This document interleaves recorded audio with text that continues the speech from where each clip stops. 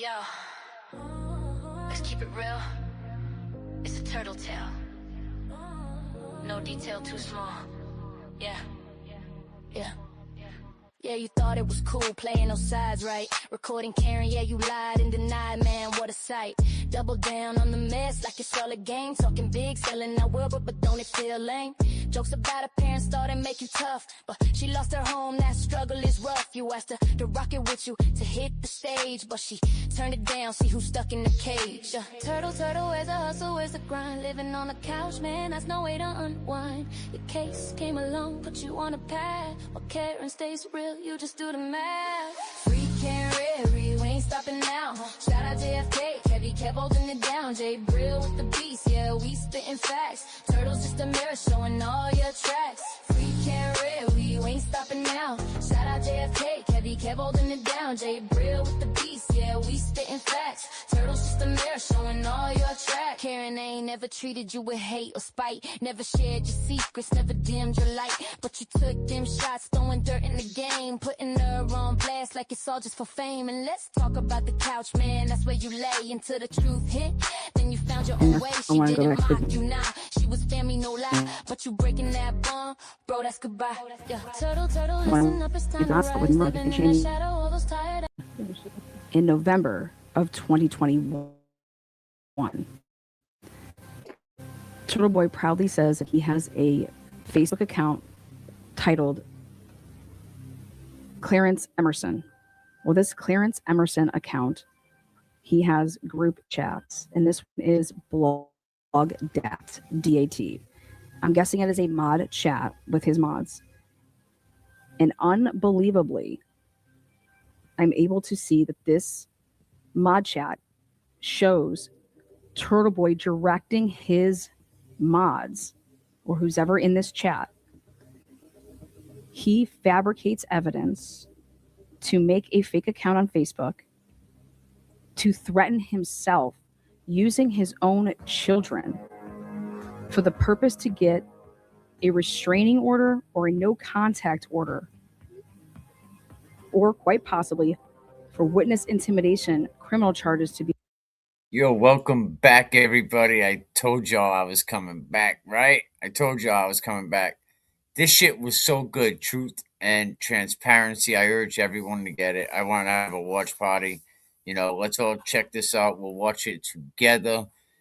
All the BS. But I got to say, Truth and Transparency put their foot up that turtle shell. Hear that, Ray? Your GOAT, Truth and Transparency, kicked his ass.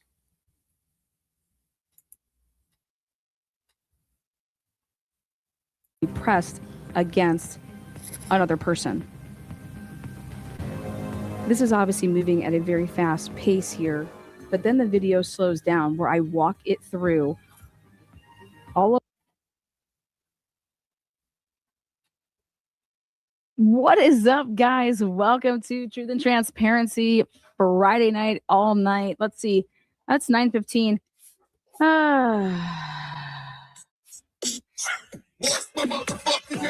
Are you ready? Oh no, I gotta post that.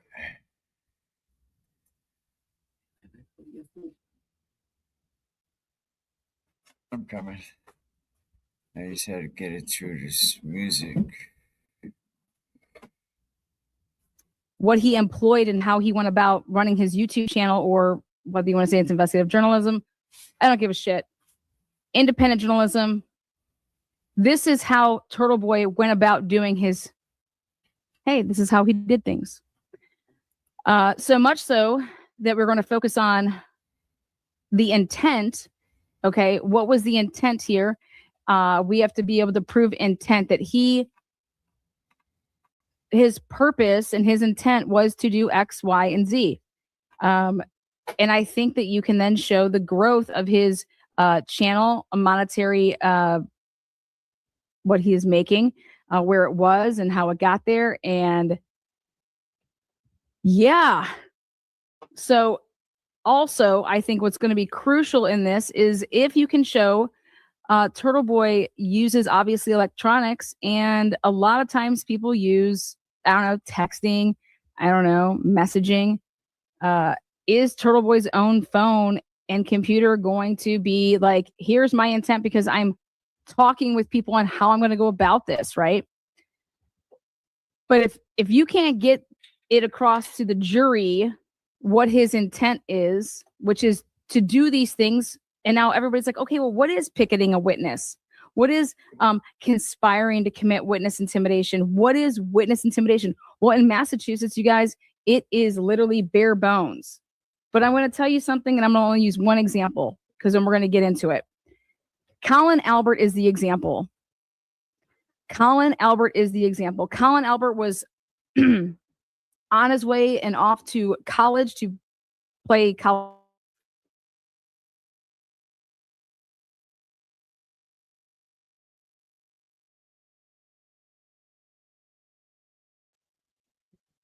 Playing football at his college, and that was totally not the path that he was on. Well, Colin Albert, why'd you do that? Well, according to Turtleboy, a slew of people that he says, Chris Albert, Julie Nagel, Jen McCabe, Matt McCabe, Michael Proctor, the Alberts, all of the lists of people that he says they do not deserve to live peacefully anymore. Okay, you don't have the right to live peacefully anymore. What? Yeah, actually they do. And his goal was to disrupt that. Was it to influence testimony? Or was it to, if you can show that it was to disrupt their everyday life, that's problematic. Okay. That's not what he literally is going to get up there and testify that he left his university, his college, the football program, because Turtleboy was saying, I'm going to come to every practice, every game. I'm going to be here, blah, blah, blah. Which means what? Embarrassment, a humiliation, right? All these things he's going to say that, hey, you committed murder, and he's going to spread it out to the masses. He stopped this kid. And I say kid, he just started off going to college, right? He did not go forward with playing football, going to college. Why? Did Turtleboy impede in that? Next person I think that you're going to really want to focus on here is Juliana Nagel. Juliana Nagel. But like I said, we'll get into all of that. At the 59-minute mark, though, again, oh, wait. If I was the defense, how I would go at it. Well, they're going to argue First Amendment. First Amendment. I'm covering the Karen Read case. And the stuff that I was given, it was court filings, the docket, and I can have anybody as my sources. Well, here, Turtleboy better say it loud and better say it proud that Karen Read was his source. You best believe he's going to bring in Karen Read in this case, because Karen Read is everything to be able to say that he has a credible source. Karen Read is his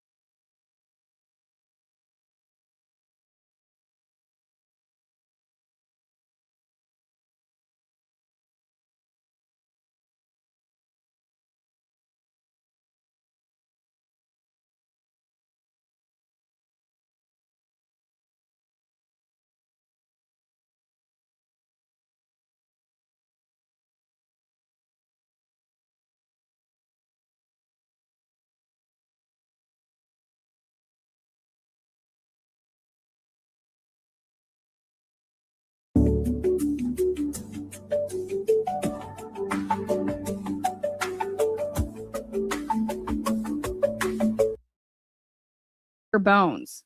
But I'm going to tell you something, and I'm going to only use one example because then we're going to get into it. Colin Albert is the example. Colin Albert was on and off to college to play college football, go to college, and Colin Albert just up and leaves, going and playing football at his college, and that was totally not the path that he was on.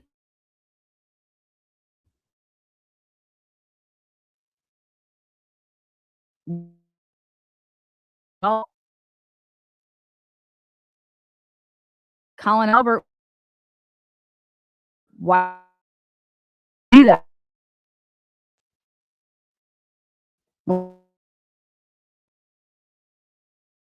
Way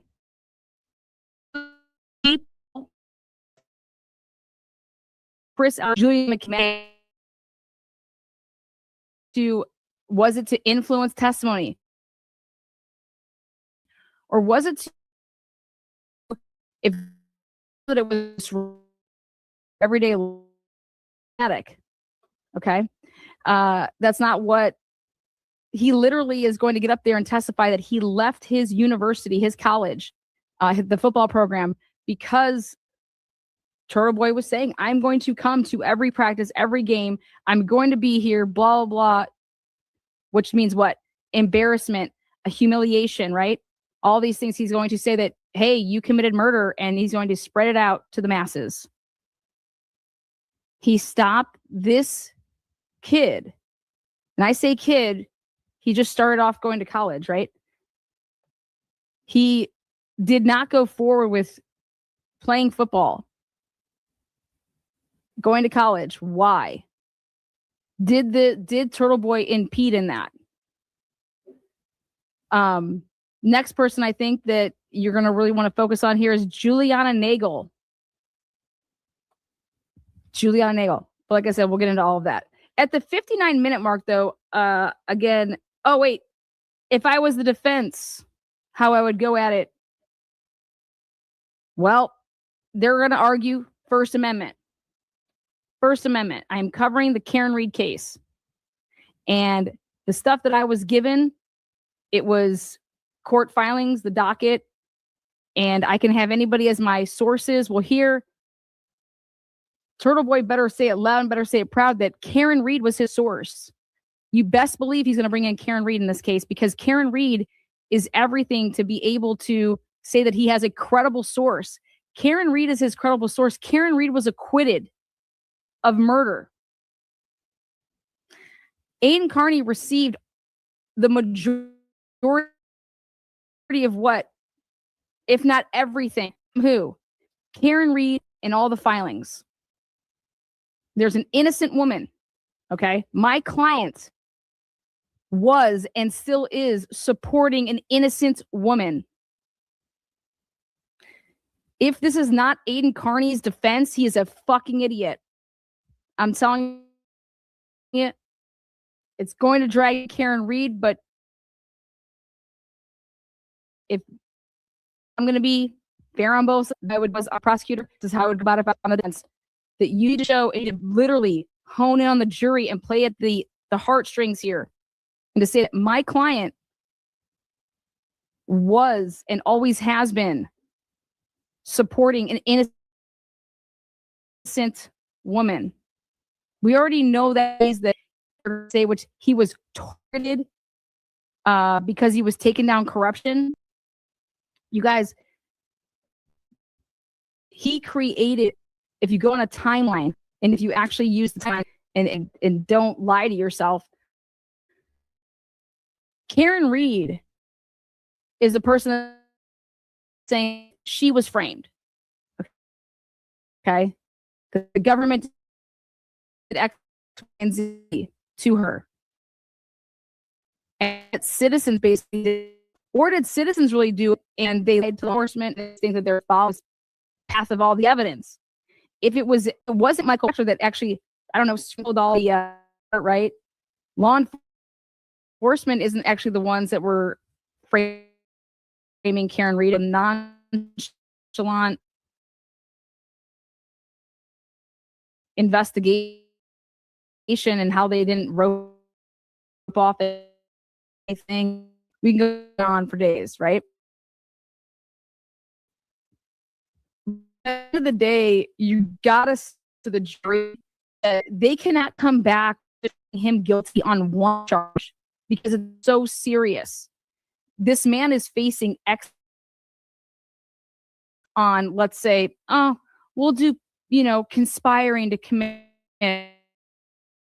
witness intimidation. Who would he actually say was conspiring with? One of the people is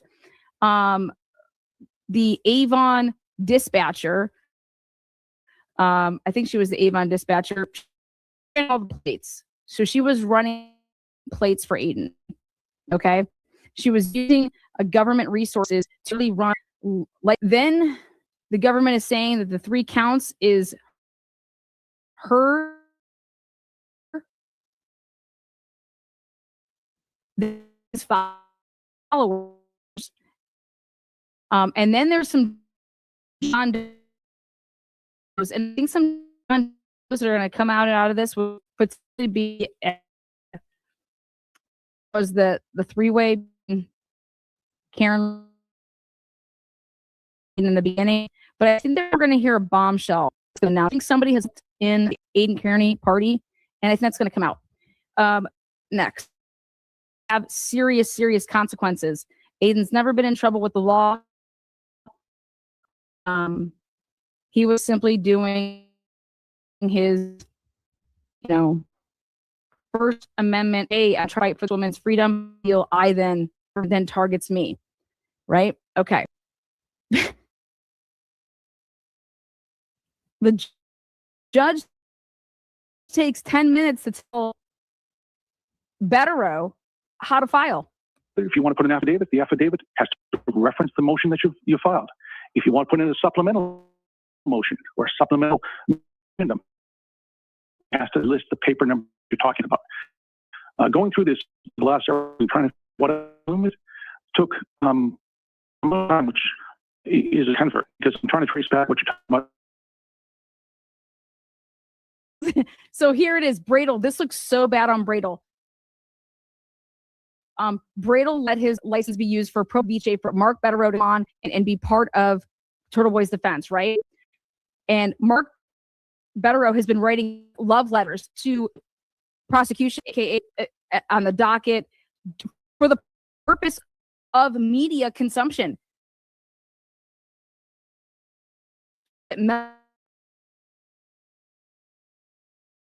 Little can read these love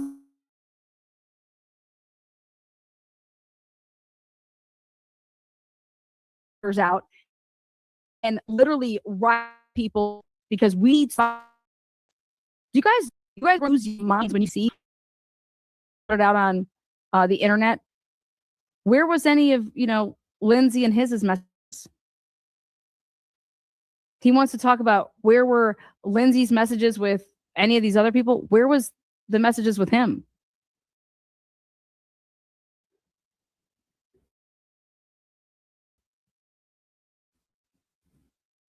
Turtleboy's phone sings boy by itself. Turtleboy's a talker. Okay. Now let's get into it. Looks like a fool because he lets Betterow do whatever. They file. The judge is over here like, you've wasted so much of the time reading through this fucking nonsense. Okay. And nobody wants to talk about that. Nobody wants to talk about the fact that the judge is saying, I don't even know, but I'm considering it all still because Commonwealth made a mistake. They actually responded to your gibberish. Did actually Cosgrove wasn't doing it. He didn't respond. He responds. He didn't have to respond because there was no motion in. Because Attorney Bradle or Attorney Better filing things that are they're not attached to any motion. what's going on here? Oh. The reason that we're here today is there is a Turtleboy is saying, listen. Why? Because there's a conflict. There's a conflict of interest here. What's the conflict? Well, first of all, Lindsay Gaetani, who was a prosecution witness, but the prosecution witness after the fact, everybody is getting the time here. Turtleboy was arrested October of 2023. Everything he did before, I feel like I'm just going to explain that, hey, guess what? You do realize that you put a motion in and that you're claiming that this happened during XYZ days. Do you understand that? Your client was arrested because of what he did prior to October of 2023, before he ever put his dick in a girl of Lindsay.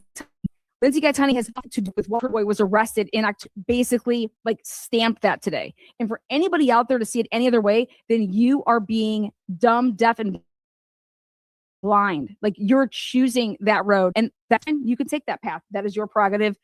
Guess what? It's a free country, right? So, better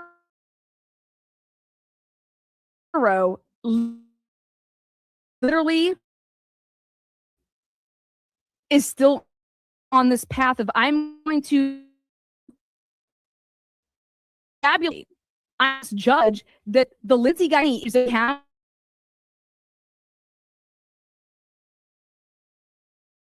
tossed. We are toast. You understand that? They know it. They know. So, right here, after the judge goes ahead and tells Bettero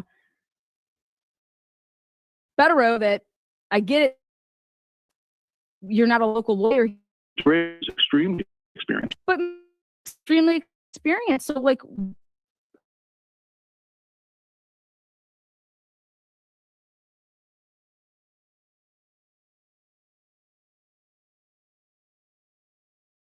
Bradel's like, I'm accepting all the money that I'm making because Turtleboy still wants to just pay me ass and let fucking Bettero do whatever he wants, right?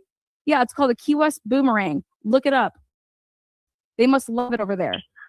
And quite good at drafting these things. So, that's my fault. Local counsel, I should have that was that way. I'm sure that going forward. 127 is more in the form that we used to in this court. So, and then look at Bradel.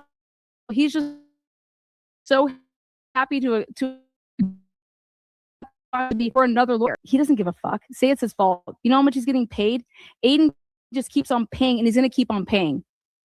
I want to remind everybody where we're at. And again, not familiar with the area. That's okay.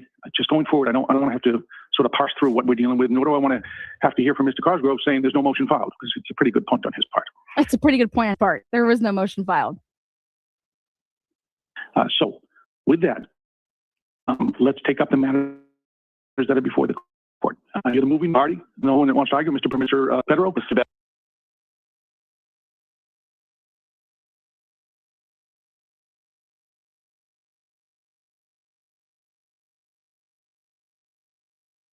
Bettero, Your Honor. Well, and then Bradel hurry up and says, Mr. Bettero, because I am not part of this shit.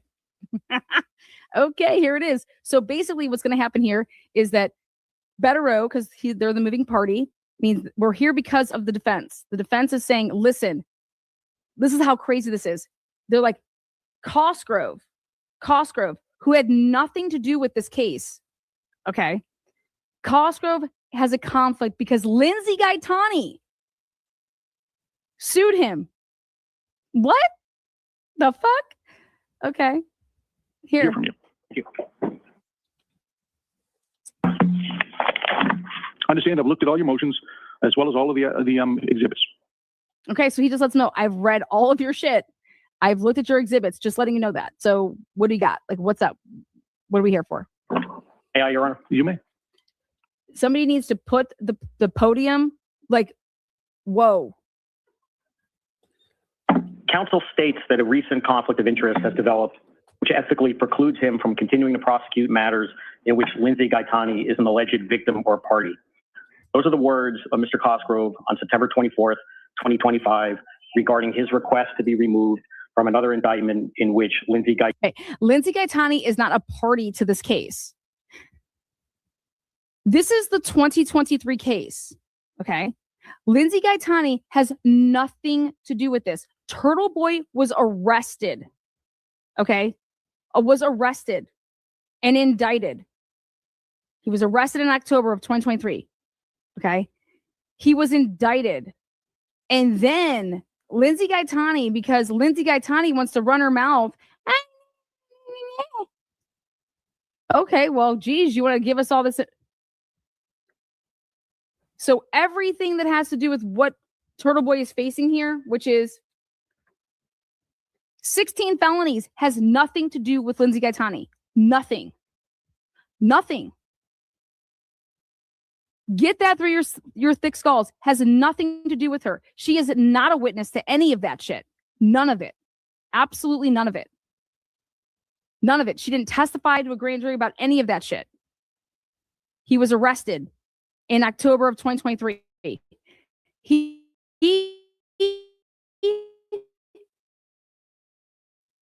met Lindsay Gaetani in September 2023. Her legs for him where he could deposit his cum. Yeah, it's called a cum dumpster. That's what started happening on September 15th. He was arrested on October, I don't know, 9th, 10th, 11th, 12th. Fuck.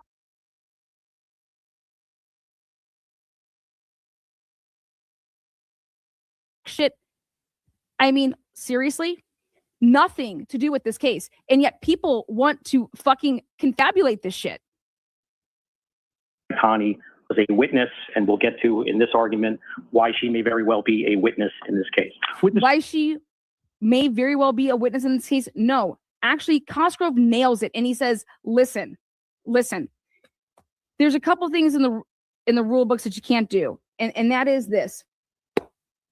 Just like the police cannot create situations that give them exigent circumstances, this motherfucking citizen cannot do and create his own fucking diabolical illusions, okay? Meaning this. Cosgrove, I know it took him a long time to get the words out, okay? That's why I'm just going to cut to the bullshit here. There is no conflict. Aiden Carney created the harm that was suffered upon Lindsay Gaetani when Aiden Carney gave somebody, here, put this out on the internet. Put Lindsay Gaetani's whole celebrate on the internet, on Twitter, on X, whatever the fuck you call it.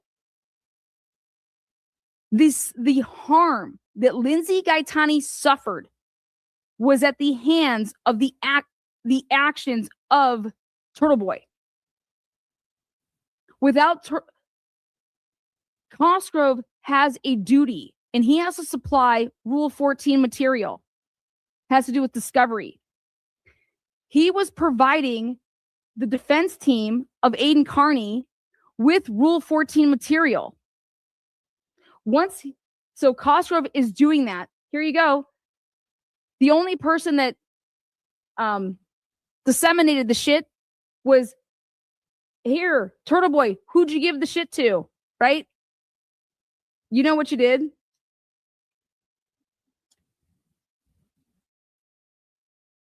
Because of those actions, right?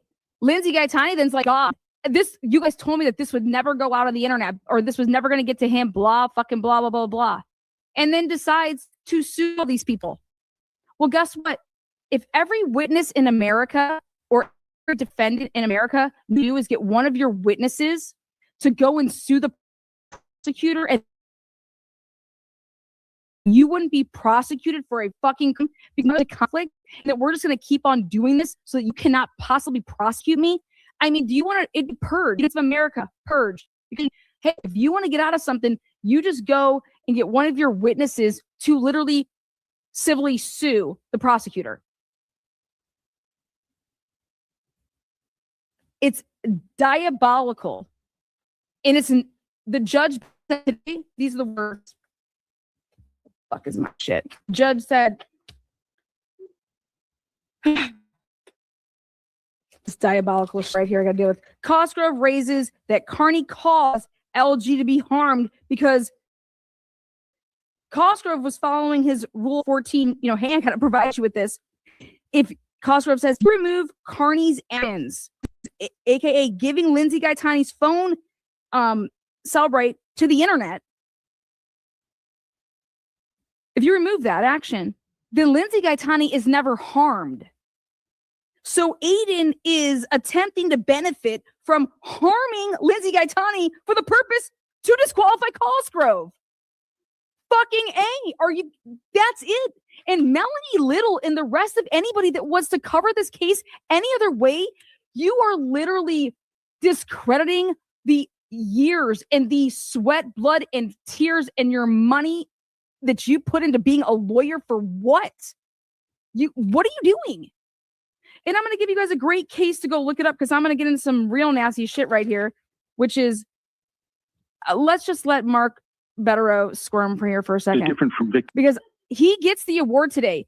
If there is a participation trophy that goes out, Mark Betterow gets that participation trophy. He is getting my award for the participation. He literally is all in and passionate and doing everything for his client. So he does get that award, guys. Do not give that to him. Correct? I'm sorry? Witness is different from victim, right? Of course. But as we'll get to, Your Honor, if a prosecutor or anyone has a personal interest that may differ from Commonwealth's or to a defendant's right to a fair trial, that's something that has to be factored in. The point of that... This would never affect Aiden's right to a fair trial because basically Lindsay Gaetani, Lindsay, who would... she spoke at a jury, you guys. We read the shit that she said, okay? We read it all. She is an absolute fool. She marches her fucking ass up in any courtroom and tries to say anything other than what she said at the grand jury. She's an absolute fool if she tries to do that. The defense is saying that they're just Lindsay got it fucking out of my chair. I felt sure.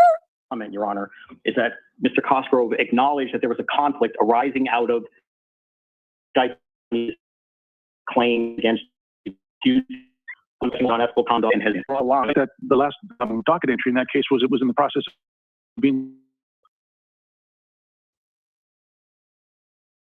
paper number 15 on that case that was filed just last. Judge. Welcome, Cup. Take a seat next to the top. God damn. I love her. Who wrote that shit? Stop midstream. Welcome cupcakes because welcome cupcakes. Take a seat on muffin tops. Well, who are the muffs? Because I see them in the courtroom. The civil case, he has accused him, lawyer, judge, unethical behavior himself against that, and in any matter in which her credibility becomes an issue as she testifies in a trial, he has an interest in discrediting her, which may be very different from the Commonwealth's interest, which I'll get into as to why that may be. But the point is, calling her an the Commonwealth. Okay, first of all, you have to have relevant witnesses to be able to testify in this proceeding. And so this is what I think was amazing for the judge to do. He's over here, blah, blah, blah, blah, blah. Cosgrove already said, like, we're not calling her. Like, she was our witness, okay? The defense is lying when they say, well, we may call her. The fuck you are. They're not calling her. Trust me, they're not calling her. That's a no-brainer, like Brennan saying, I'm going to call Turtleboy. So remember when Turtleboy raised the big bitch fit? So I'm going to reverse the roles there and say, Turtleboy, man up. Take the titties out, okay? Come on. You said you want to take the stand in this case. You said, I am going to take the stand. I'm not taking no fucking plea deals. I did nothing wrong. Let's do it. Man up. Now you're going to run and pull a Brennan? And you're going to say, oh, we're going to say that we're going to call Lindsay Gaetani so that you think this is a way for you to what? not have Cosgrove be able to prosecute you. Today, the writing was on the wall. That's not happening. The best that you're going to do is that Cosgrove has to have somebody else question Lindsay Gaetani. That is the best that you will get. And let me tell you why you don't want it. I'm going to tell you that at the end, because I am such a fair motherfucker. I am here to tell you where the wins are and where the losses are. And Turtleboy, I'm telling you, you do not want, you want Cosgrove to just leave it alone. Let the egg die. Let it die. Alleged victim, and that there is a conflict because of her allegations against me merely being a witness in a case in which she may testify, as the difference which somehow makes his personal interest, acting both as a criminal prosecutor while serving as a civil defendant and potentially cross-examining your civil accuser and your lead detective, is a civil co-defendant who has also been accused of misconduct, undermines the public confidence in the proceeding. And okay, so this is where we're going to have a little fun activity now. This is my time to have activity time with you guys, because I'm not going to let Mark Betterow continue to gaslight you guys. So this is called activity number 1 for tonight. And I'm going to see how many smart motherfuckers we have in here. Okay. Now, I already this is a very, very scheduled, regimented live for us. Ready? So take a look here. I'm going to show you something. Okay. This is called Hector the Projector. Ready? And this is how this works. So what you guys are looking at is, this is activity number 1 tonight. This is, who do you think is on the witness list? Okay. So where do you guys think this is headed? So I'm going to let you guys in chat. So there's the Commonwealth side. Okay. And here's Turtleboy side. Okay. So who do you think are witnesses that the Commonwealth are going to call to the table here? Okay. Activity number 1 tonight. All right. I have it all the way down here. I bet you Jess Machado is losing her shit. Like, why didn't I think of this? So give it to me. How about I'll start us off tonight? Okay.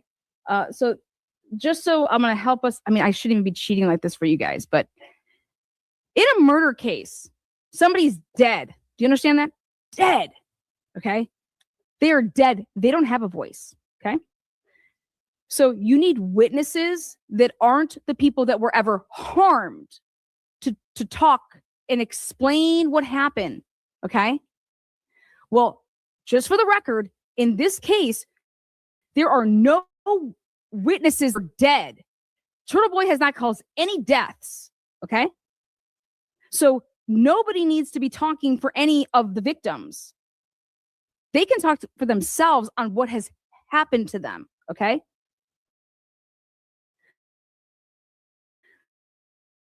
So this isn't something where we have down here that we're securing this, and oh my God, somebody's planting evidence. That was blown. None of that is in here. In fact, the judge comes out and he says, we're all on the same page here. Like, this isn't a whodunit case. This is your client press the button play and recorded himself doing the act. Okay. And now the jury is going to decide if the act is that of the charges. Here, the jury gets to decide, did this man commit witness intimidation? Did this man commit picketing of a witness? And did this man conspire to commit witness intimidation? Your client recorded himself with everything that he did. This is not a whodunit case. This is not a, oh my God, that is not Aiden Carney. That is not me on that screen. Oh my God, that's an impersonator. No. All right. So I'm going to help us out here. Your heavy hardball witnesses are the victims, are the Juliana Nagels of the world, the Brian Higgins, who else? Oh, I don't know. All the names, right?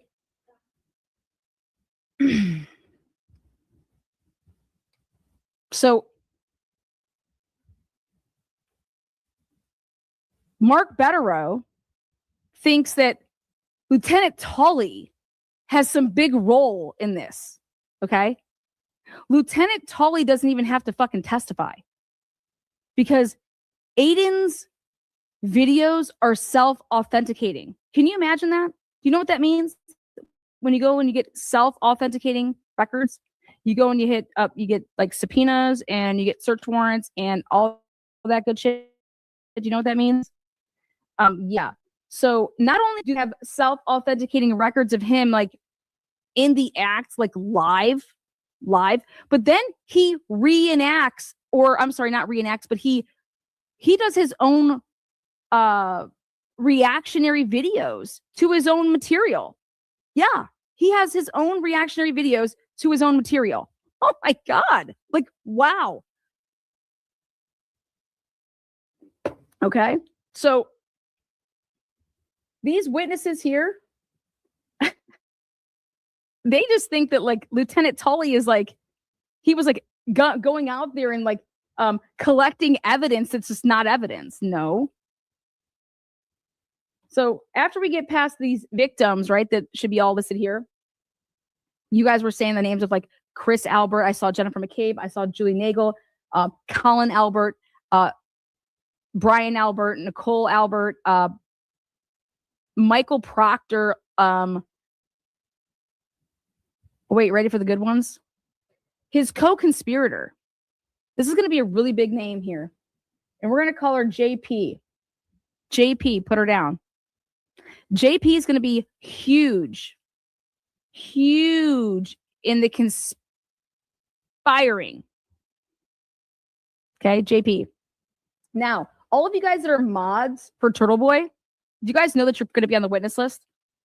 You guys were in the DMs with Turtleboy as the moderator chat. Conspiring, the John Does of the conspiring world. Vanna, how do you know so much about this? Yeah, you'd be surprised. Clip that. Now let's get to this.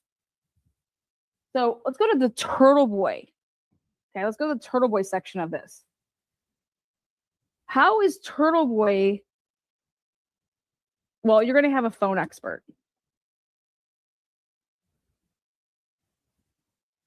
And I guarantee you it's not going to be what's his name? I mean, if the Commonwealth uses him, by God, it doesn't matter. Your phone expert, because you're going to start talking about, which we're going to get into a minute about what all that's going to be, entail.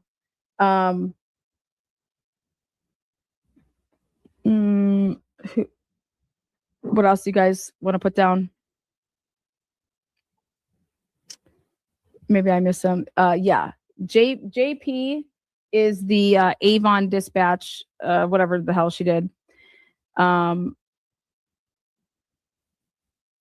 people have been saying, well, what do you think about Meredith? We'll get to that. Okay.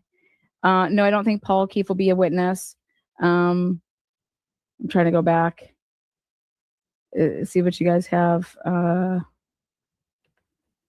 John. Do you guys kind of see where this is headed with that? Okay, good. Now let's go to Janelle Webb is not her name. Just so you guys know that. That's not her name. Maybe that's her. Is that her fake name? Okay. Janelle Webb is the Avon dispatcher.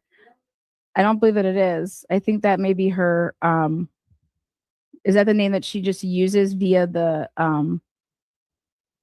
interwebs? Do you guys know what that means? Okay. So let's go to Turtleboy now. Okay. Who is going to testify? Who is, according to Mark Betterow today, he's like, we don't have to call anybody. We could fucking take a nap out here. I loved it. I was like, yeah. Okay. Absolutely. The defense is not their burden. Okay. But let me tell you something. They're going to be putting up, we looked it up today because I was very interested in finding out if it's called a, should I say it? Can a victim advocate can they be called to the stand to testify in Massachusetts? It's very rare that they do it, but I was really looking this up because of a very crucial situation here. And I have no problem helping whoever this helps out, but let me tell you something. If Lindsay Gaetani thinks that she's going to testify, did Lindsay Gaetani have a victim witness advocate on her behalf? Has she ever spoken to one? We know that she has spoken to a grand jury, but the question is did she ever speak to a victim, a witness? They have advocates, okay? Who was hers? Because I know that she had one. No. I know that she had one for the case with her ex-husband or baby daddy, whatever. But did she have one in this case? And if she had one in this case, all of those, what they call notes, okay? We'll go look it up. And there's a case called the Commonwealth versus Day, Daye. Okay, I'm helping you guys out. Go check out that case. And if I'm the Commonwealth, I really go ham on the fact that if the Turtleboy defense team even slightly thinks that they are going to call Lindsay Gaetani, I am ripping her tits off. Literally. Because I'm going to expose all of what she told because this is when you can bring it in. If her testimony changes in the slightest, you can impeach the living fuck out of her. And how far you can go is everything is going to come out with the victim advocate. All of those notes, fair game. Then obviously you can go ahead and move for the courts and the jury to only consider her what she testified to the grand jury. But we'll get into that another day. So let's go back to who is Turtleboy going to call that can talk about his intent? What's Turtleboy's intent? Because it's all about intent. Okay. Well, I hope and pray, because I really appreciate the work that Microdots does. But if that's Jimmy who's following him around all the time, Richie, I don't know why I said Jimmy. I don't know why I said Jimmy, but Richie, what are you going to do? Call Richie to the stand if you're Turtleboy? To say this is, hey, what was Turtleboy's intent? How are we going to, what are we going to do here? How do we combat your best? Come on, I'm looking over here. Who are we calling? You got Turtleboy. So you think that what have they put in the papers? Who are we calling?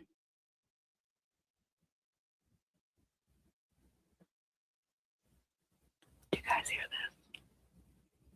this? Silence. Come on.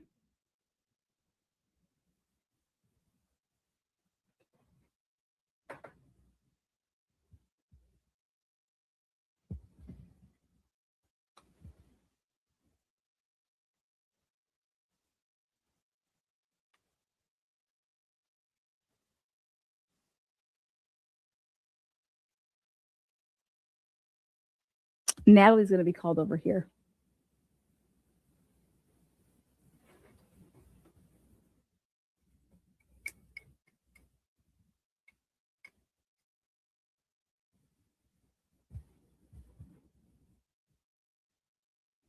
What?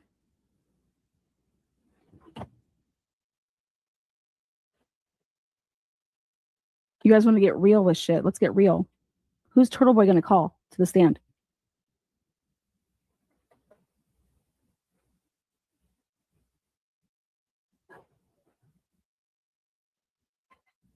I don't know. His lawyer's been filing a lot of just what's going on? Who's Turtleboy going to call for his defense here to prove that he didn't do it? Right? Remember this? Remember I just said at the beginning of this is not a whodunit case. Turtleboy has done everything that he has recorded. It's just, hey, this is what I've done. Right? This is what I've done. But it's the First Amendment.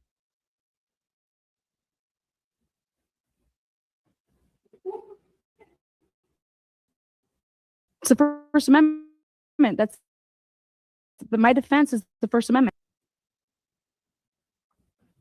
Okay. So do you know how important cross-examination is?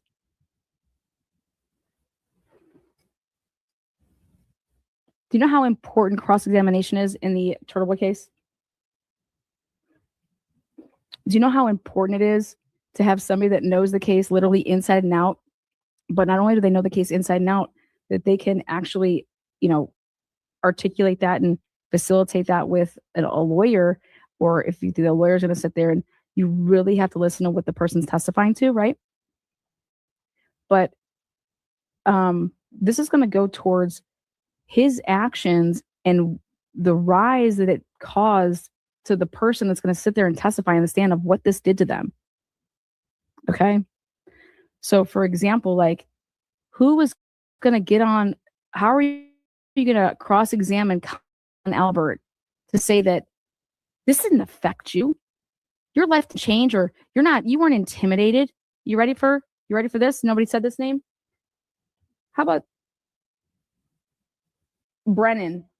How about the fact of him being called and asked why he completely didn't call any of those witnesses to the stand in trial number 2? How about for him to be able to authenticate and put into evidence all the emails that he received, okay, during when he became prosecutor for the case, that all of these people that were, the victims saying, we're not testifying. We're not testifying. Okay. So is Brennan going to be called to the stand on the behalf of the Commonwealth to talk about all those emails that all of these people were not testifying? Everybody that did not testify. Who testified? Carrie Roberts and Jennifer McCabe. Everybody else, this isn't a stretch. I'll bet you a fucking steak. Send me your information in my email. If I'm wrong, I'll buy you a steak. Listen, guys. In trial number 1, all of those people testified in trial 1. In trial 2, everybody did not, except for who? Jennifer McCabe and Carrie Roberts. That's it. Colin Albert left school, left playing football. Why? You're going to be able to sit there and say to the jury that he really didn't leave for those reasons? Next. How about Lally? Does Lally get any love potentially here? And this is only to authenticate whatever he was receiving. Okay? Because now it's just not trial number 1, but it's trial number 2. It's trial number 1, which who was having issues, okay, with the fact that, hey, what's going on here? Get him to stop. Even though that's not allowed because it's freedom of speech and all that stuff, it's still the fact of the matter is that all of this can be used to show that there was issues here. We're getting harassed because of this case. Okay. If we weren't witnesses in this case, this doesn't happen to us. So are we moving to the bounds of, okay, this is potentially affecting the way that you would testify. It's interfering with that. You're being humiliated. You feel it's mentally. Then you talk about the family members that are feeling it. At the end of the day, we're still looking over here at this Turtleboy.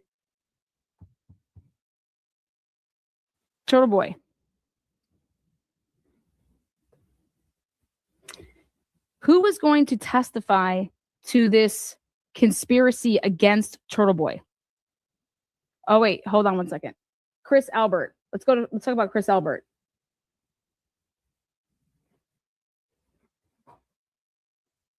People are calling in for pizzas, not picking them up. People aren't even buying food anymore from his pizza place. Are they going to bring in financial records to show that, hey, before this happened, this is after this happened? Are they going to, how far is Cosgrove does he need to go? Okay.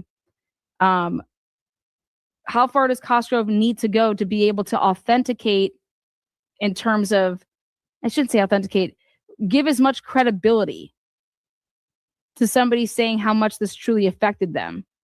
Okay. And that it changed, that it altered and impeded their life. Okay. Turtleboy saying it himself that they don't have the right to live peacefully anymore. Those words are going to fuck you so fucking hard. You have no idea what that even means. You don't have the right to live peacefully anymore. No, actually, everybody in this fucking country has the right to live peacefully. You don't get to play judge, fucking, and jury. Do you understand me? Nobody does. Nobody does. If I'm the prosecutor here, what would it have taken for one of these people to take their lives for you to see how fucking real this is? What would it take for you to see how real this is? For someone that knows that they took it to a level, here's the line, and you completely fucking crossed it. What would it take? No, we want to prevent this shit. You want to have First Amendment all fucking day? You don't think that I'm an advocate of First Amendment? I back Turtleboy. I don't condone or back what the fuck he has done recklessly. And his only defense is to try to say that what Karen Reed was facilitating to me was true. And I believed every single word of it. Great. Awesome. But it's not going to prevent you from going, here's your line, and you totally fucking crossed it. And then he wants to cry and say, look at me, I'm the only one. Well, guess what? You don't get to do that because it's irrelevant. You are on trial. Nobody else is. You are. To sit here and say, well, why didn't that person get arrested? Why didn't that person get arrested? Why? Because nobody was fucking complaining about them.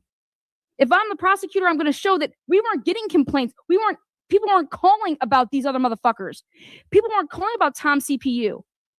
Even though Tom CPU, I'm so fucking pissed at you right now. And I'm going to tell the world about it. You want me to tell you why I'm pissed? Tom CPU, you knew that Turtleboy was Clarence Woods back then and that he was fucking Jen, whatever her name is, Jen Duso. And you literally puckered to a motherfucker. You knew that he was banging that girl. And he wrote an article about you. Turtleboy wrote a fucking article about you, Tom. I had no idea about this. He's a bully, isn't he, Tom?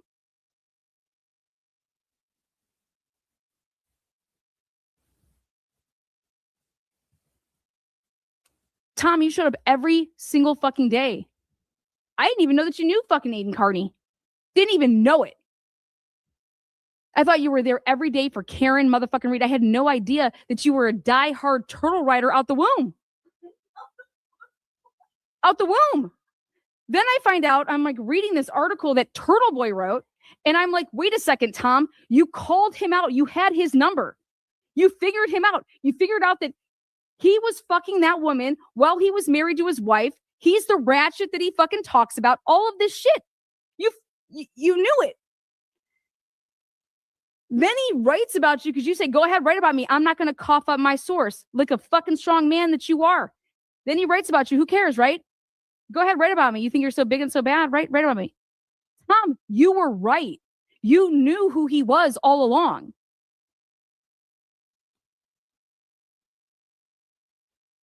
How do you come back into the arm of being a turtle rider? He gaslit you. He lied to you. He told you that you were crazy and that you were trying to fuck with his life so much so that when he lied to you, then he wrote an article. Do you want to know what type of world that is? He's a fucking liar. And he will lie at every fucking chance he gets. And the best that Aiden Carney, and we should all hope that he gets, is 5 to 10 years of probation, meaning if you make a fucking mistake, motherfucker, then all the years of the prison sentence that gets suspended for you to be good behavior, you're on probation and you fuck up, then you're going to go serve your time. That is the best that everybody should hope for this man. He should be nowhere near a fucking computer, nowhere near the internet. You want to go and ride hard for somebody that's innocent? You don't become the people that you fucking fight against. But guess what I realized is Turtleboy is the people that Karen Reed was up against the whole entire time. That's who the fuck Turtleboy has been. He has been the cops' mule boy. You are corruption. You are an extension of them. Because your channel that you had that was puny little, your channel literally went at people that were at their worst in lives. And then you didn't care if you were right or wrong, or if somebody's not going to do something, then I'm going to fucking lie. And that's exactly what you did. You did what the Commonwealth did to Karen motherfucking Reed. You lied about people. You wrote fucking article after article after article, and they were lies. And you're like, I'm the reason you're going to prison. You're big and bad, and I'm going to be there when that person gets sentenced. Well, here I am, motherfucker, because I'm letting you know this right now, that I know that my work could have totally helped Karen Reed in trial number 1, and she would have never had to go through trial number 2 if you and your fucking people didn't cock block me in my motherfucking work. Karen Reed would have won trial number 1. That's the truth. Fuck you. And then the last thing that you fucking put out on the internet saying that I'm going to remember every motherfucker that has come at me or who hasn't backed me. Motherfucker, I wish you would. That's a threat to me. And I've already reported to the Massachusetts State Police, to my motherfucking cops here. Fuck you. I will own you, boy. Ah.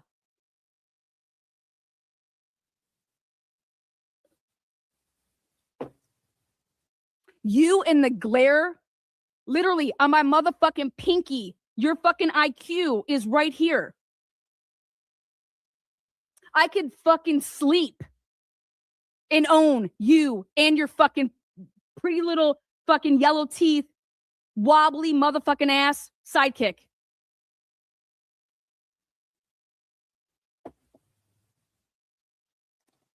The Commonwealth is going to eat your fucking ass. And I fucking can't wait. You want to know why? Because I know the truth. I know what you've done to every single motherfucker that you fucking have gone against. You think you're going to call Karen Reed to the stand? You're going to record Karen motherfucking Reed? Man, fuck you. You little fucking whiny little fucking, oh, you weren't fucking the intimidator. Look it, here is your motherfucking witness list. Nobody can get you out of the shit that you got yourself into, and Karen didn't get you into the shit that you got yourself into. You, my fucking man, my independent journalist, you. Now let me tell you something. The judge said the trial date is not moving back. We are going to trial November 26th, 2026. And I think it's actually even before that. You know the only person that is fucking stalling this shit? One person. Turtleboy. Turtleboy and his team. Go look at the body language on fucking Bradley. Bradle. We call him Bradley. Turtleboy wasn't framed. Turtleboy was literally handed a silver motherfucking platter. Karen,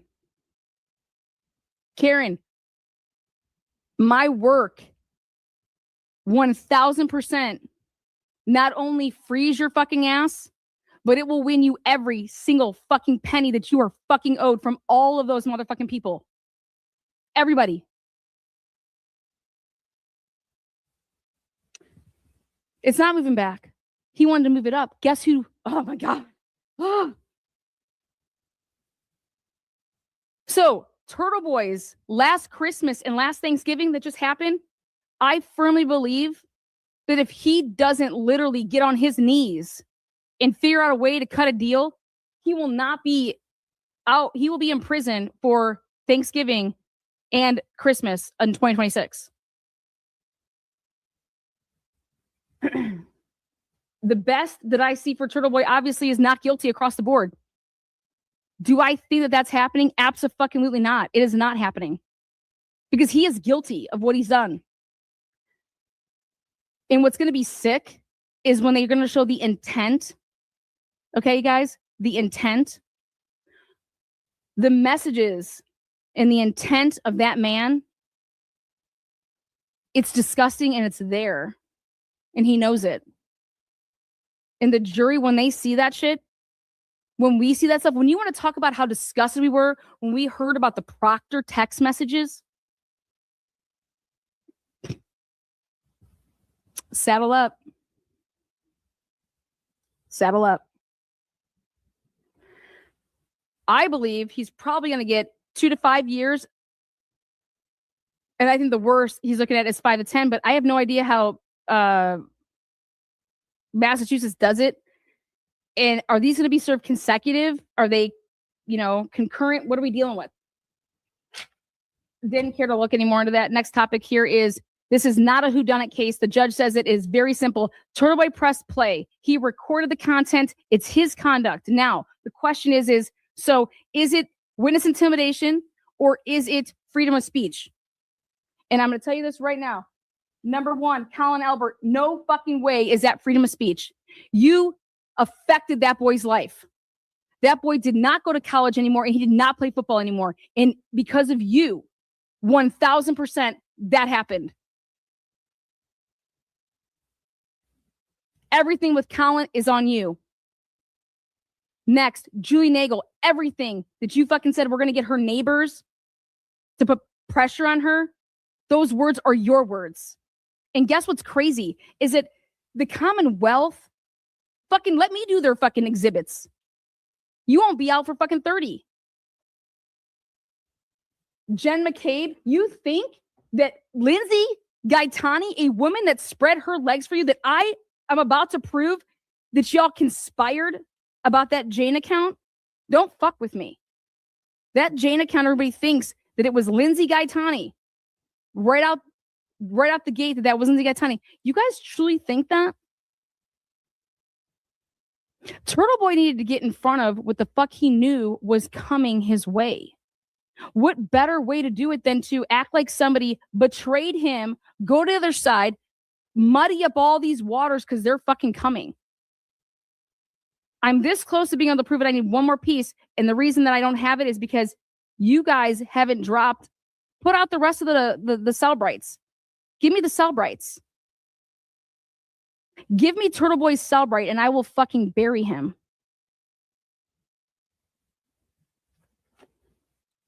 Brian Albert, Nicole Albert, Chris Albert.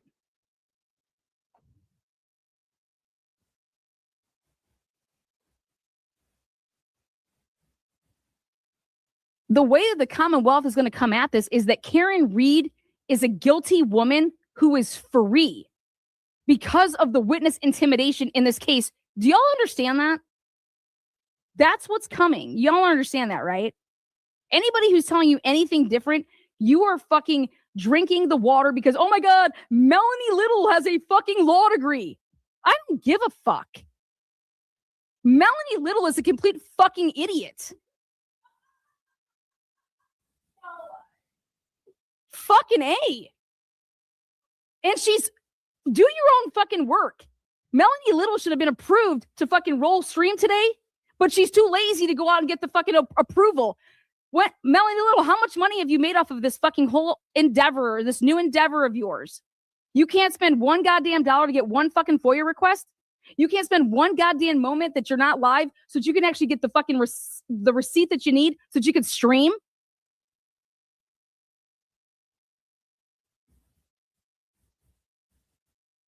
Melanie Little has literally rode the coattails of every single turtle rider that watches Turtleboy at night.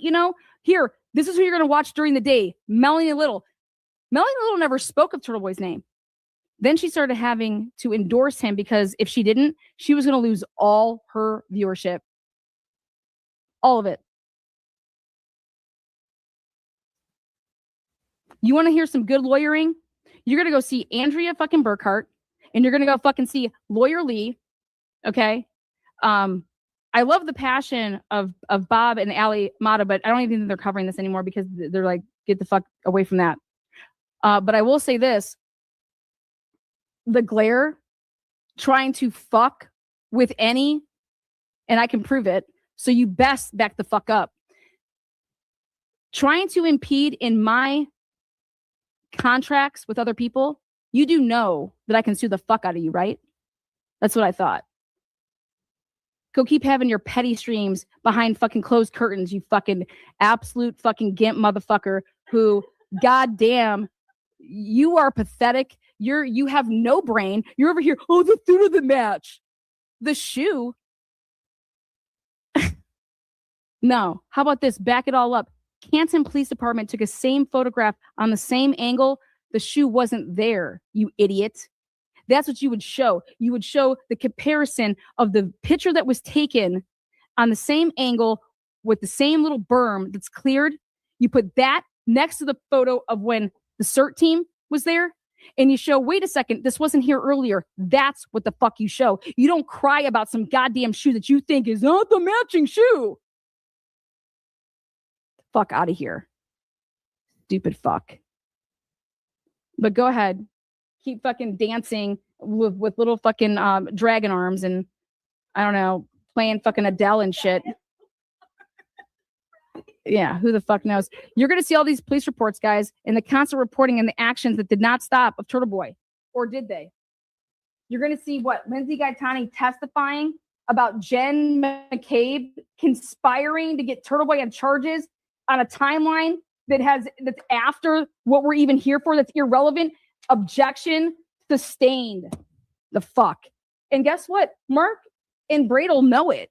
And they're over here just taking this man's money. That's what's happening. Melanie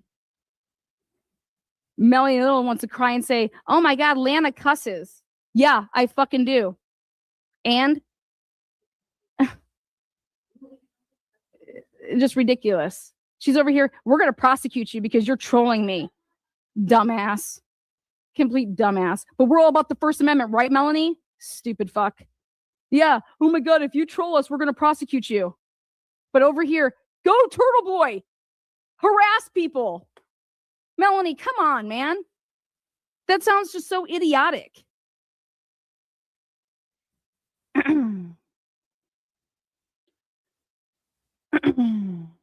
Come at me. I work hard over here. We work very hard over here. So the victim advocates, are we gonna, are they able to testify? Are they only able to testify during the sentencing phase? What's going to be their role in trial? Can you use them to bolster the credibility of the witnesses? Can victim advocates be bolstering credibility of the witnesses that, yep, these are all the times they came to me. Can they waive privilege in Massachusetts? Can you waive privilege to say, yeah, I want my victim advocate they can testify to everything I said to them. I'm not lying here. This has been going on in my life since fucking Nam, and I've never made any statement to the witness advocate that I've never said I wasn't lying. Turtleboy's been telling us that, yeah, Lana, you do work hard, but others do too. Yep. And I didn't say that they didn't. Who am I saying that doesn't work hard? I just call that a fact. And Melanie Little has made a ton of money, a ton of motherfucking money. And I'm saying that we've needed to get, we were over here talking about ways to be able to get into Karen Reed's, what do you call it? The transcripts for they were not going to give the transcripts for the, you had to order everything. And what were we quoted at? $26,000. For a case that I do not cover nowhere near. And Melanie Little can go on and get it.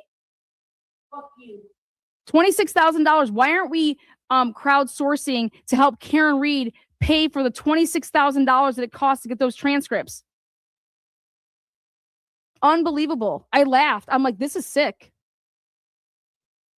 When I'm talking about a ton of money, I'm going to tell you guys what I think she's made per month since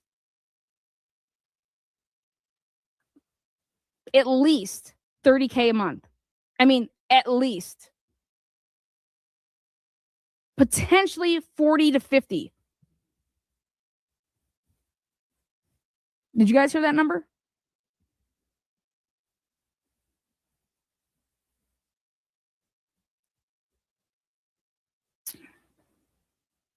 All right. Victim advocate. Okay, so who's Lindsay's? Here we go. Lindsay did what you call a 180. Okay. If Lindsay has made any written statements, whatever Lindsay has told her victim advocate, this is total impeachment area off of prior statements. The grand jury testimony is going to stand. The advocate would then be backing that, because now you have Lindsay in the day rule. And I'm sorry, but like, what is she thinking? Now, Turtleboy's intentions. How is anybody going to be able to prove what Turtleboy's intentions was other than Turtleboy? I think he's said it enough. Okay. I think he has said it enough. So I think it's good for anybody that makes, absolutely. I'm all for it. Hell yes. I'm all about it. Absolutely good for anyone who makes money. I'm not throwing shade on it. I'm saying if people want things in cases, you can fundraise for ways to make that happen. Okay. If you want to turn this around, you go right ahead. Now, have a nice day. Not even going to focus on that. You want to be a fighter for whatever it is that you're here to do, that's fine. Now, Turtleboy's intentions, Commonwealth best evidence is what? It's going to be Turtleboy's own phone, computers, digitals, because it's his, right? And it's his. Now, messaging, texting. How about GPS locations, Wi-Fi? Where was he when he was doing things? Do they even have any of that? How about now? We're going to get into the relevancy of the fake accounts. Okay. It's been going viral about Turtleboy having all these fake accounts. And I told you guys this, the number one way to troll somebody is that you have to take the account and you got to troll the shit out of yourself so that people think that it's not your account, because look at this person. Look at them. They're putting my kids out there. They're doing this. Oh my God. All this crazy shit. You have to go ham on yourself to let people think that it's not you. You have to be willing to troll yourself. And who does it better than anybody? Fucking A. Turtleboy, check this out. AKA Aiden Carney, with the members of this mod chat, showing how they are meticulously going through the steps in which to make this fabricated evidence real, so much so that it gets in the hands of Aiden's attorneys who were working on a case for him. That this is what he did. He literally took pictures that he had of his kids, okay? And he wants to say that this has all been debunked because I proved that this account was fake. Dude, I'm letting you know. That's not true at all. You guys are aware of that, right? None of this has been debunked. In fact, it's anything but debunked. And the Commonwealth has this. And this is what Cosgrove is talking about when he is going to bring in prior bad acts. He has provided manipulated and fabricated evidence in cases for other people where he was a witness and ones that he himself has been a party.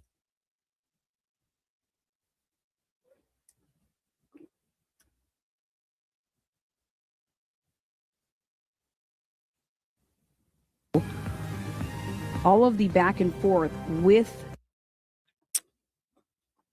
that's crazy. 2021. Look at this.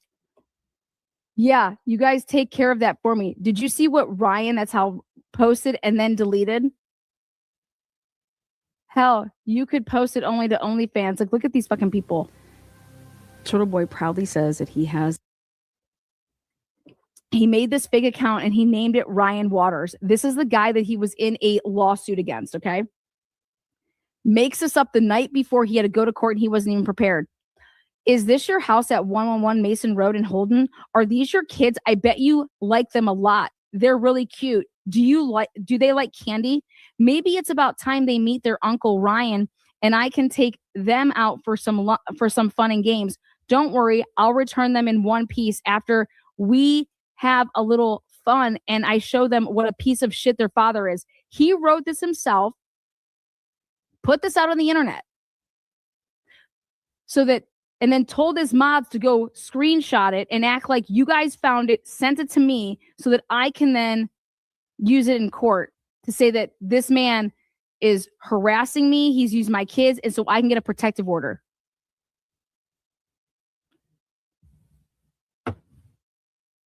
Where's Melanie Little now? Why won't she cover this? How about take this shit, give it to all you people that fucking go to any of those other channels, say, come and debunk. Hey, I'll come to your channel. Give me the link. I will oral argue the fuck with exhibits out of you. And we can talk about, you want whatever you want to talk about. In this case, the Karen Reed case, any case I cover, I will own your ass. Period. It's just the truth. Why do you think people don't want to fuck with me? Oh, because Lana's going to realize that I'm a lying piece of shit. Lana's going to realize that I can't gaslight Lana, so I can't have her on my channel. I can't. No. I offered.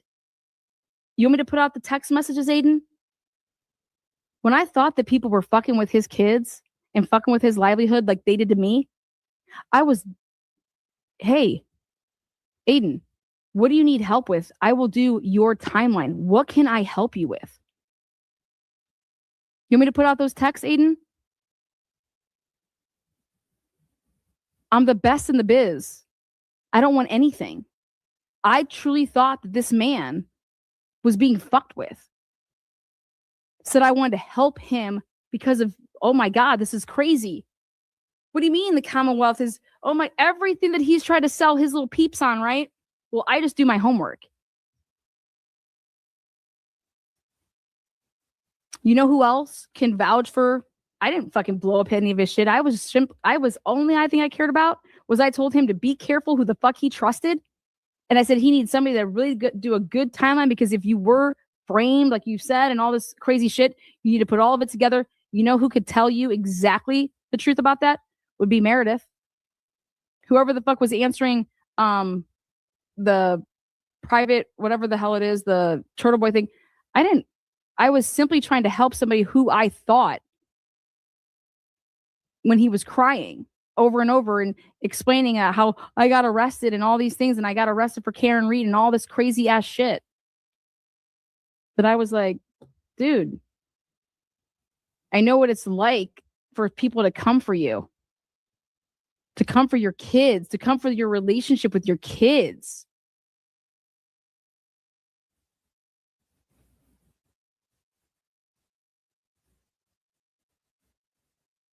None of it's true. In fact, it's the opposite.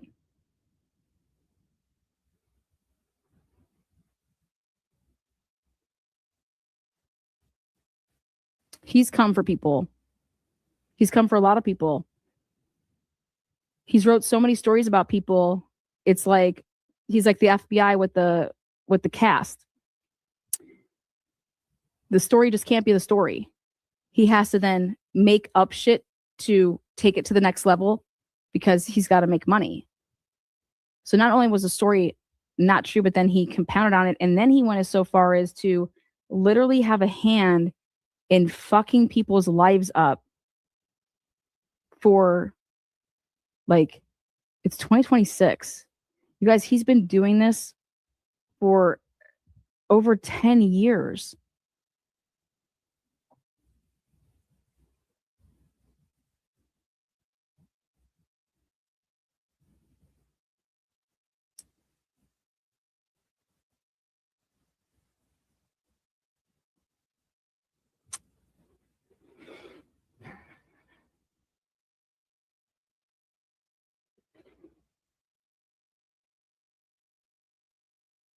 Well, this Clarence Emerson account, he has group chats, and this one is Diane blog dat. And here, I'm no boomer. I didn't fall for that shitty blah, blah, blah. Clarence. What is? I'm going to bed. I can't handle Brett's channel. I'm too tired.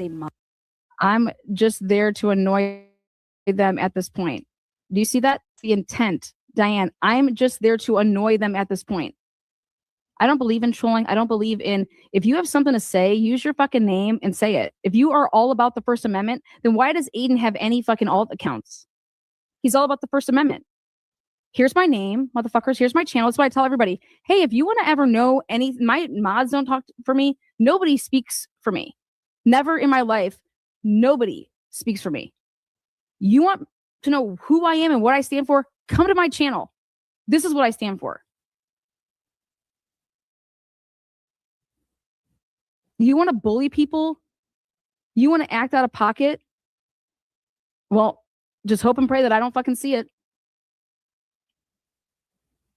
You want to fuck with people's lives? Hope and pray that I don't see it. Turtleboy is everything that he tried to claim to the world in a movement that he was against. Do you know that Turtleboy was actually going to write articles on Karen Read being a ratchet? That Karen was this ratchet. That was the original storyline. You guys do know that, right?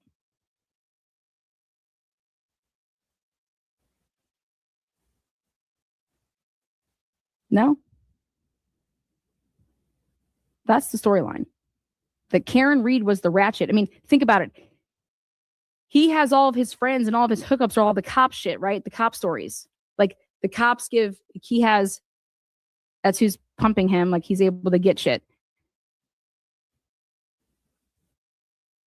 Right? Well, why would anybody do a 1E? Do you want me to tell you why? Or do you guys already realize why? Ready? Cheddar bitches. Money, motherfucker.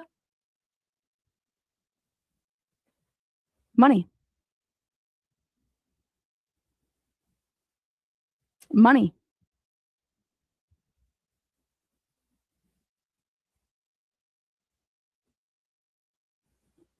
He'll tell you, oh, yeah, I went into it that I thought Karen Read, that I started reading it. Then you started reading what? He doesn't understand shit. So you started reading what? He didn't put anything together. You guys do understand this. He didn't do any investigative journalist work. He literally took Karen Read, her team, all of their work and gave it to him. And he put out their narrative. He didn't uncover anything. He didn't say, call up Karen and say, oh my God, me and my team, we went out and we got this and we did all that. That's not what happened. That's investigative journalism. Your source is Karen Read, the defendant. Her team, this is the work that they're filing, that they did. He took credit for saying that he found Lucky Loughran.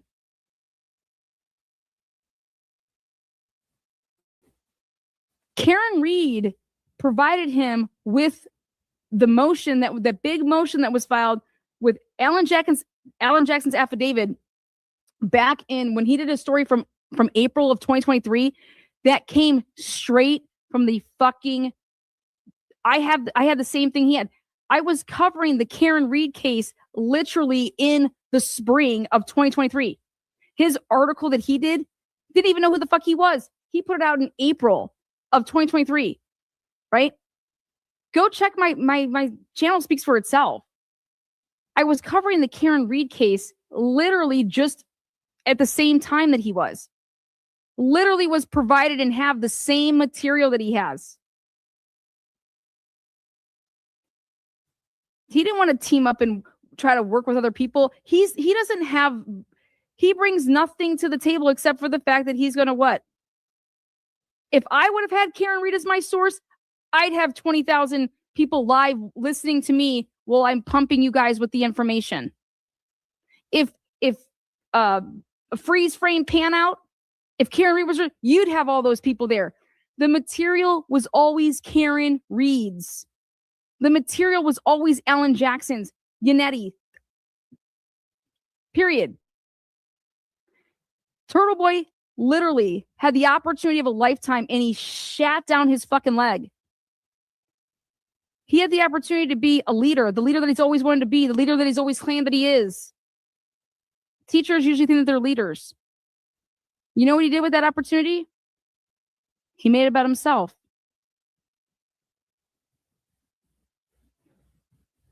Well, it's all about you, buddy. I'm here covering your case. You want everybody to cover your case.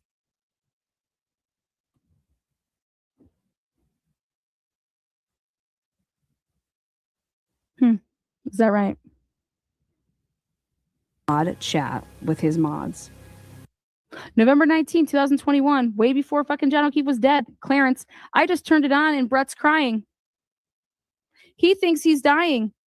Don't say anything. I'm sorry, but he's sick enough. You know, Brett was like his ex-business partner or some shit like that. Like, this is what they do. This is what they do. Like, grow up, women. This is sick.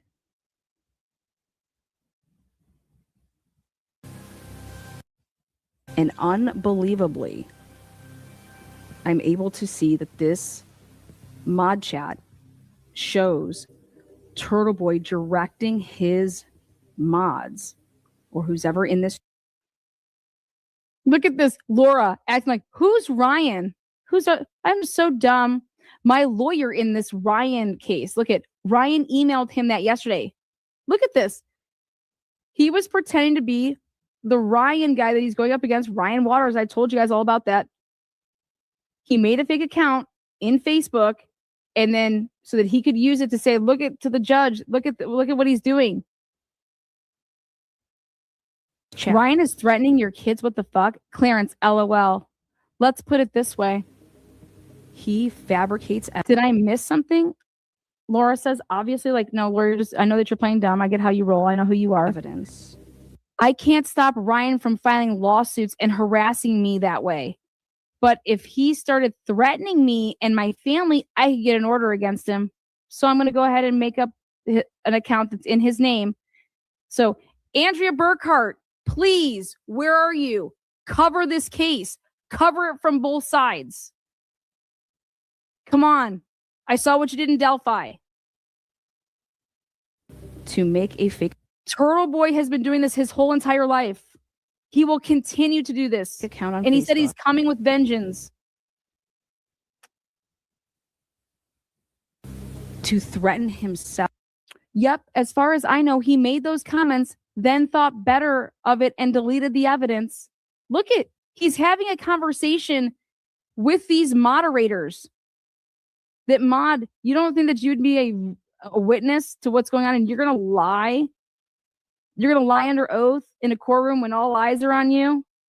And you know who the worst moderators are that come into little chats and want to be like, they're the housewives whose fucking husbands travel so much and they're bored as fuck.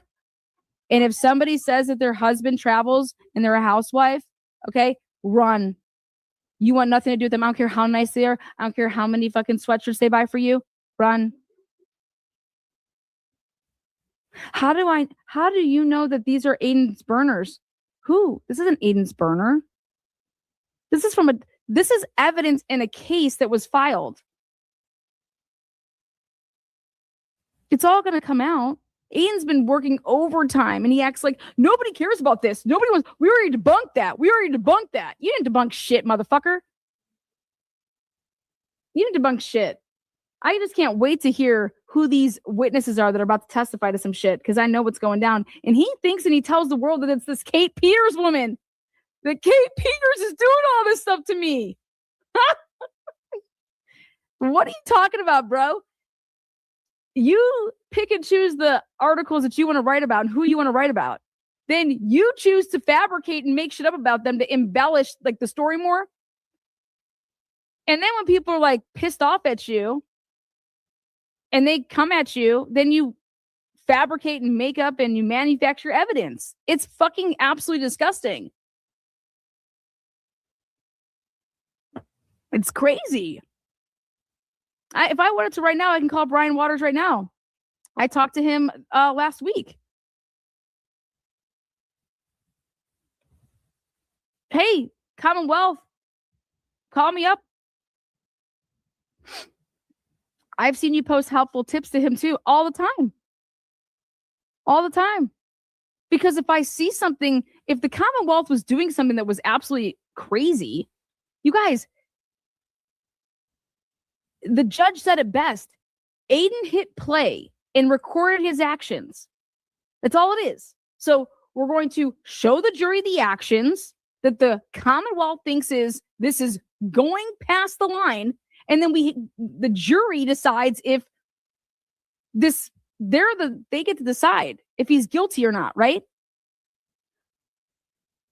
Why is Aiden's team telling the world that this is some complex case?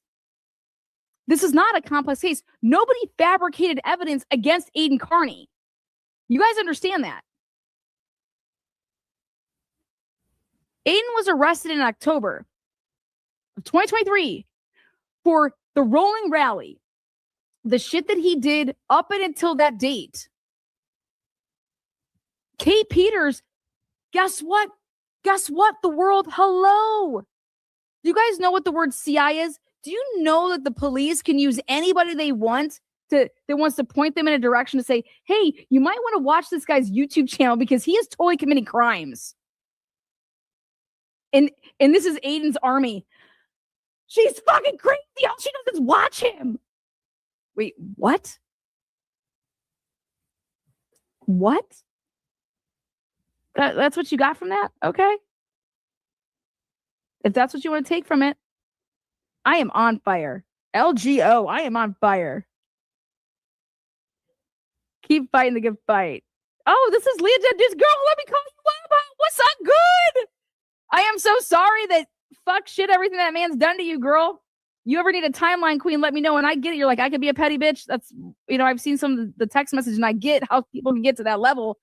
But listen, that young man, whatever you want to call him, young man, old man, I just call him needy. I've never seen a man more needy in my life. Like, holy shit, women, how do you deal? Like, you might as well date a lesbian. He is the equivalent of a lesbian. Turtleboy is literally a lesbian. Like, he would get a U-Haul and move all of his shit day one. That's what lesbians do.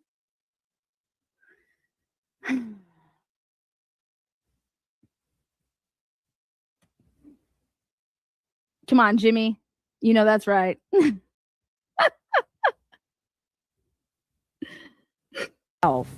Using his own children for the purpose to get a restraining order or a no contact order, or quite possibly for witness intimidation, criminal. And all the women that support him, you guys are wild as fuck. Okay, he doesn't give a fuck about you. Wild as shit, but that's fine. You guys were in it, I thought, for the whole Karen Reed movement. I don't even think that you are. Who even knows? But anybody that I would ever support who was a victim and who was literally railroaded by the government, by the man, and I would ever call that person a cunt or God knows whatever, all this shit that he's ever said. Talk about the level of disrespect. He's disrespecting his own work. He's disrespecting his own, like, what? But he wasn't raised right, y'all. Like, he doesn't get it. Like, he is trash. He is what he says he is. He's a ratchet. He covers ratchet shit. As soon as I beat this case, I'm gonna go back to being a ratchet. Okay, sounds good. He made such a big deal about the Google search on Jennifer McCabe's phone. How about his Google searches? Are they gonna look up, like, what's the statute in Massachusetts? That's what I would start looking up.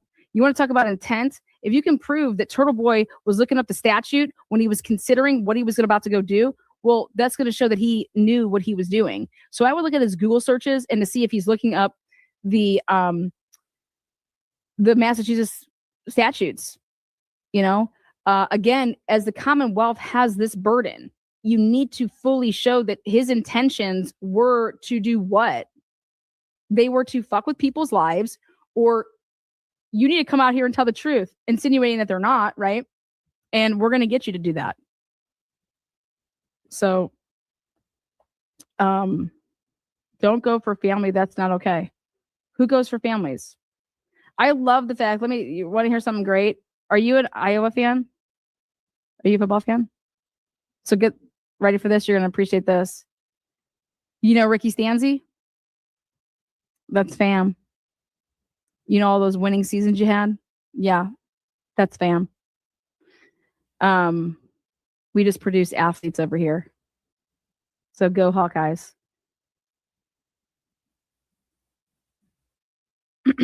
There you go. LGO. TB dragged me for years. I saw that. TB dragged me for years. Had a Twitter OnlyFans account of me. He made one of you. He's not a good person. Karma will prevail, and Cosgrove is going to do good. Yeah, it's coming. I noticed that who was in the courtroom from his family that was there to support him. You know, he's been on this cloud. Like, why isn't Karen Reed there to support me? Well, Karen Reed is not your cheerleader. Let's go over that. Okay. Let's talk about that. You got paid money to be Karen Reed's cheerleader, basically. Like, you made money off of it. Karen Reed would be committing career suicide to support you publicly. Like, you don't get it. All right. So let me just point something out here, because we're going to use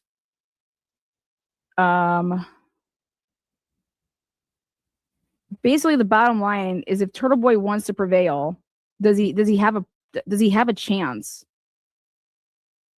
And I don't think that he does. That a prosecutor could have a personal interest. The bottom line, Your Honor, the difference between witness and alleged victim is a distinction without a difference if the prosecutor has a personal interest, which could significantly impact his representation of a party in the case.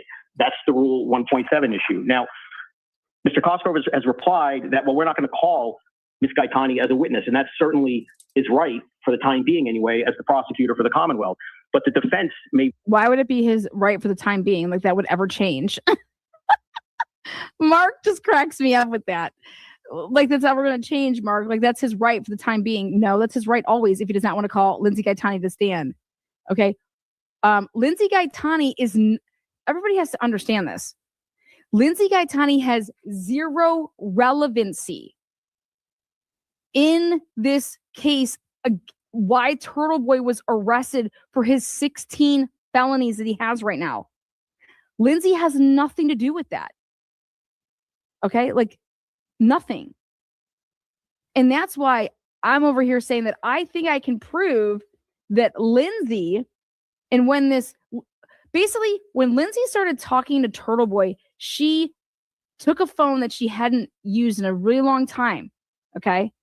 Well, and it just starts miraculously beginning to work again, and being used at this time that she wants to use it for the purposes of communicating with and being involved in this whole like Turtleboy world, or this online world.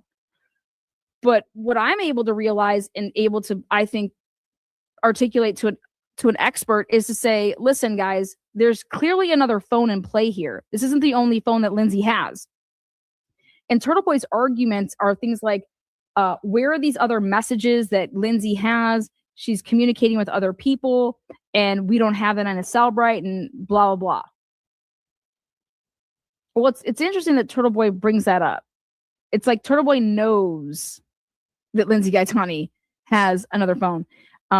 I personally believe that there is literally a small, like when I'm saying a small chance here, that's why the only people that can answer this is anybody that would ever talk to this Jane account back in the day. And did anybody ever physically, where they were on the phone? Because what I noticed is that if you tried to call Lindsay on that phone that we all see, she wouldn't answer it. And she always was the one that had to call you. Okay? And so I want you to just think about something. There's two reasons for this. If you call me and I answer your phone, like right when you call, like, hey, like, it's just like so natural. But if you call me and I'm never answering it, but then I turn around and I call you, let's say like a couple minutes later, it's like, and that's always happening. Well, it's a lot easier to phone record, like record calls, like, oh, hey, I wasn't ready for that call, so now I got to get my, device out so I can record you. Okay, number one. Number two, if I want to make a three-way call. So if I want to make a three-way call and you're trying to call me, and then here I got to make a three-way call though, because I can't answer it because I can't then like merge you in. So I'm going to not answer the call, and then I'm going to call you back. But before I call you, I call a different number, and then here we are on a three-way call that now I'm going to call you back, and now the person can hear everything that's going on. Okay. When I was looking at the phone records and really dissecting, here, I have it right here, Lindsay Gaetani's phone records, what I was seeing is a pattern. And I think that it would behoove a expert.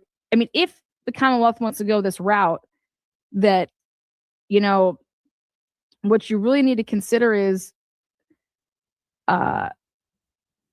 Lindsay Gaetani,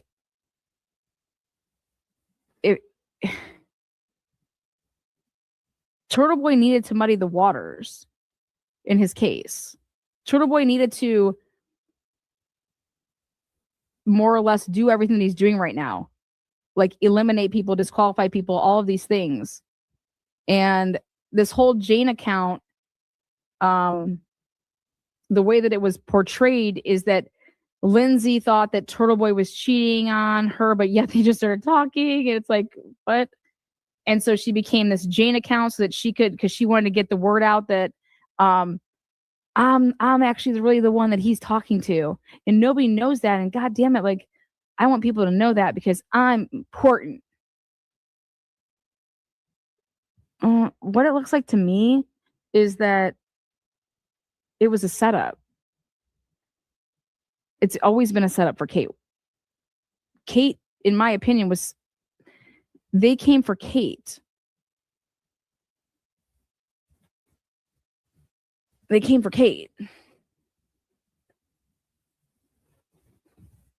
And the only way that you could go for Kate is that, hey, I need you to infiltrate this. I need you to, like, we're going to act like we got into this big breakup fight and, you know, like, you understand? This is a very calculated and methodical thing. And one should ask themselves, well, so then what about Meredith, though? How does Meredith come into the play? Because some things go out of people's control. Okay. So meaning this, hey, this was only ever designed to, like, it was never designed to maybe go too far. It was never designed to, you know, certain things are just, it's out of your control, right? Wasn't it Lindsay that, what, Lindsay's over here like, I didn't even know that it was assault and battery, and I didn't know this, and fuck you, Lindsay, lie. I've never met a girl that can just, you got pregnant back to back to back, like, whoa, chill, okay? But I think that Turtleboy he knew it was coming. He knew, he was prepared to get arrested, right? Well, look at the phone records. How come Lindsay's phone and Turtleboy's phone, why would you ever use those phones again? If Turtleboy's like, who can I trust? How did I get arrested? Why wouldn't Turtleboy think that Lindsay Gaetani had anything to do with his arrest? Okay. He starts talking to her supposedly when he did in September on the 15th, and he's literally arrested in 3 weeks. If he's paranoid and thinking like, who could have set him up or who was involved in this arrest? No, because he knew why he was always being arrested, and it had everything to do with what he did way before boning Lindsay Gaetani. Lindsay Gaetani comes into play, and now one should ask themselves, Lindsay Gaetani was from the Ratchet days because of, she knew the Mike guy, the Mike Giannetti guy. Mike Giannetti was a storyline of Turtleboy. Lindsay and Mike Giannetti were cool. Okay. So why is Lindsay Gaetani and Mike Giannetti was the storyline of Turtleboy. Like, he went at him. Lindsay and Mike are cool.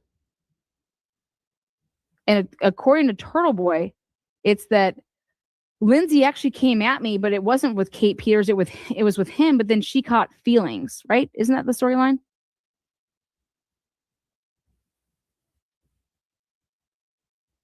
I said, yeah, that's his storyline. Just like his storyline with this back in 2021. I debunked that. That's not what happened.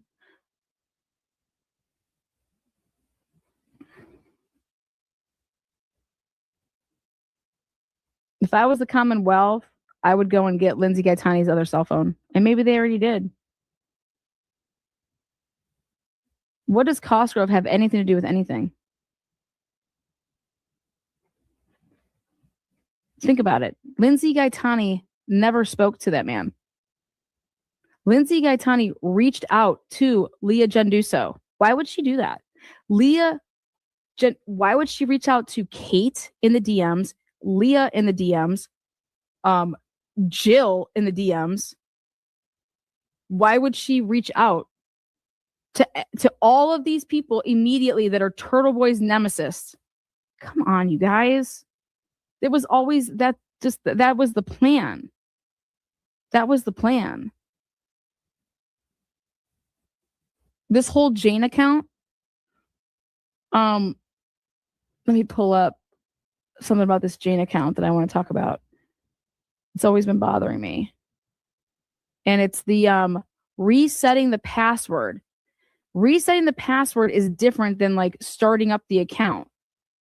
And so I said, the date, why are you resetting the password on this date? Very interesting, huh?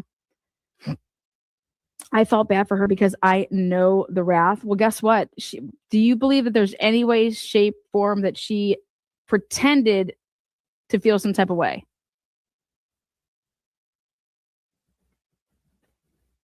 Listen, when your life is on the line and you're facing 19 fucking counts, you will do, if you're going to do anything and everything without that type of, so think about it. I just do anything and everything without that type of pressure on me, right?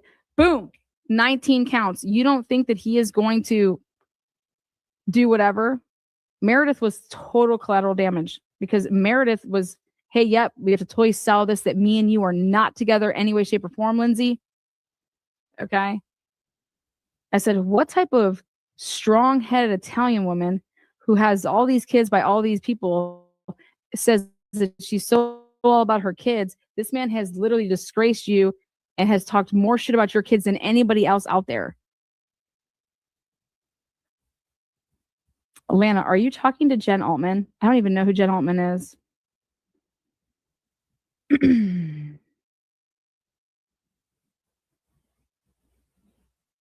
Turtleboy says he discovered Lindsay Gaetani was behind the Jane account talking shit about him behind his back. So it's not true. Well, this is what it looks like from my end, is when you look at the messages.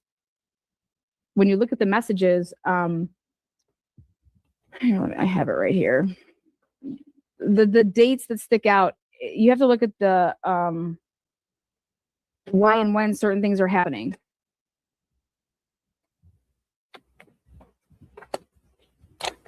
Why would, like, well, let's be honest. If Lindsay Gaetani was just a nobody and was like, oh my God, I just was following the Karen Reed case, and oh my God, I like just happened to, oh, okay, yeah, I'll go with my friend to this like Halloween party thing. She invited me. And like I bumped into Turtleboy. No. Lindsay lied about when she actually first started talking to Turtleboy. She said, oh, on the 15th, that's the first time I ever talked to him. Well, I have a date of the 9th or of the 5th. So I find them talking on the 5th. And then she says that, oh, the first time I saw him, that was the 15th. I'm like, okay, so you first started talking to him on the 5th and then you fucked him on the 15th. No wonder you have four fucking kids, man.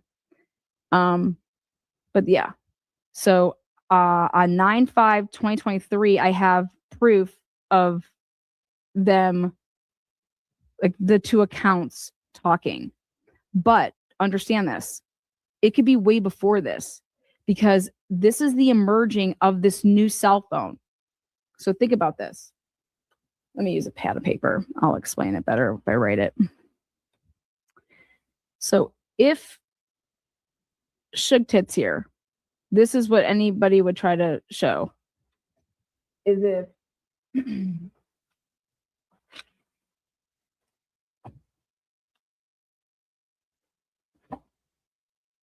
Lindsay Gaetani, obviously she has a phone, okay? So she has a phone that a normal person their whole life is like, okay, let's just say you can even go back to like, I don't know, 2010. Like you have your same line. Like you just keep getting a new phone. So whatever your phone number is, like it should just be running for all that time. Okay? Like Lindsay should just have her phone and she meets Turtleboy and it would be no different. Like, here's my phone, right? Well, when the Cellbrite that we have, it goes like this. It's like she went to a closet, grabbed a cell phone that was in a closet, and literally starts using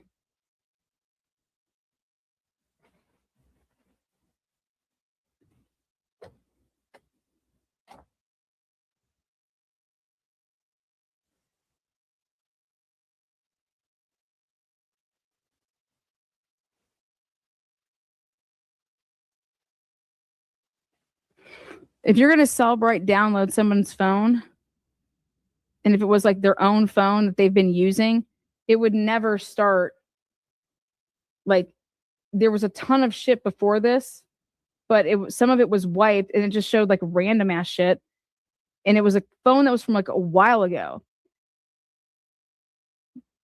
But here, everything kind of just starts at this time, and it's all just a couple different numbers, and that's it.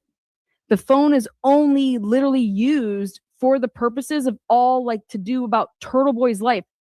I'm like, listen, this woman has kids. She cannot not be on the phone. Like, how does she do any of her dealings of like real life shit? Like her life, there was a life before she just plopped down on a map and met fucking Turtleboy, right? So I'm like, this isn't how anybody's Cellbrite would be. This is indicative of this phone was straight up used for everything doing with Turtleboy. But I think if you look at it, it's like it was almost instructed to be used for the purpose and at the instruction of Turtleboy.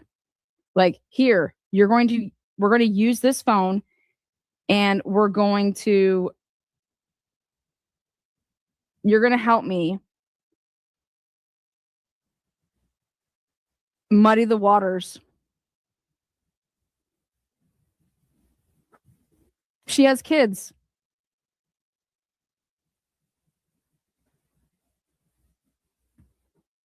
The other thing is that she has so many text now numbers. Do you know what text now numbers are?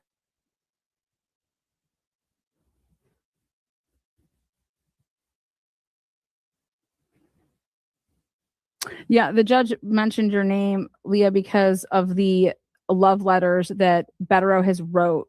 Here, let me show you something. I'm trying to do it in a way that it doesn't. This fucker.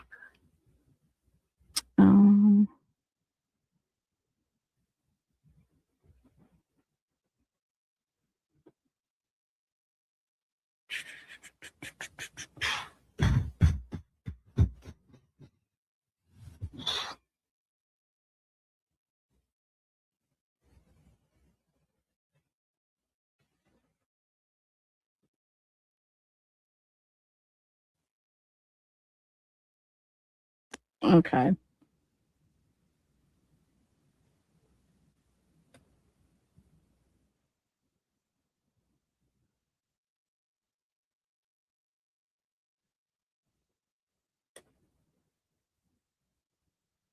All right. When I open up the Cellbrite for Lindsay for this phone,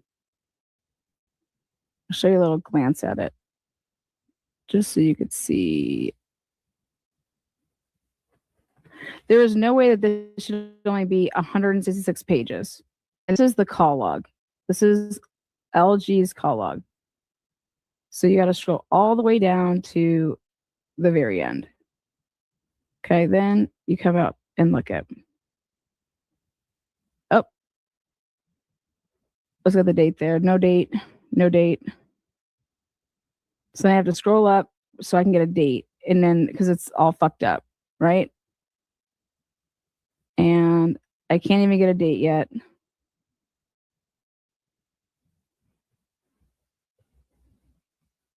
And so that's what tells you that there's something wrong.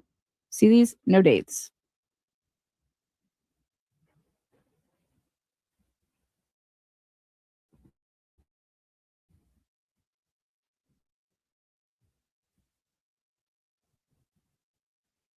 See all this shit right here? That means there's something wrong. Not the Commonwealth's doing. And if the Commonwealth actually even wanted to even entertain what the fuck they're talking about, I could help them with that. I could fast track it, because all this is that Lindsay Gaetani straight up used a specific cell phone that she was not using before the dates that are going to be on this cell phone. Like, you should have, if you were to take my phone right now, because I had to turn it over to you, here, you're going to download it. Everything that's in my phone, anything that would have been like, you're going to be going back years. That's not what this phone is indicative of. This phone is indicative of such a short amount of time. Like this big of a window. And it was literally used for the purpose of, in my opinion, to get intel on what the fuck is going on the other side. And now, does the Commonwealth even want to entertain that? I don't know. Do I think it's relevant? No, because Lindsay Gaetani is not relevant, because that case is over with. Okay? Do I think the Commonwealth possibly knows this? Absolutely. Okay? But you're going, just throw that other case out. Who gives a fuck about Lindsay? We don't fucking need you. We don't care about you. We don't care what he did to you, because he didn't do shit to you, because it was all made up shit. Okay? But it was designed to muddy the waters. Get rid of it. Okay? So that's why you don't even go down this road, is because it doesn't matter. Because this is not why Turtleboy was arrested. But what Turtleboy was trying to do is muddy the waters with what, when Lindsay Gaetani is over here, hey, I got a fucking subpoena. Lindsay, what do you mean you got a subpoena? You knew you were going to get a subpoena because you went out and fucking told Kate Peters and all these fucking people all this shit.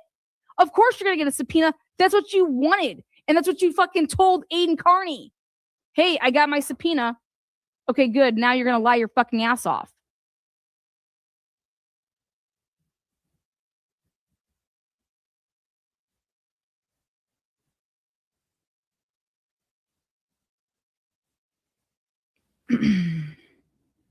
Where is Lindsay right now? Where's Kate right now? Where's Leah Genduso? The shit that Aiden says that he did to Lindsay and, talked all this shit about her. Really, did he? If you think about it? What did he do? What did he do to Lindsay?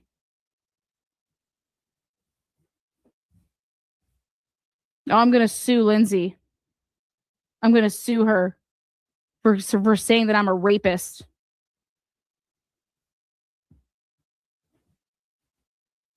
Yep, sounds like a part.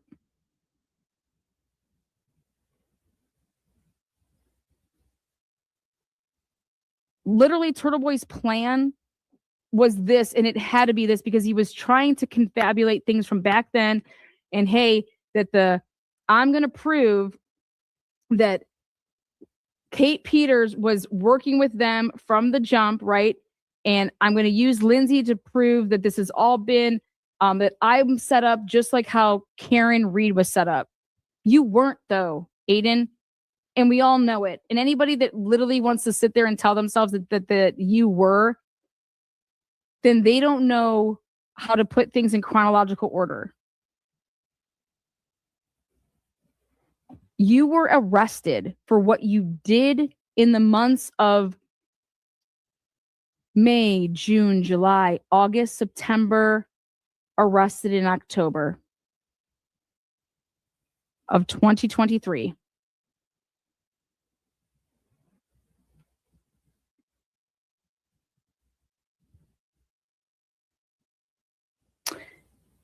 Aiden wasn't framed by anybody.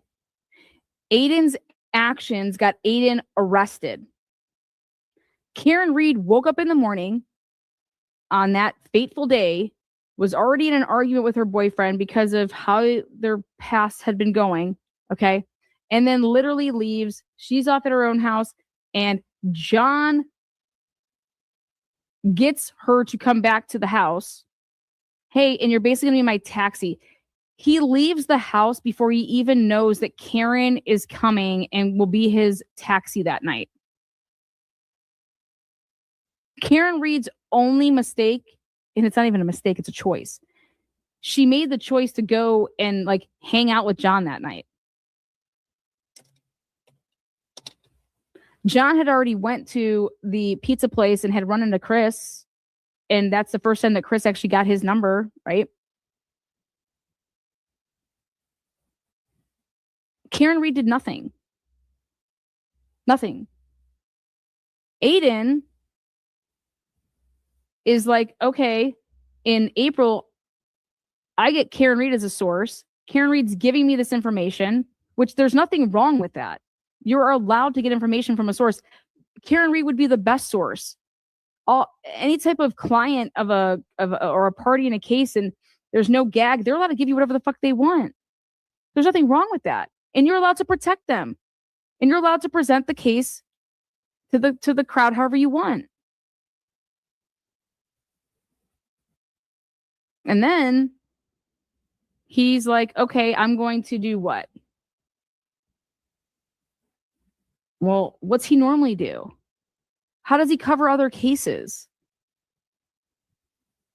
Well, I'm just going to call people and like, interview them or whatever. Call them up on the phone and say, hey, I'm covering this case. Yada, yada, yada, there's no gag in it, but guess what? In Massachusetts, it's not like Ohio or Idaho or Florida, wherever the case, there's rules. So Massachusetts, there's rules. Like you can't record people without their knowledge, you got to let them know. There's wild stuff in Massachusetts. Like you can't even be out at a game and you can get wiretapping. I mean, you can't record it. There's wild ass, you got to know what you're doing. So where did the wheels fall off this fucking train? Like what happened? Well,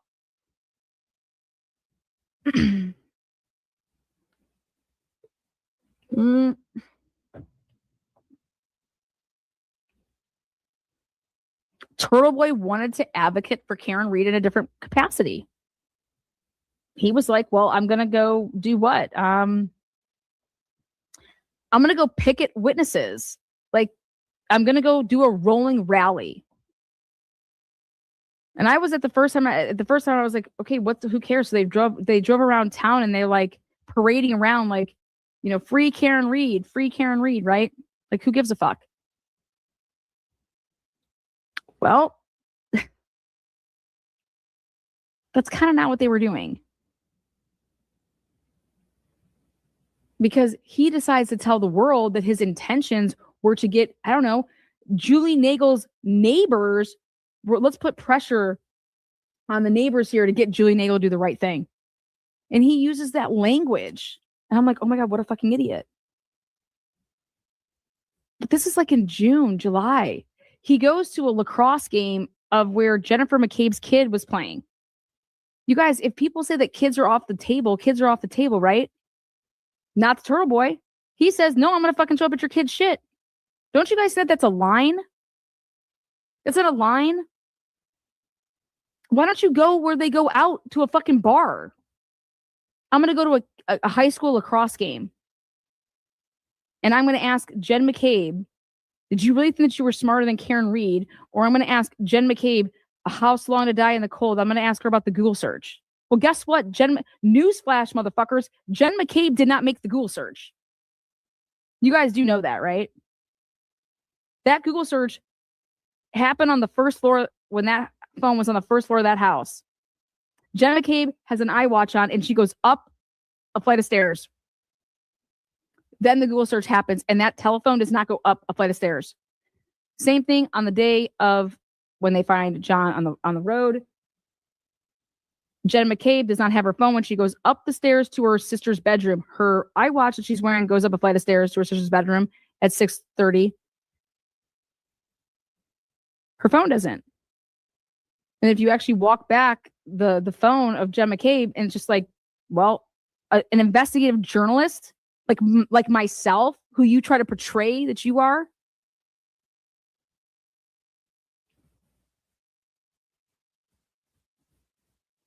and any good expert, and if you read a report, will always tell you that the phone is doing something, not a person. A person will never be behind the phone's actions. You always have to refer to it as, phone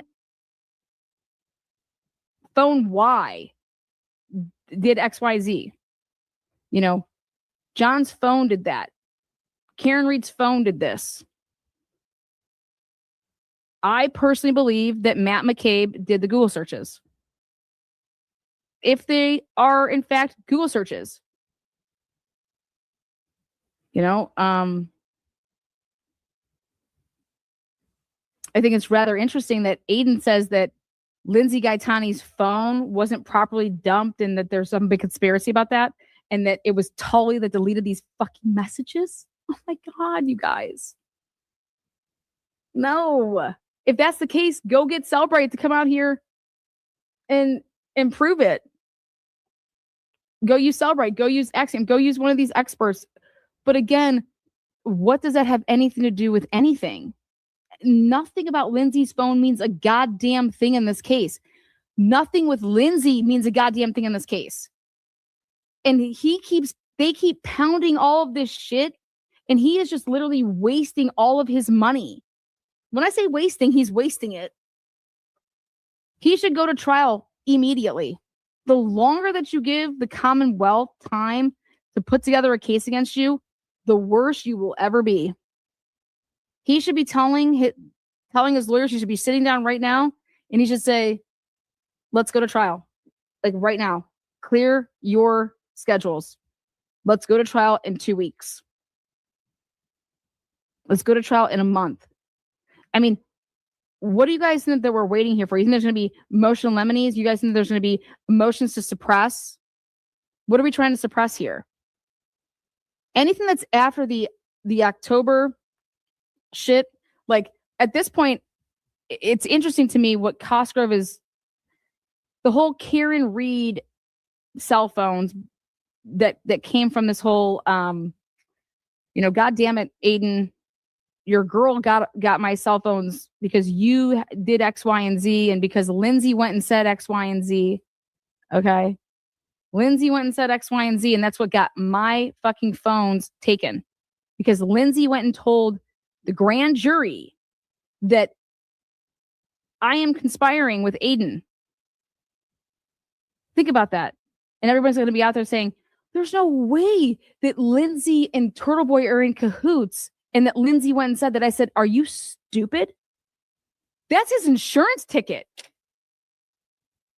That's his insurance ticket, because he needs to be on the same rock in the boat with Karen, because he needs the same protection that Karen's about to get. He needs the same type of advocacy that Karen would get. Because what is Turtleboy going to come out and say? I'm going to take the stand. And I'm going to say, listen, I was doing everything at the direction of Karen Reed. Huh? He doesn't have a defense. His defense is the First Amendment, and it's going to fail. Because the First Amendment does protect us of our opinions and how we want to cover something. Great, awesome. But it does not cover us. If every single person in the United States of America could come in, and I can go into your workplace, and I could just go into your workplace while you're working and literally say, or stand outside of it, or come on my YouTube channel and say, I'm going to come to your workplace, and then I'm going to go to your kids' games, or I'm going to stand outside your workplace, and I'm going to do X, Y, and Z until something happens. What do you think that is? Until what? I'm going to go to Colin Albert's practices and humiliate him and chant stuff at him and his team. That threat of him doing that is exactly what Colin Albert's going to testify to as to why he quit his team, why he left college. And if you guys think that that's okay, then I think you are fucking crazy. You are morally corrupt, because that's not okay. If you think that the Commonwealth is protecting in an investigation that, hey, he really killed somebody and it was him, and it wasn't Karen, there was a fight and all this crazy shit, right? And look at his knuckles and blah blah blah. You can just come out and say that. But who the fuck do you think you are to think that you have the right to go to a 19-year-old's dorm area or where they practice for football or anything like that? Who do you think you are?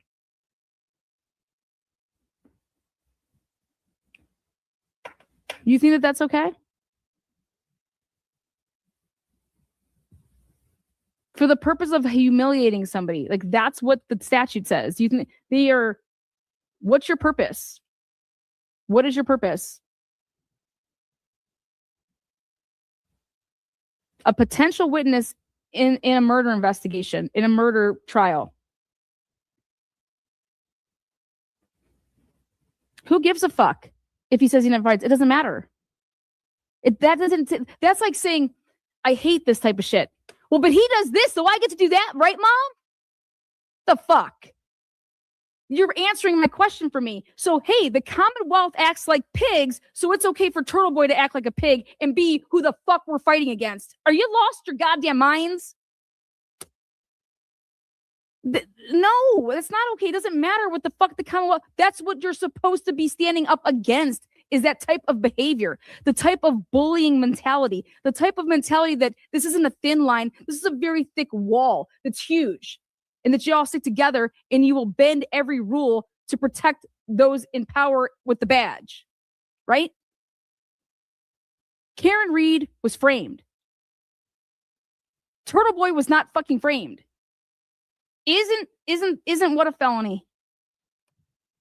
Is what a felony? Witness intimidation is a felony. Picketing a witness is a felony. Conspiring for the purpose to do what? Commit witness intimidation. What was the intent? You have to ask yourselves, what was the intent? Was the intent to interfere in a criminal proceeding? What was the purpose that he was doing his things for? Turtleboy was not framed. You understand that? That'd be like trying to tell the jury, hey, there's no video evidence of a rolling rally. Okay? But Turtleboy went to so-and-so's house and he did X, Y, and Z. All they're going to show is everything that Turtleboy recorded himself doing. Okay? And then these people are going to say, this is what happened because of what he did. Okay? I didn't do this. I left this. I didn't do this anymore. I didn't do this anymore. I refused to testify. I was like, no, I'm not being a witness. So fuck off. I will plead the fifth. I want nothing to do with this case. I'm not testifying. Don't call me. Why? Because I'm getting harassed and you guys are doing nothing about it. I did your fucking first trial. I'm not doing it again. Fuck off.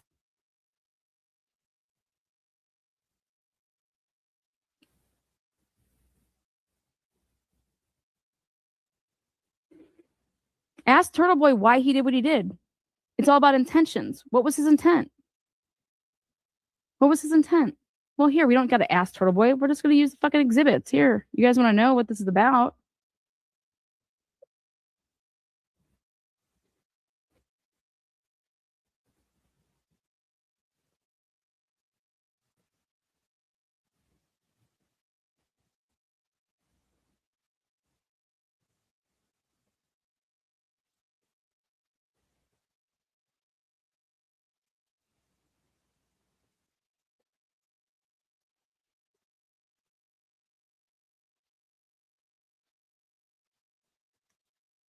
Exactly. He's over here saying, I couldn't even bring up anything to do with this case in her stupid civil trial if I wanted to, because it would be irrelevant and it would be banned from being able to be brought in.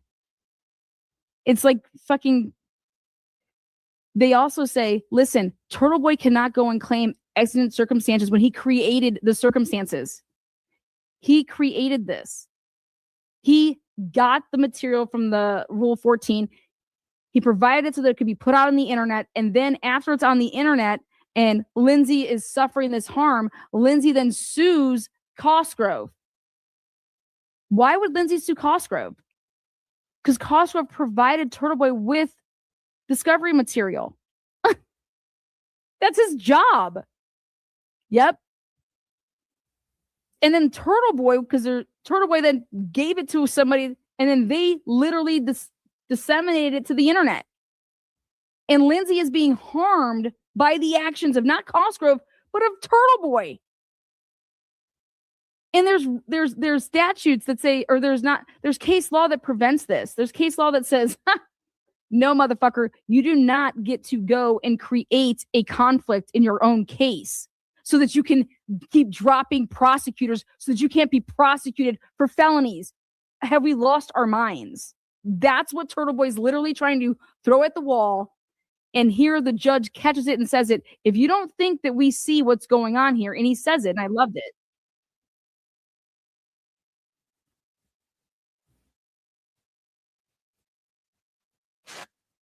Look at Bradle standing up there like, oh my God, you want this to go to trial when? Yeah, he's like, I'm ready for trial. Like, let's go. And oh my God, what? Bradle's like,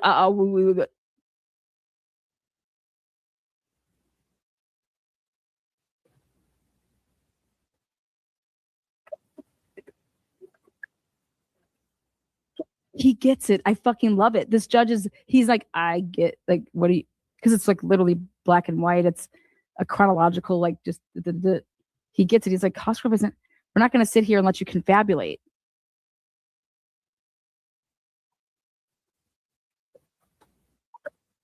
Thank you. God, I loved it when he said, we're conflating two. This is what we put out fucking 6-7 months ago. I said, if you really think, you guys like how I did that 6-7? If you really think that you're going to conflate the issues. Oh, wait, was it not even playing the whole time? Oh, sorry. I was watching something. It wasn't even playing. Let me play this. If you're going to conflate, if you think that you're going to come in my courtroom and conflate this shit. I'll agree with it. It is all. Here. Confidence in the criminal justice system.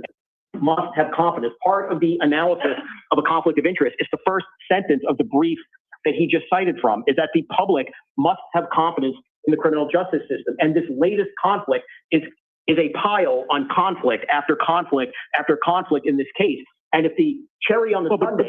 But let me slow you down. Yeah, he's like, let me just slow your total fucking horse and carriage, okay? Because we're conflating two different issues. We're conflating two different issues. That's what they've been doing this whole entire time. They're trying to make it seem like Aiden Carney was arrested in October of 2023 and that had something to do with goddamn Lindsay Gaetani. And it didn't. And I hate when people fucking write in my comments or come out here and talk about, he was set up, man. Lindsay and all that. Dude, you're a fucking fool. Lindsay has nothing to do with why he was arrested in October of 2023. Lindsay was leg spreading for her fucking like livelihood, okay? Like, woo, let me just fuck once a week. Like, I love it. I love it. Fuck me in the fridge. I don't know. Fuck me in the ass. Fuck me in the hot tub. Fuck, fuck, fuck. Woo! Like, she has, dude, come on. Do you think a guy respects you when he's like, I just fuck you? And then, oh my God, I got to fight with my wife. I got to sleep on your couch. Sounds great. I'll agree with you. There's all sorts of issues that have developed over the course of these interrelated prosecutions. Mr. Cosgrove's role, though, is a latecomer and really had nothing to do with any of these other issues. So I can't sit and say I impute all of those other things to Mr. Cosgrove. And therefore, if we look at that mass of problems that have developed, he's out.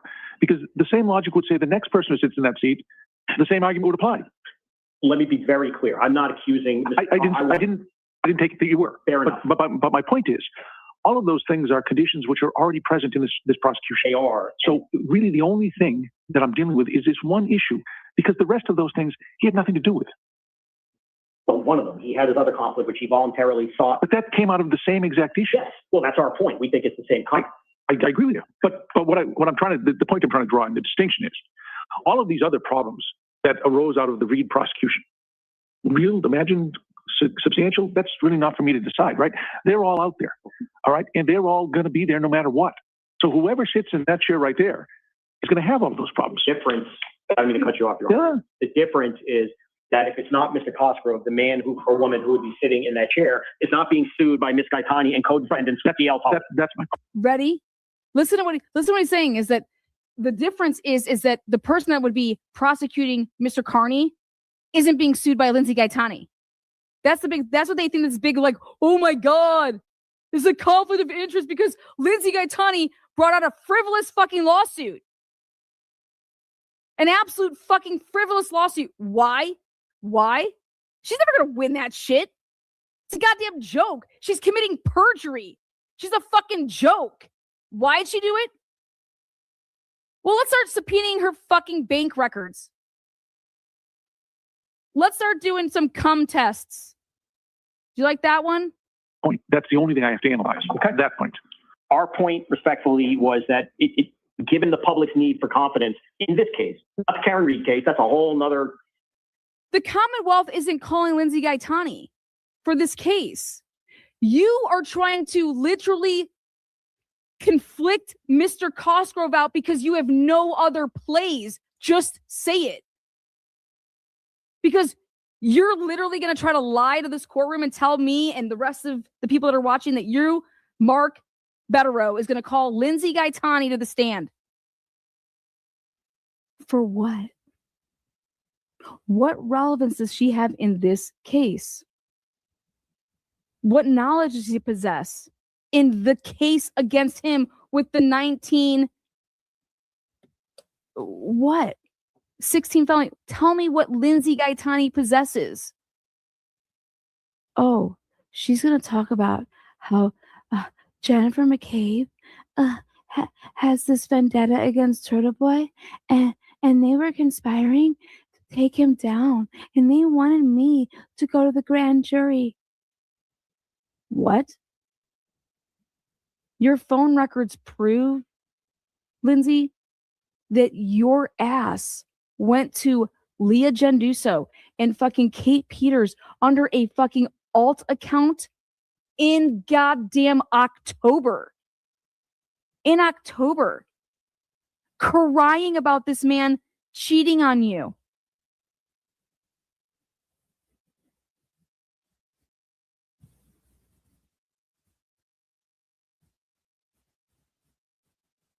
Conversation for someone else on another day. But this case is filled with conflicts, and I don't think we can all just avert our eyes to and say, but none of that matters, but we're going to have a prosecutor now cross-examine his accuser and then say she's not credible. You hear what he just said there? We are going to have a prosecutor cross-examine his accuser, meaning Mark Betterow is literally arguing in bad faith here, in my opinion. Because he's basically saying that we're going to call Lindsay Gaetani as our witness, so that's going to be direct examination. So remember that little fucking activity I had us do about, 30 an hour ago? I said, hey, let's do our first activity today, which is who's going to be on the Turtleboy witness list. Hey, we're going to call Lindsay Gaetani. You're going to call a witness to the stand, and she's going to commit perjury. You're knowingly going to ask her questions that is in direct conflict of her grand jury testimony that she provided in February of 2024. For what purpose? Because she's going to what? Say that I take back everything that I said. I was coerced into saying all those things. Well, you do realize that the records, like he was arrested for nothing that Lindsay had anything to do with. He was arrested in October. She didn't testify to any grand jury that indicted him on these 16 felonies. Everything that he was put in jail for because of violating probation, everything to do with that hoe was dropped. A no bill, motherfucker. No bill. It's not even being it's going to be motion in limine. It's not coming into this court proceeding. You're not even going to be able to talk about it.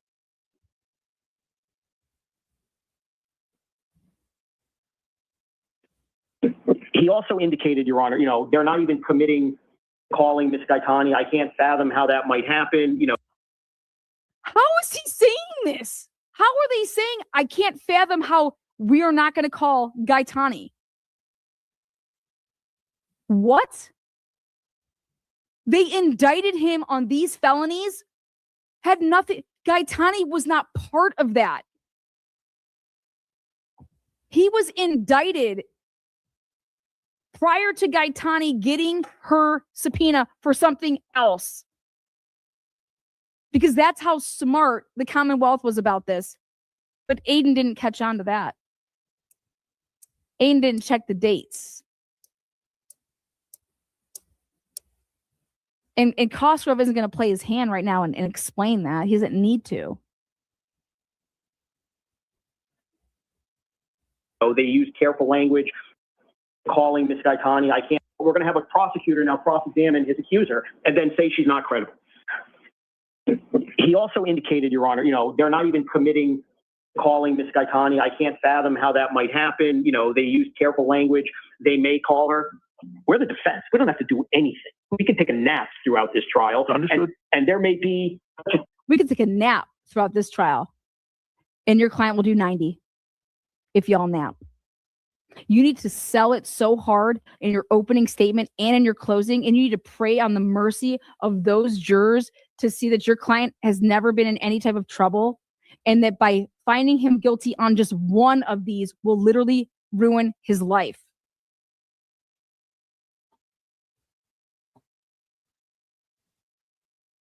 To sit here and say that you can't fathom that the Commonwealth is not calling Lindsay Gaetani is absolutely fucking... That's an argument in complete bad faith. What do they need to call Lindsay Gaetani for? Lindsay Gaetani is irrelevant. There is nothing.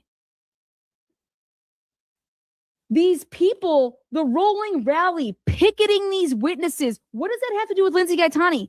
In June and in May, June, July of 2023, what does that have to do with anything? Nothing. It has nothing to do with shit. What does, conspiring to commit witness intimidation? How does Lindsay Gaetani fit into that? Nothing. Absolutely nothing. Next thing. Literally, what would you ask Lindsay Gaetani if you were the prosecution? Hey, good afternoon, ma'am. Isn't it true that you testify before a grand jury because this man, forced you into having an abortion one night, and he also did... Irrelevant. Didn't you testify in front of a grand jury where you were talking about Karen Reed and him? Irrelevant. The Commonwealth is not bringing any of that up because it is not about none of those are the charges here. The Commonwealth would be stupid. You don't need Lindsay Gaetani. In fact, she's going to make this shit a circus. Keep her in the fucking cage that she came from when she was stripping. Bye. Do not bring her into this courtroom. Okay? Let her be on what is it? Rays, Dallas Rays. I don't fucking know. Terrible joke of a case they present that we stand up and rest. So, of course. Listen to what he just said there. This is the joke. We're the defense. We don't have to do anything. We can take a nap throughout this trial. And there may be such a terrible joke of a case they present that we stand up and rest. So, of course. There might just be a terrible joke of a case that we just stand up and we say, well, we rest because they didn't prove their burden. Go to trial. Why would any credible, serious lawyer commit a year in advance? I'm calling this witness. We're alerting Mr. Cosgrove to what we think is his conflict in the court. And Mr. Cosgrove said that he's not going to call her. You guys are the ones that are saying that you're going to call Lindsay. And I know that you can't because that is literally career suicide for his case. And anybody that thinks differently, Does Mark Betterow want to keep his license? You cannot possibly ask Lindsay Gaetani a question that you knowingly know that she's going to lie about. That is the definition of professional misconduct. So who's gonna call Lindsay Bradle? Are you gonna risk your license for that? Betterow, do you not care because it's not fucking New York? This is dirty as fuck. This is no different. You guys, we just literally watched Brennan, okay? When Turtleboy cried, you're trying to keep me out of the courtroom by making me a witness. This is my livelihood, man.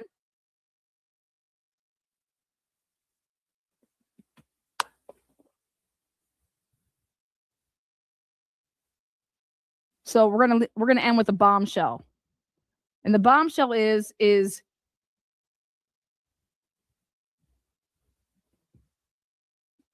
the Commonwealth is going to present their case, and are they going to call Karen Reed as their witness?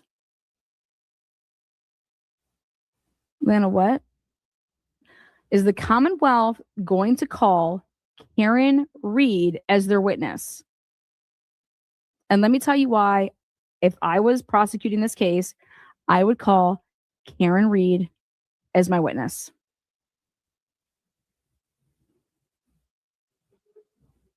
Yes. Not the defense. If I was the prosecution in this case, I am calling Karen Reed as my witness. Let me tell you why.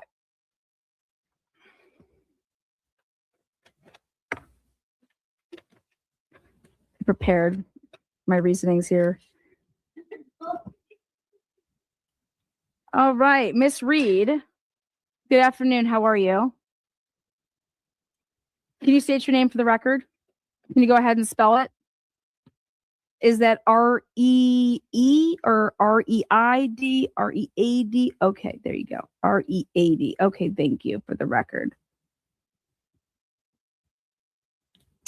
Miss Reed, how do you know the defendant here, Mr. Carney?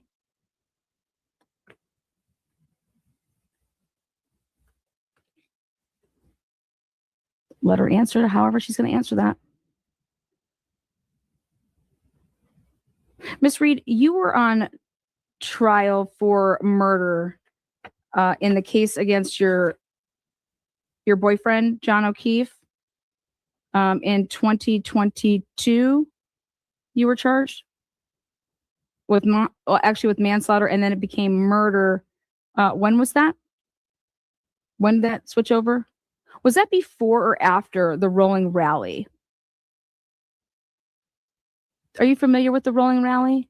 What's the rolling rally date?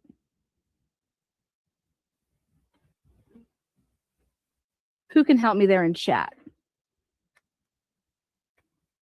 Oh, he forced his way into my life, which I never asked him to.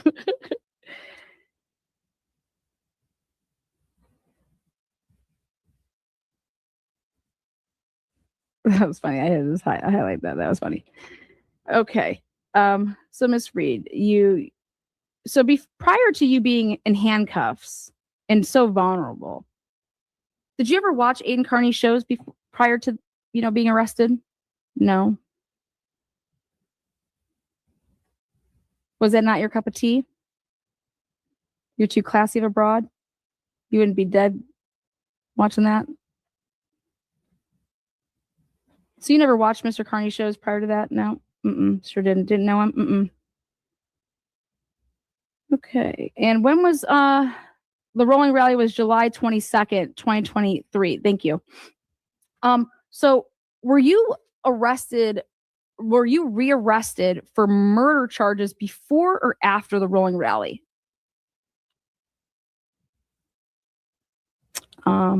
Before. Oh, before. Okay.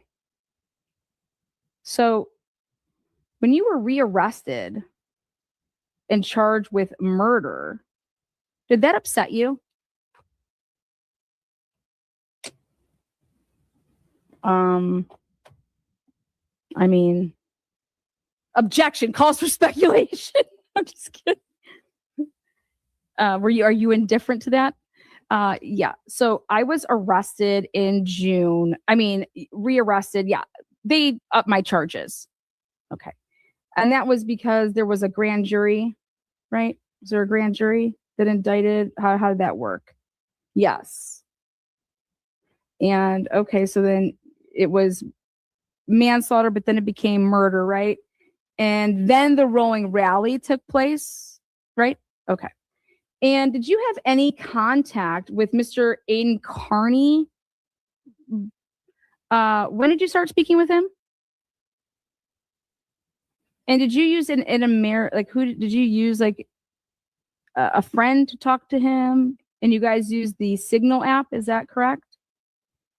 Is it because you didn't trust him? What's Signal? Can you tell the jury what Signal is? I don't even know what Signal is. I'm old. My name is Cosgrove. Okay, so you guys just didn't pick up the phone and say, hey, hi. And you just were what? You provided him with material from your case and he could just cover it however he wanted? Okay. So were you aware of the rolling rally that was going to take place?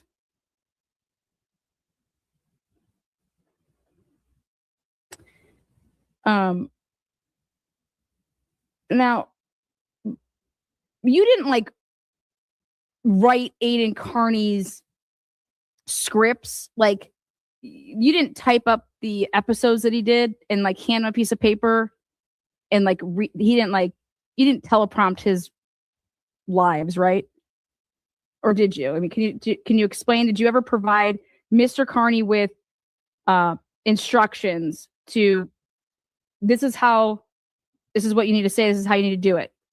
Did you ever provide him with addresses to witnesses' houses?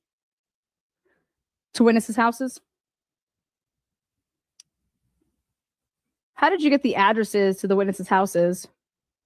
Who were the witnesses' houses? Who were the witnesses? Did you ever provide Mr. Carney with any grand jury material that was obviously not allowed to be given, right?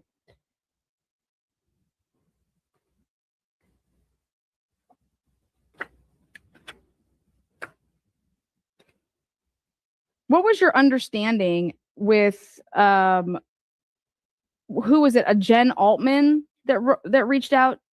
How did that work? Somebody, Natalie, you knew Natalie from school, okay, and that she hits you up and says, "Oh, there's this woman. Her name is Jen Altman, and she goes hard for you. She really supports you in these Facebook groups, right?" Mm-hmm. Isn't that, can you describe? Natalie, I knew from this. Did you ever talk to Jen Altman? Nope. Okay. Did you ever meet with Mr. Carney in person? Did you ever provide cash to Mr. Carney for, writing stories? Did any of your family? And prior to you being arrested, you had no knowledge of who, you said you didn't know who he was? Okay.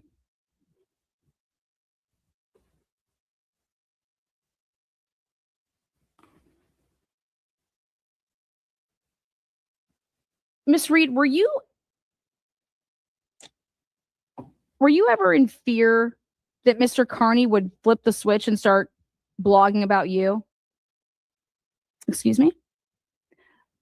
Well, were you ever in fear that Mr. Carney would start reporting on your case in a different tone if you did not do what he asked you or provide him with information? Was there ever a time that you didn't talk to Mr. Carney and he threatened you or blackmail you? Would it help to refresh your memory if I showed you some Facebook messages between yourself and Mr. Carney, or text messages, or whatever you guys, may have that we have that I could show you to refresh?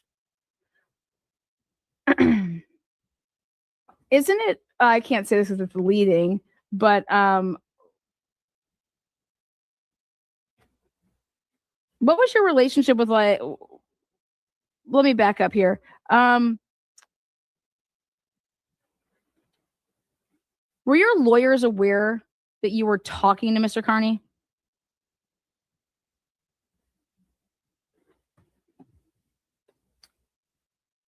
And when he was arrested in October of 2023,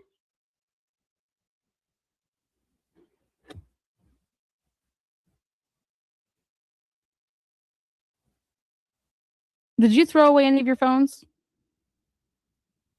Did you throw away any of your devices? Phones, computers, laptops, whatever?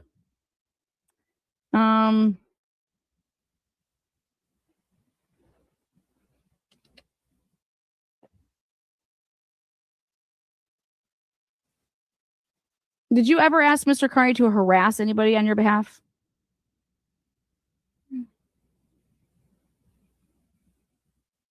She's not allowed to plead the fifth. Sorry. What's happening to her that she could plead the fifth? What interest does she have to plead the fifth? What criminal charges does she have right now?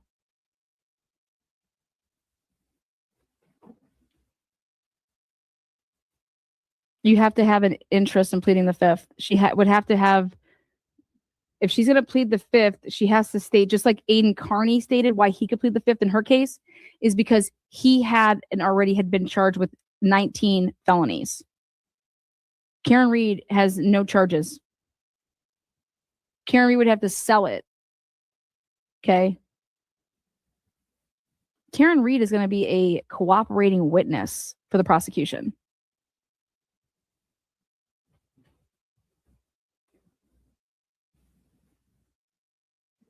That's what y'all think. Trust. Let me finish where I'm going here and you'll see it.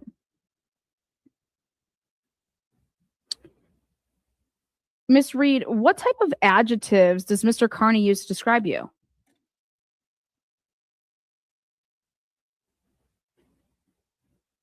Cunt. Bimbo. What? Cupcake. Muffin top. Skinny bitch. No, those are my martinis that I like.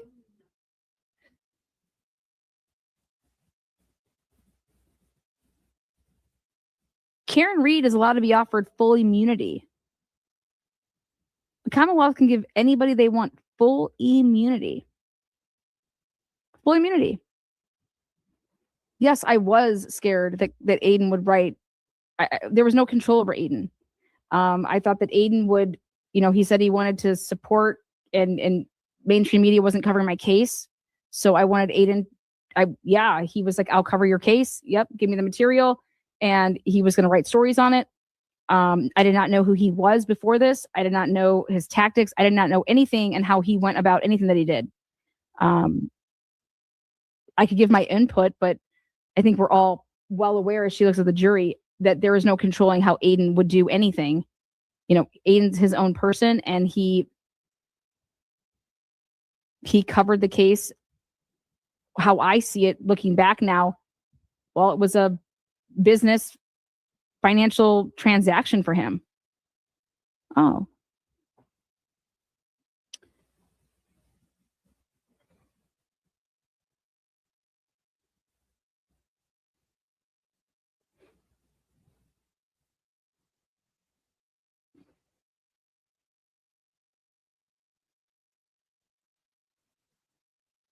Did you ever give Aiden Carney material for the purpose to harass witnesses?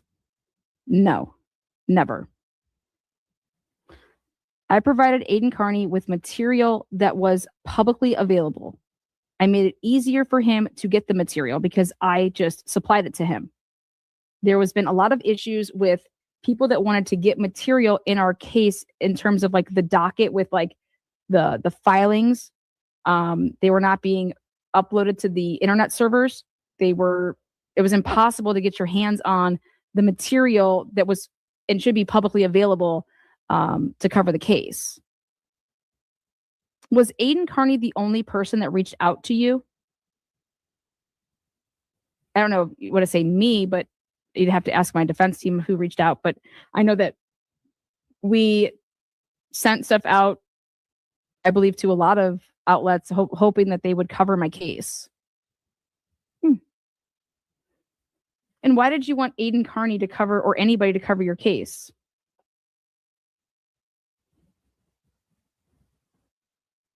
Because I was being labeled as a cop killer, and I'm not a cop killer. So you just wanted Aiden Carney to cover what the public docket had. Yes. And I wanted him to keep my name out of it. Like, he's allowed to have anonymous sources, and I didn't have to be part of that. He could, if he wants to cover a case. And I mean, he was just using the public docket that I was providing to him sooner.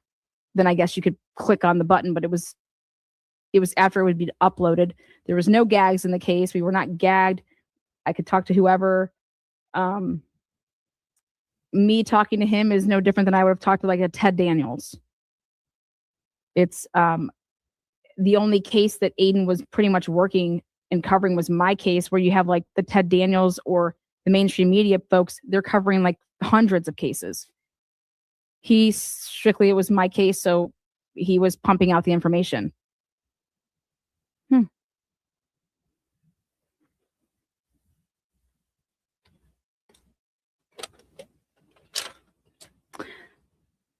Miss Reed, if you would please turn to, I'm going to provide you a book here. If you could please turn to the first page, and we're going to just kind of go in chronological order.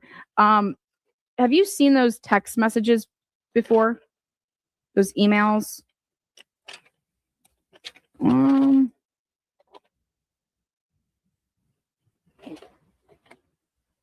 Is that communication that you had with Mr. Carney?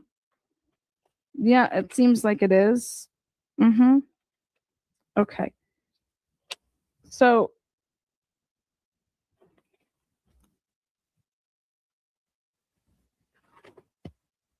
can you please tell the jury, Mr. Carney asked you to be in a Wilbur event. Can you explain to the jury what the Wilbur event is? Oh, yeah. Aiden Carney wanted me to basically make him rich and famous by going on a world tour with him. He wanted me to go travel to 8 different cities where I would get paid, I don't know, at the end of the day, $1.5 million. And he would get, I don't know, whatever he got. And I told him that he could literally go fly a kite and piss up a tree. Excuse me? Yeah, I told him to go fuck off. I wanted nothing to do with his little Wilbur event that he was begging me to do. This was after your acquittal? That's correct.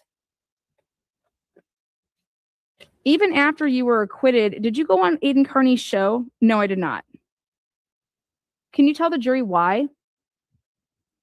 Because I thought he was an unethical piece of shit who called me a cunt. Excuse me? Yeah.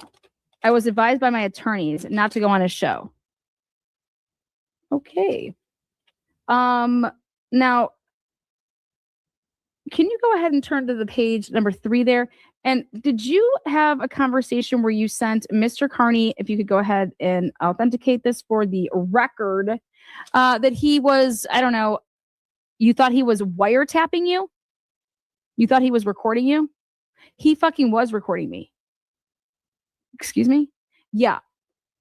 He recorded a conversation with me against my knowledge. I gave him no permission to do this. And then he had some ratchet send it anonymously to my attorneys. And it was a recorded conversation between us after the night at the Wilbur.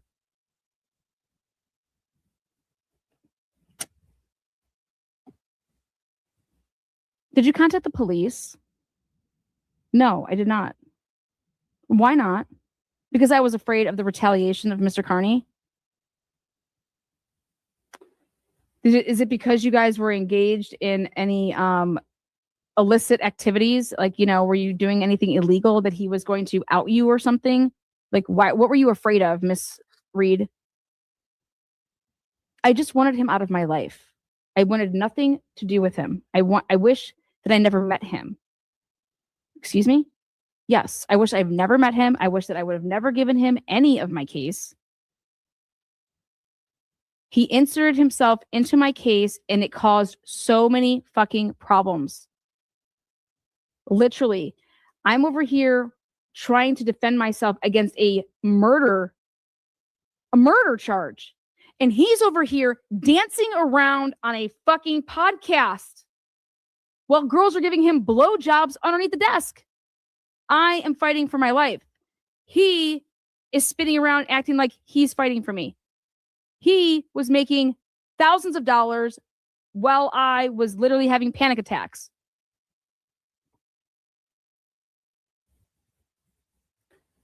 Okay, so back to this whole he wiretapped you and you didn't call the police again. That was a crime. Yes, I did not call the police.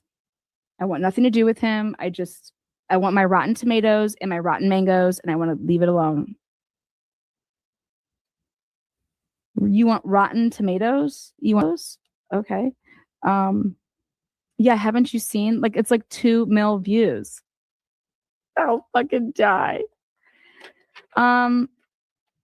Okay. Going back to this wiretapping, have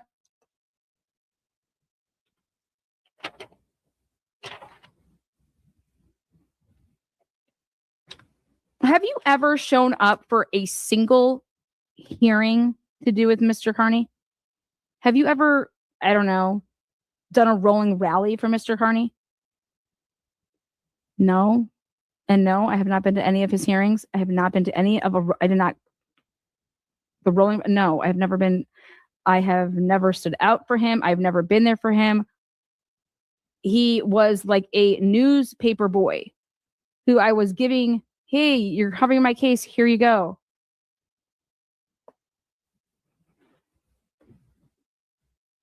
Would it surprise you that he was using your name up? Objection leading.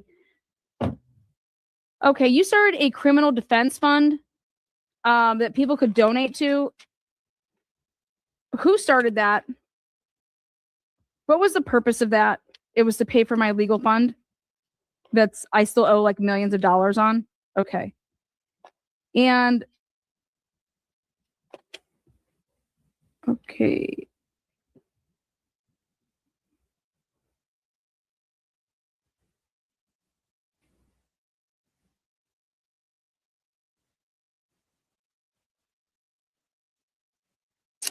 Did you provide any grand jury material to Mr. Carney?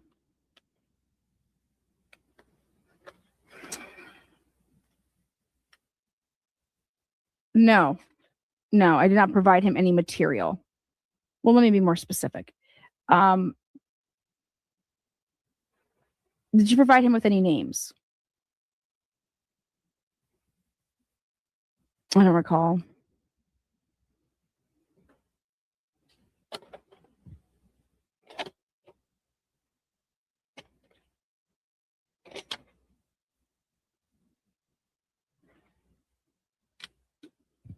Miss Reed, are you aware that Mr. Carney has told the public that he went to jail for you?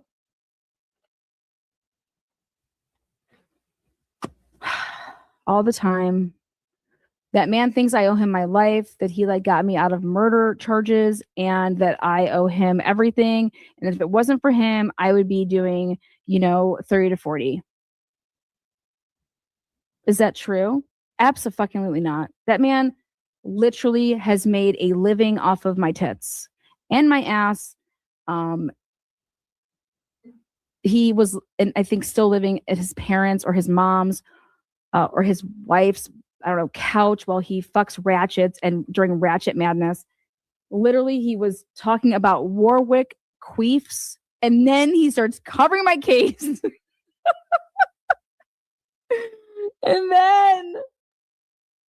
and then I realized I made the biggest mistake of my life.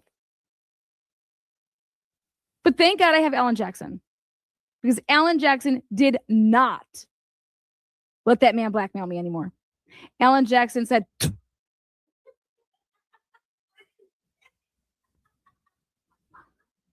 as he was shining his shoes. I give 2 fucks about Turtleboy.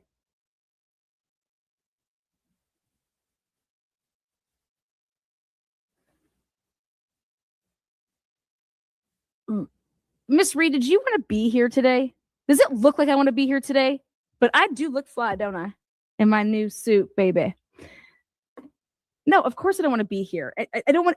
looking at this man makes me ill. Like, I need to use the bathroom right now, okay? Everything about this man grosses me out, okay? He's absolutely disgusting.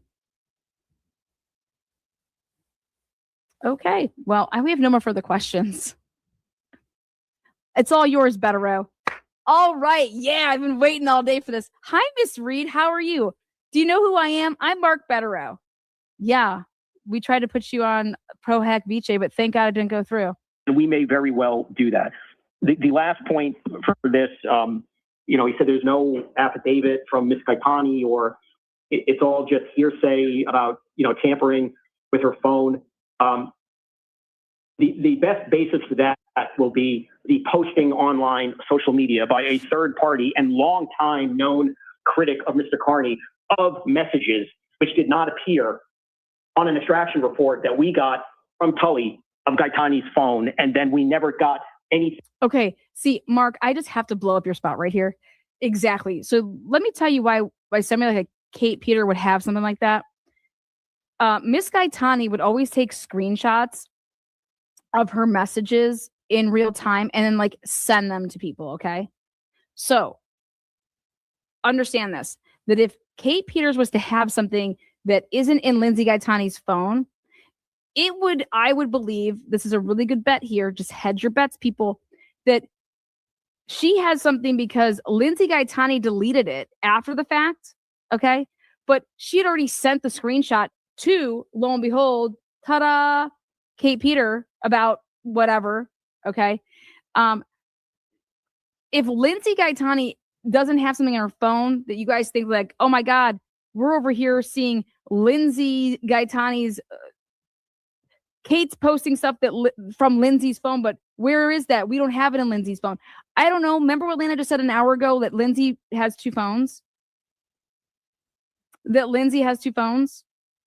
You do understand that if you download just the phone of something, you're only going to get what's on that phone, but you can have another phone that you're using that's portraying yourself as being on, like, it's just, that's like, what's going on here? Are these Facebook messages? Because I can get on anybody's phone to use Facebook Messenger and just log in, and they wouldn't be on my cell phone. They would be on whatever device I was. No? Right? No? If you're going straight off of the material that's on the device, you then have to go to Facebook if you want that. I don't know what material he's talking about, but who also downloaded your shit? Did you have a good expert, or are you using literally people from the fucking internet who are on their couch claiming to be in love with Aiden while they're 400, 500 fucking pounds rolling around being ratchet? Thing from Tully phone, we got screenshots of what he claimed were messages. That's the basis for that. Thank you. The basis of this is because of, wow, Kate Peters' information that she put out to the internet is the basis of it. That how does Kate Peters have this information? It's not Lindsay's phone. And then Tully's phone is missing all this shit. And I just want to know what they think is in Tully's phone. You think Tully's just chumming it up with Lindsay? Lana, we know that Tully's corrupt. Exactly.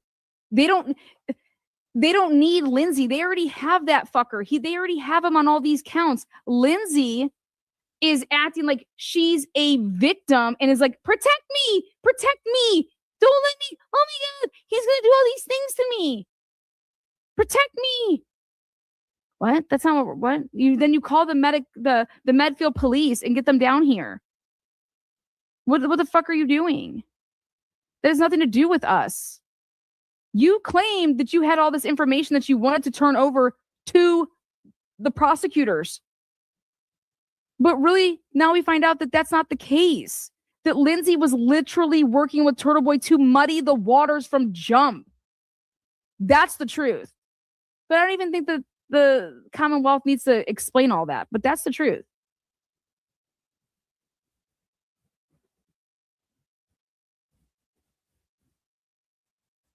Cornhead. Meanwhile, he's paying for his lawyers for what? Yeah, they're just going to run up a bill. They know that their asses are grass. Did they have their own expert look at the records? No. There's just no defense here, you guys. There's only one defense, and that is to put the hands in the jury, and for the jury, to ask themselves, like, does this? They're going to have to be super duper duper awesome on cross-examination. Okay, they're going to have to be super duper awesome on cross-examination. That's the only way that Turtleboy will prevail.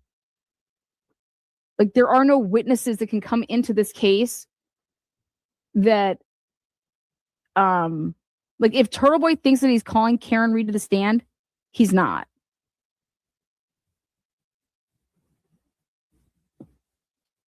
Turtleboy, Karen Reed, there's nothing that Karen Reed can testify for you about anything.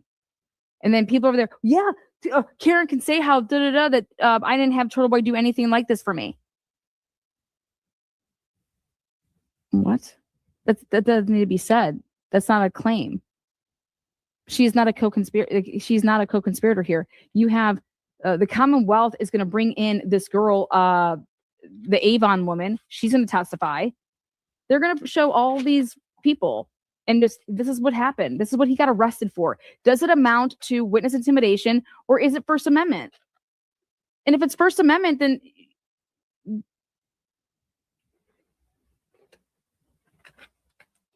you can say whatever you want about your opinion on something. Awesome. But can you impede in a criminal case?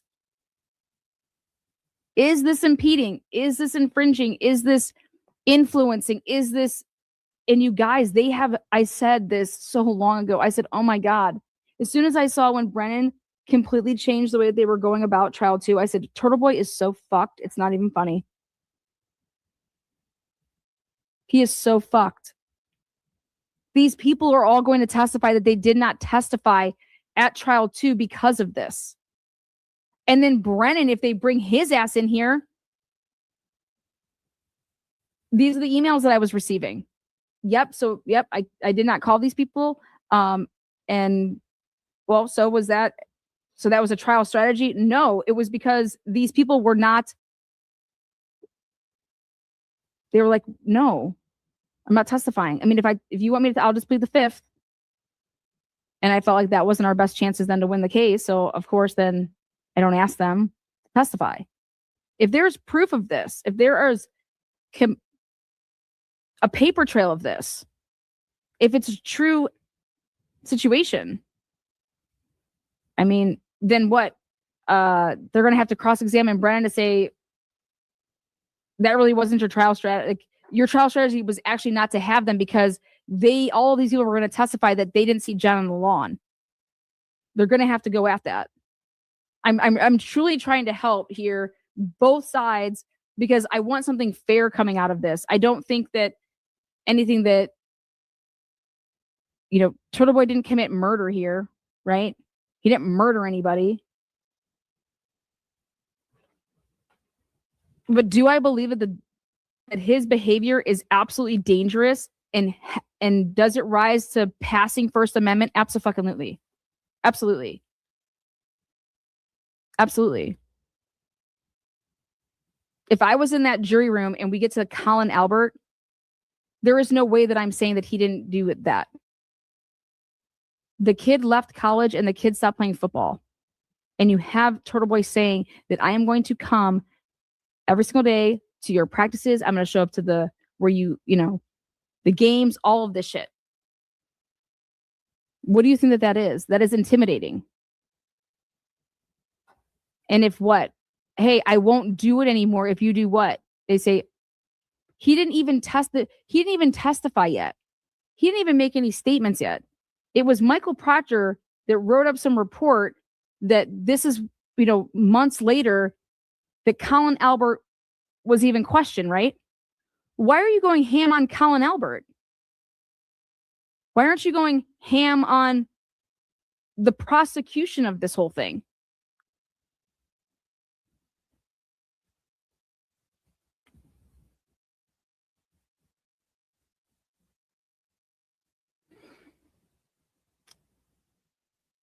Good question. I'm 1 hour behind, but why would Karen Reed trust T-Boy to build their narrative if he's pro-cop? Because she had no idea who the fuck he was. They didn't do any research. Think about it, guys. If Alan Jackson would have sat down and known and went through and who the fuck Turtleboy was, why doesn't somebody, let me ask Alan Jackson that in an interview question. How many segments of Turtleboy did you watch prior to saying, yeah, Karen, go ahead and let him cover the case? And guess what? Karen doesn't have to, okay, let him cover the case. It was, Turtleboy was going to cover the case regardless, right? So what about this comes into play? Hey, he's going to cover the case regardless. Listen, deal with this dude and keep him at arms, because fuck, we don't need another person running around saying that you're a cop killer. Only Karen knows truly what she was feeling. And I wouldn't be surprised if you ask Karen the right questions and if the calls her, he's going to lie for him.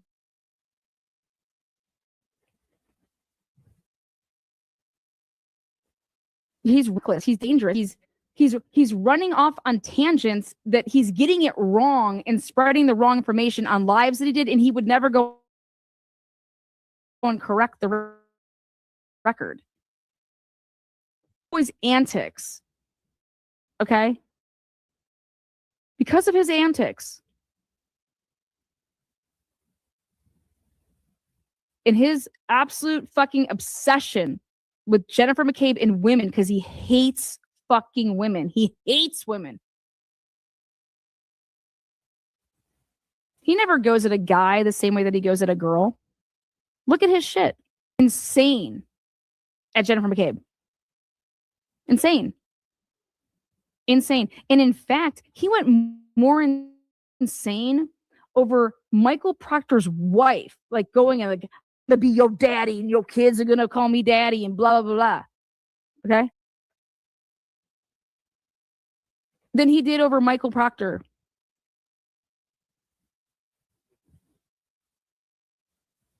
If Turtleboy wouldn't have been such a nah, we would have realized a long time ago, okay? Because I would have go look at my shit. In fact, I should pull it out right fuck now. We would have put it to bed a long time ago that Jennifer McCabe did not do the Google search. And we would have paid a lot of attention to the waterfall. Like what happened at the waterfall bar? Okay, what happened there? Like how does it stay so dead quiet about the fact that Karen and Higgins were texting?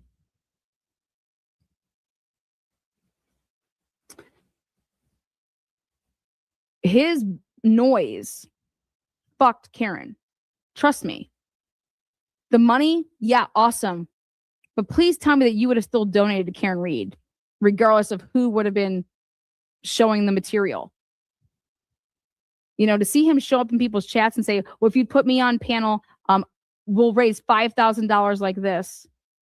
That's wild.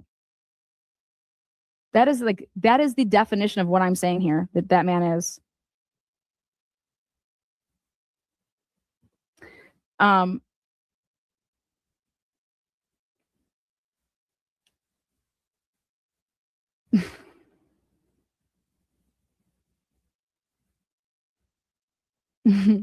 Good one. I like that one. Yeah. So, hey, everybody can 100% believe and take in whatever they want from this. All I know is that it's straight bullying. It's straight, like,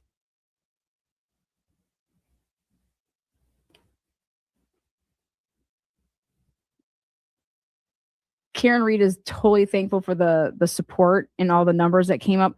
Like, all the people that when I was there, and that we saw like, in like the streets and stuff, like Those people, everybody that I talked to, there was nobody that I talked to that was like, I'm here because of Turtleboy. Mm-mm. Everybody adored Karen Reed. Adored her. Adored her grit, her grind. And who is this man to take any of that away from her?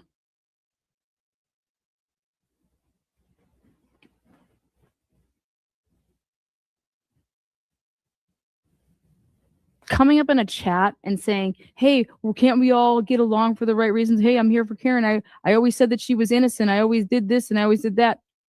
Dude, you're a fucking baby. Like,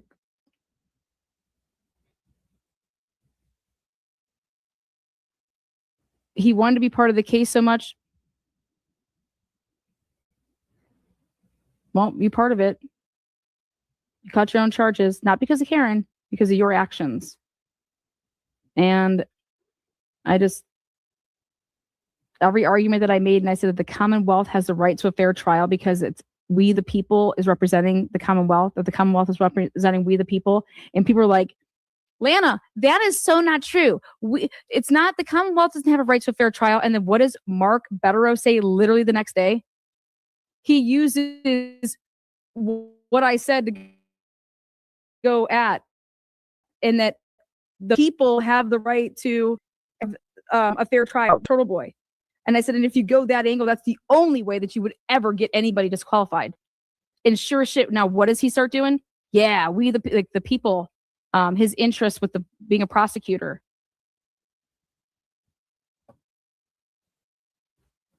Mm-hmm. I'm on Twitter. You know, I don't tweet that much, but the cesspool. Oh, very much so. You're welcome.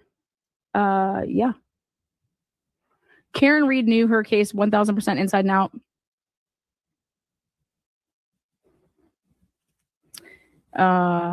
Let's see. I want to show you guys one other clip here. I think it goes a little bit further. Fair enough. All right. So here's what we'll do.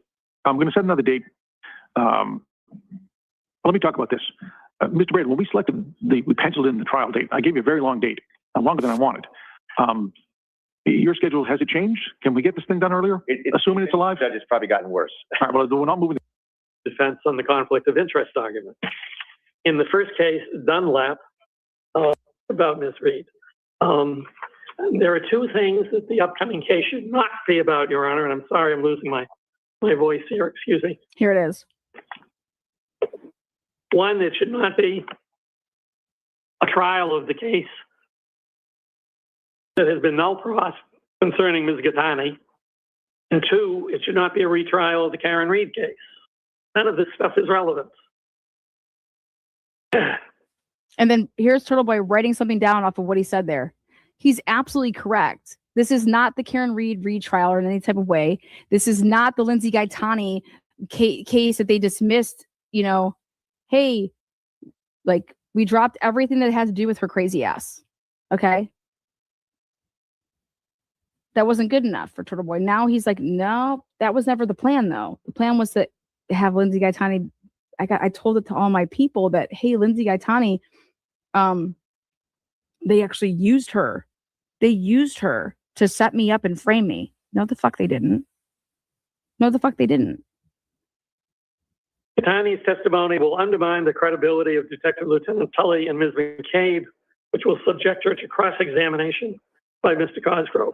Well, let's look specifically, if I can. This is the best argument, and it sucks that he's this like slower to get to it and he's losing his voice. But what he says here is he's like, this is what the defense is basically saying. They're saying that Lindsay Gaetani is who is going to be the person for the defense to have any, like even this like a little hair or a little, you know, just a crumb, that she is the reason that Detective Lieutenant Tully and Jennifer McCabe is going to be not credible in the jury's eyes. This woman. And I'm like, oh my God. I'm like, okay. Like that's what the defense is selling down the pipe dreams of the Turtle Riders. And it's absolutely hilarious. Skipped ahead in the memorandum. You heard again today. The first full paragraph. Ms. Gattani will testify that Detective Lieutenant Tully intentionally mishandled her cell phone by tampering with and or deleting its contents. Detective Lieutenant Tully. Miss Gaetani's cell phone has absolutely nothing to do with this case. How is Miss Gaetani's cell phone going to come up in this case? When Gaetani takes the stand for the defense, do you swear to tell the truth, nothing but the truth, so help me? Yep, I do. Okay, Miss Gaetani, how do you know Turtleboy? Dated him, blah, blah, blah. Okay, and did you testify to grand jury? Like, what are they gonna say? Oh, so your phone was subjected to a Cellbrite download that you consented to? Yes. Objection. Relevancy. I object to the relevancy of her phone being downloaded for anything. Why don't we move for emotion limiting not to be able to talk about anything that has to do with that case? If you're the prosecution, wouldn't you do that?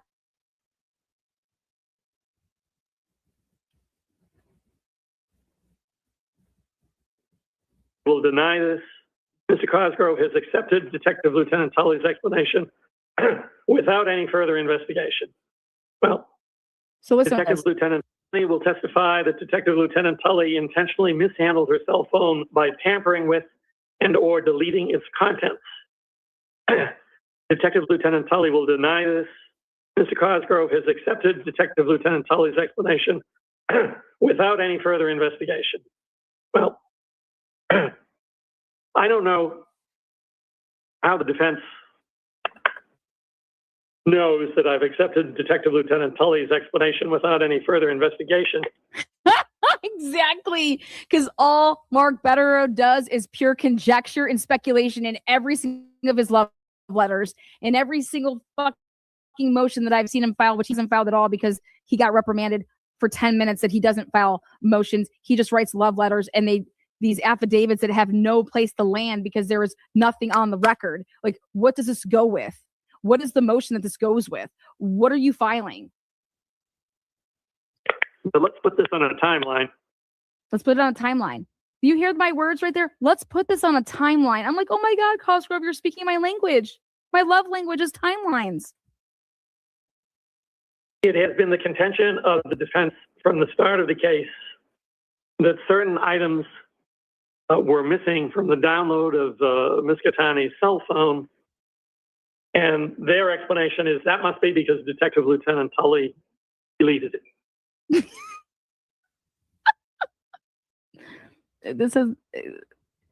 That's all they talk about, but this has nothing to do, like, that case was dismissed. I responded to that. Ms. Gattani is a latecomer to this discussion.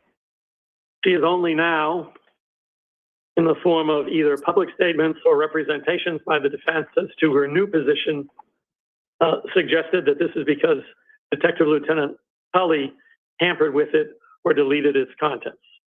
By the way, I don't know how she would know that because she was not there during the download of her cell phone and the transfer of it. But at any rate, and these people must not understand how Cellbrite works. But go ahead and delete all you want. You have to, like, seriously do some type of scrub material.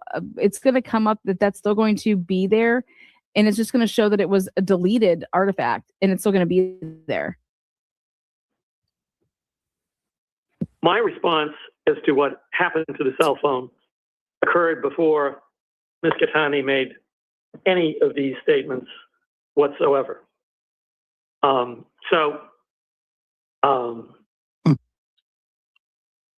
don't know how it can be that I have been siding with Detective Lieutenant Tully over Ms. Gattani.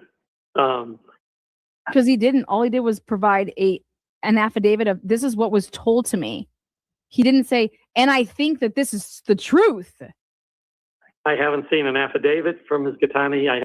Exactly. I haven't seen anything from Ms. Gattani Except she just goes on these fucking whore tours on Twitter, on X, on fucking Ray is from fucking Dallas or whatever the fuck it's called.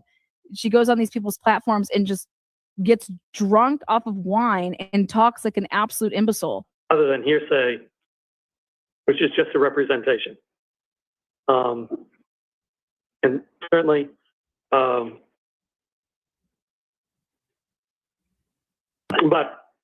let's assume that I do, as they put it, side with Detective Lieutenant Tully in cross-examining Ms. Gaetani and in the closing argument. What does that have to do with defending my position in the Middlesex case? Good job. And how is it relevant? And how would it even be introduced? Exactly. I have no idea. Let me back up and make a couple of other points. I want to turn to the legal argument, say a little bit about the law, and I suspect Your Honor has probably already looked at the two cases cited by Mr. What does it have to do with beans? Okay, it has nothing to do with shit. None of that does. Let me play that out two ways. What if Judge Krupp says he can have access to the phones? Then we're going to have a much longer issue, correct? Is that going to come into this case? Well, they're telling us that two people are under investigation. I mean, it's hard for us to know, right? I mean, they're attempting ultimately to indict Mr. Carney and Karen Reed for actions in which they already tried to indict and the grand jury said no. And now 2 years later with phones that have been gathering dust, we need to look at these phones and, God knows what we'll find. But the point is, the search warrants in that case are critical and certainly could relate to evidence used against Mr. Carney. There are two informants in that search warrant. One of them is Lindsay Gaetani. And 1000%. One of them is Lindsay Gaetani. And this is where I think Karen Reed should walk a fine line, because Lindsay Gaetani basically made it so that Karen Reed's phones would be raided. If Lindsay Gaetani doesn't say the ridiculous bullshit that she says, Karen Reed's phones never get fucking taken. Never. The latest one where she's not coming to the door right away, that's all fucking Lindsay Gaetani's doing. The affiant of that warrant is Detective Tully. And there are about 10 paragraphs, and I'm paraphrasing, I don't know the exact number. I read the warrant. Relying on her, and it is loaded with information which she provided them. And we're back to the personal interest of Mr. No, we're back to the fact that she loaded up information that she provided them. Was she being honest, Mark? Mark, was she being honest? Was she being honest or was she lying? This is your fucking star witness, Lindsay Gaetani. Turtleboy says she's a lying cunt. Hospital. So that really was meant with all of that. And to just inform the court that this is a living, breathing issue. I will agree with you. It's a living, breathing issue. It's just not a living, breathing issue over which I have authority. Fair enough. Is that? We'll see. But if it comes to me, then we'll deal with that issue. Krupp has the authority on the search warrants, and he'll make a decision in due time. But I find nothing which gives me the authority to sit down, and unless the court has any other questions, I just want to correct Mr. Cosgrove. There's no. Sure it is. I looked at the docket this morning. Not with him. That's with other people to show up. This is just a Mr. Bradle or Mr. Federal? Mr. Bedrow, Your Honor. We'll hear from you. The questioning, it still remains that there's a conflicted counsel on the case, and the trial on conflict after conflict. I have been sued by Karen Reed. What's that got to do with the price of beans, as they say? Listen to this. And we hear that Lieutenant Tully is being sued by Ms. Gaetani. So what? Detective Tully has been sued by Karen Reed. What's that got to do with the price of beans, as they say? That there were disciplinary proceedings against Lieutenant Tully. That might be relevant on cross, you'd agree? Yeah, it might have some relevance on cross, but what has it to do with disqualifying me, Your Honor? They weren't disciplinary proceedings against me.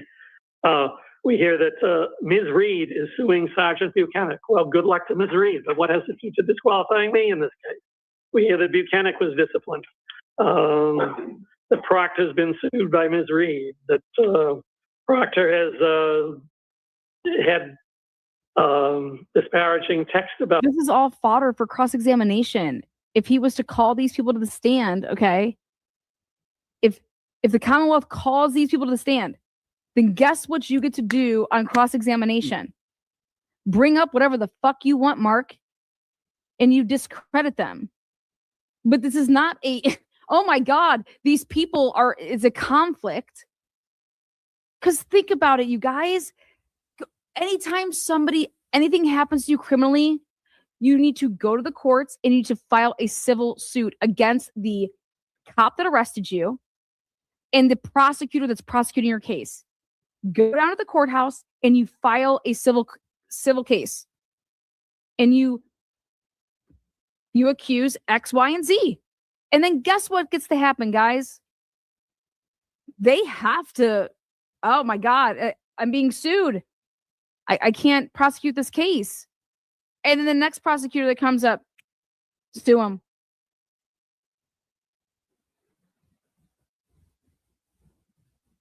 Sue him. Sue everybody. Ms. Reed, there are two things that the upcoming case should not be about, Your Honor, and I'm sorry I'm losing. You're not contending that the case goes away completely. You're contending that he can't deal with Gaetano. Unless, Your Honor, I understand what Your Honor is saying, and it sounds at first blush that the idea that if there's some kind of ethical screen, for lack of a better term, that just keeps a separate wall between Mr. Cosgrove and Ms. Gaetani. But if the issue of the lawsuit comes out in any way, whether it goes... Well, if he's not the one asking the question, I'd be hard-pressed to figure out why the issue of the lawsuit would come out. It could. I don't know. But that is my job to control what comes out. But so Yes. Legally, let's think about it not from a witness point of view, but from a legal point of view. If Mr. Cosgrove is not the one examining the witness, I preclude that evidence because it's really not very relevant. I think we all... That's exactly what's going to happen. He's going to preclude that evidence. It's not coming in. And that the only way that it would come in, Mark, is if you tell Lindsay to mention it. Agree. Your Honor, I mean, look, it's certainly not for me to suggest what could happen. It's for the court to rule and the prosecutors to figure it out. I guess the first question is, why are we having this conversation and why haven't they done that? Why is this a one-man show when this is a serious issue that there could be peril? Well, that's why we have this conversation. Right. Ahead of time, as you properly noted. The other thing, if I could just respond briefly, I don't know if Mr. Cosgrove... I think he's not done yet. I just was raising that one point. I'll hold it. It's barely started, but go ahead. All right. So it would appear to me what you're saying to me is if there was a replacement for that issue, that would resolve this problem. Basically, the judge is saying, I'll make him have another prosecutor come in here to cross-examine Lindsay Gaetani. Okay? But I'm telling you this right now, there is no fucking way that Turtleboy is calling Lindsay Gaetani as a witness. I'm telling you that right the fuck now. I don't know that it would. It's certainly... And I think that if that happens, Lindsay Gaetani is going to plead the fifth. Like all you people think, like, oh, just plead the fifth. Just plead the fifth. A much more realistic situation where you could avoid, no question, having Mr. Cosgrove comment on the credibility of Ms. Gaetani. You'd agree with me that does happen in trials, not with some frequency, but it's not unheard of for that to happen. No, it's not unheard of at all. I mean, there are times, again, where you have a prosecutor who takes a statement of a defendant. Sure. They have to be a witness. These kinds of things can happen all the time. We find ways around them. But we're also, to be clear, we're dealing with a very rare situation where the witness is a former prosecution witness accusing the prosecutor who she testified for previously of misconduct. Now, if the prosecutor... And that's exactly what the plan was. It's exactly what the plan was. That's exactly what the plan was. Is to, you have somebody that is a prosecution witness, right? And now she's on a 180 and she's accusing the prosecutor of fucking giving Aiden my fucking cell rights so that he could put it all over the internet. And I'm suing you because of it. Because I was harmed. Yeah, because of Aiden. Okay? Now listen to what the judge says here. Prosecution and the court approves of that process, wants to have that laid bare, then I suppose it could. But the other problem, just... You can't go creating your own fucking explosions and then thinking that the courts are like, yeah, go create all these explosions to create all these conflicts. And then guess what? Oh, you're right. Looks like we can't prosecute you. Have a good day. You're free. Free to go. No, you don't get to go around creating these situations And that's how you are benefiting them from not being prosecuted. You don't get to create, it's same thing with cops. You cannot create these exigent circumstances so that you don't have to do X, Y, and Z. Like, that's a known thing that you cannot do. And if you can prove that that's happening, and here in this case, I'm sorry, but this is exactly what's happening. And this is exactly what the defense is doing. And it's like, if this doesn't show the world how scared you are to go to trial, that you are willing to do anything and use any tactic, it's right here.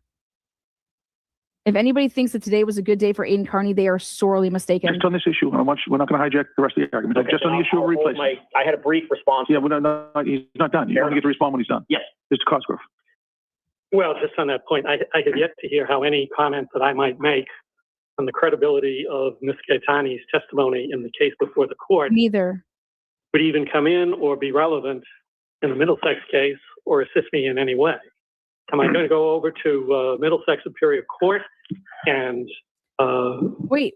Look at this person's comment here. Mo-esque says Cosgrove isn't going to call lead investigator or cross-examine Am I going to go...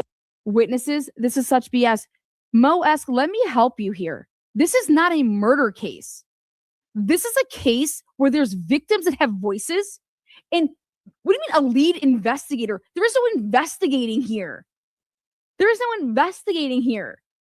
There is no, oh my God, we have to find out who got to investigate the evidence. Here's all the evidence. We have to see who was doing the witness intimidating. Nope.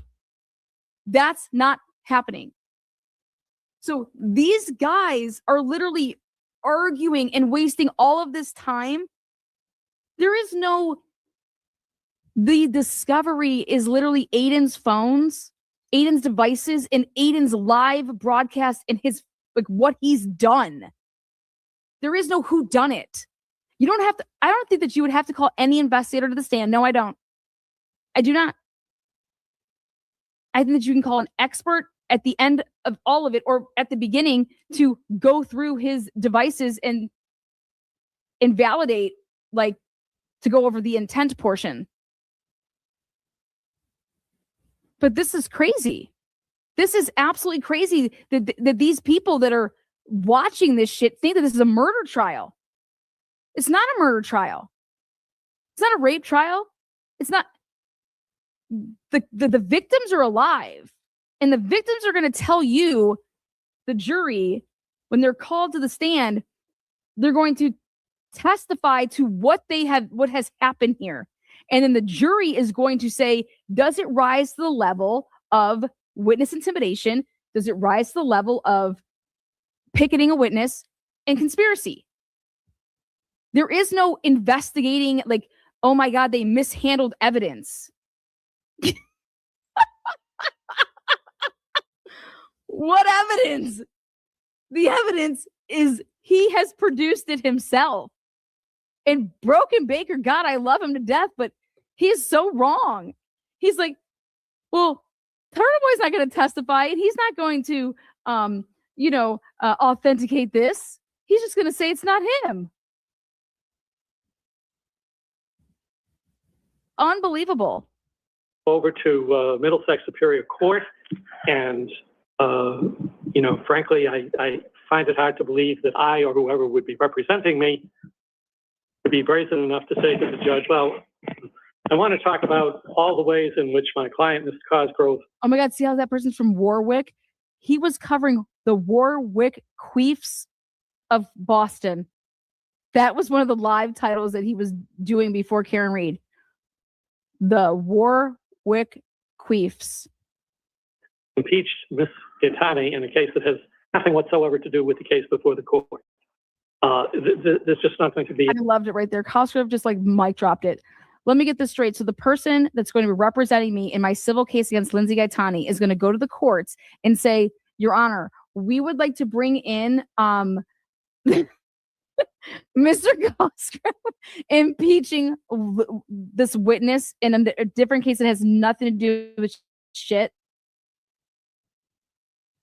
He's like, I don't know who would be brazen enough to think that they could ever get something like that in, because there's such a standard that's called relevant and irrelevant. So objection, relevancy, sustained, because there's no relevance to this. This is It does not tend to make an argue like you're more probable than not. Like, what are we doing? Any bleed through whatsoever, it seems to me.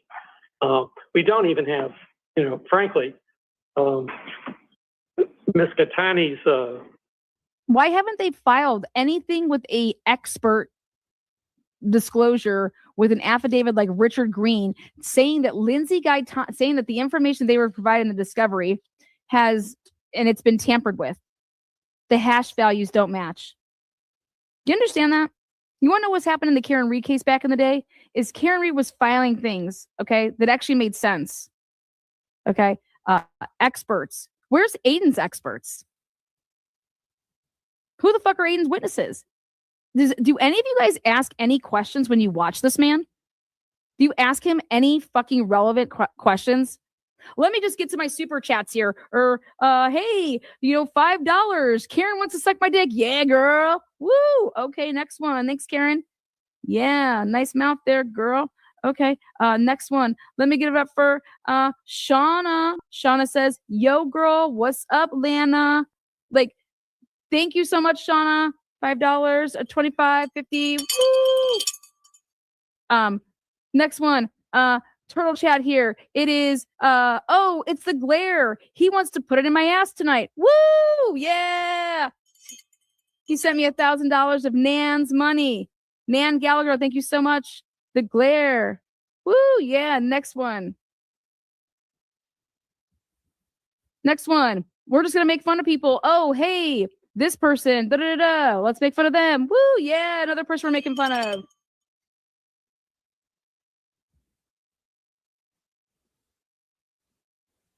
Now at the point, based on her public statements, I bet you he's using a coloring book right now. Where she has faced in so many different directions that I find. Listen to what Cosgrove says right now. Lindsay Gattani has faced so many different directions with this case. Listen. He's now at the point, based on her public statements, where she has faced in so many different directions that I find it a little difficult to believe that either the Commonwealth or the defense is going to call her in this case. Mr. Exactly. You see that scratch head? Aiden, stop doing it. It's a tell of yours. The counsel has carefully said we may call her for the defense. This may be a contingency that doesn't even arise, but that's sort of a side point. Here's Cosgrove. I can't imagine where either fucking side calls Lindsay Gaetani. Because it would be literally career suicide. You would not call her. Okay? You would not. Now, let me give some more shout outs here on my Turtle Writer chat app. Deanna, girl. Turtleboy, I just love when you make no sense. And that you're taller than Mark. Woo! Then Layla, $25. Woo! Yeah, let's make fun of people. Amanda, thank you so much. Christina. Nash Tate. Yeah. Woo! Lisa, Deborah. Mary. Heather. Jacob, MK. Woo! Ask the class any question you want. Woo! Why don't we throw some real questions in there? What the hell would you ask Lindsay Gaetani if you called her to the stand? And this is the best part. They think that, oh, we can just call her because then Cosgrove can't go at her. I already blew up Lindsay Gaetani's spot. Lindsay Gaetani lied. Lindsay had told these fucking idiots X, Y, and Z, and they wrote in a stupid filing that, oh my God, Kate didn't tell me that she was on three-way with Jen and Matt. And I'm like, here's the evidence right here. Like, those attorneys had the same discovery that I had. And I found it clear as day. Look at Lindsay saying, Kate texted you and said, hey, I'm with Jennifer and Matt. And then Lindsay calls Kate to then have that three-way conversation. I mean, what a complete, absolute abortion of a testimony that will be. Let me unintended. Let me just take a couple of points. I was going to ask Your Honor to take judicial notice of the pleadings in the Middlesex case. Take judicial notice. And the docket. What does this person say? YP says Cosgrove telling a judge that he thinks a witness is biased in this court or other, and that he will say she is unbiased in another case to the judge's face, should tell him all he needs to talk and know about it. What? Dude, the comprehension skills are lacking. What? Cosgrove telling a judge that he thinks a witness is biased in this court or other, and that he will say she is unbiased in another. That is not what he said at all. Dude, I just cannot get on this level. Like, I cannot fuck on this level. In the Middlesex case. So he's asking the judge, though, to take judicial notice of this case. Listen to this part. And the docket, it appears you've effectively done that, like an oral motion on the record. Let me just oral this up for you. Any objection comes? No. Okay. I'm surprised I didn't object to that. Agreement. I'll take those as judicial notice as to the Worcester Superior Court case. And one of the interesting, unique things about this alleged conflict of interest, which is a little different. This is the most important part of the whole entire hearing. From the typical conflict of interest case, at least I haven't found anything precisely on point, and I don't think the defense has either, but maybe they'll prove me wrong in a moment, is the whole operation by which this alleged conflict has come about and the Middlesex case has come about. What is it that enables Ms. Catani to make the claim that she's seeking to make against me in the Middlesex case? It's that defendant took the report I gave him as discovery, or I gave his counsel as discovery in the other case, publicized it, and then created the harm that Ms. Catani alleges accrued to her from that publication. In other words, if we're applying but-for causation, to sound like a tort lawyer for a minute, if we take Mr. Kearney's actions out of the whole proceeding, there's no harm whatsoever to Ms. Catani with my, as I see it, fulfilling my Rule 14 obligation.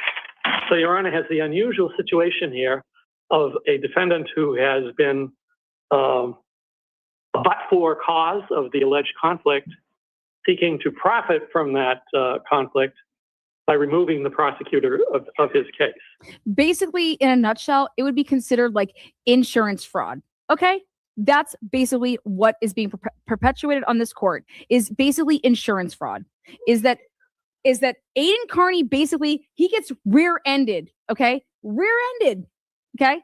I'm going to tell my insurance company X, Y, and Z, right?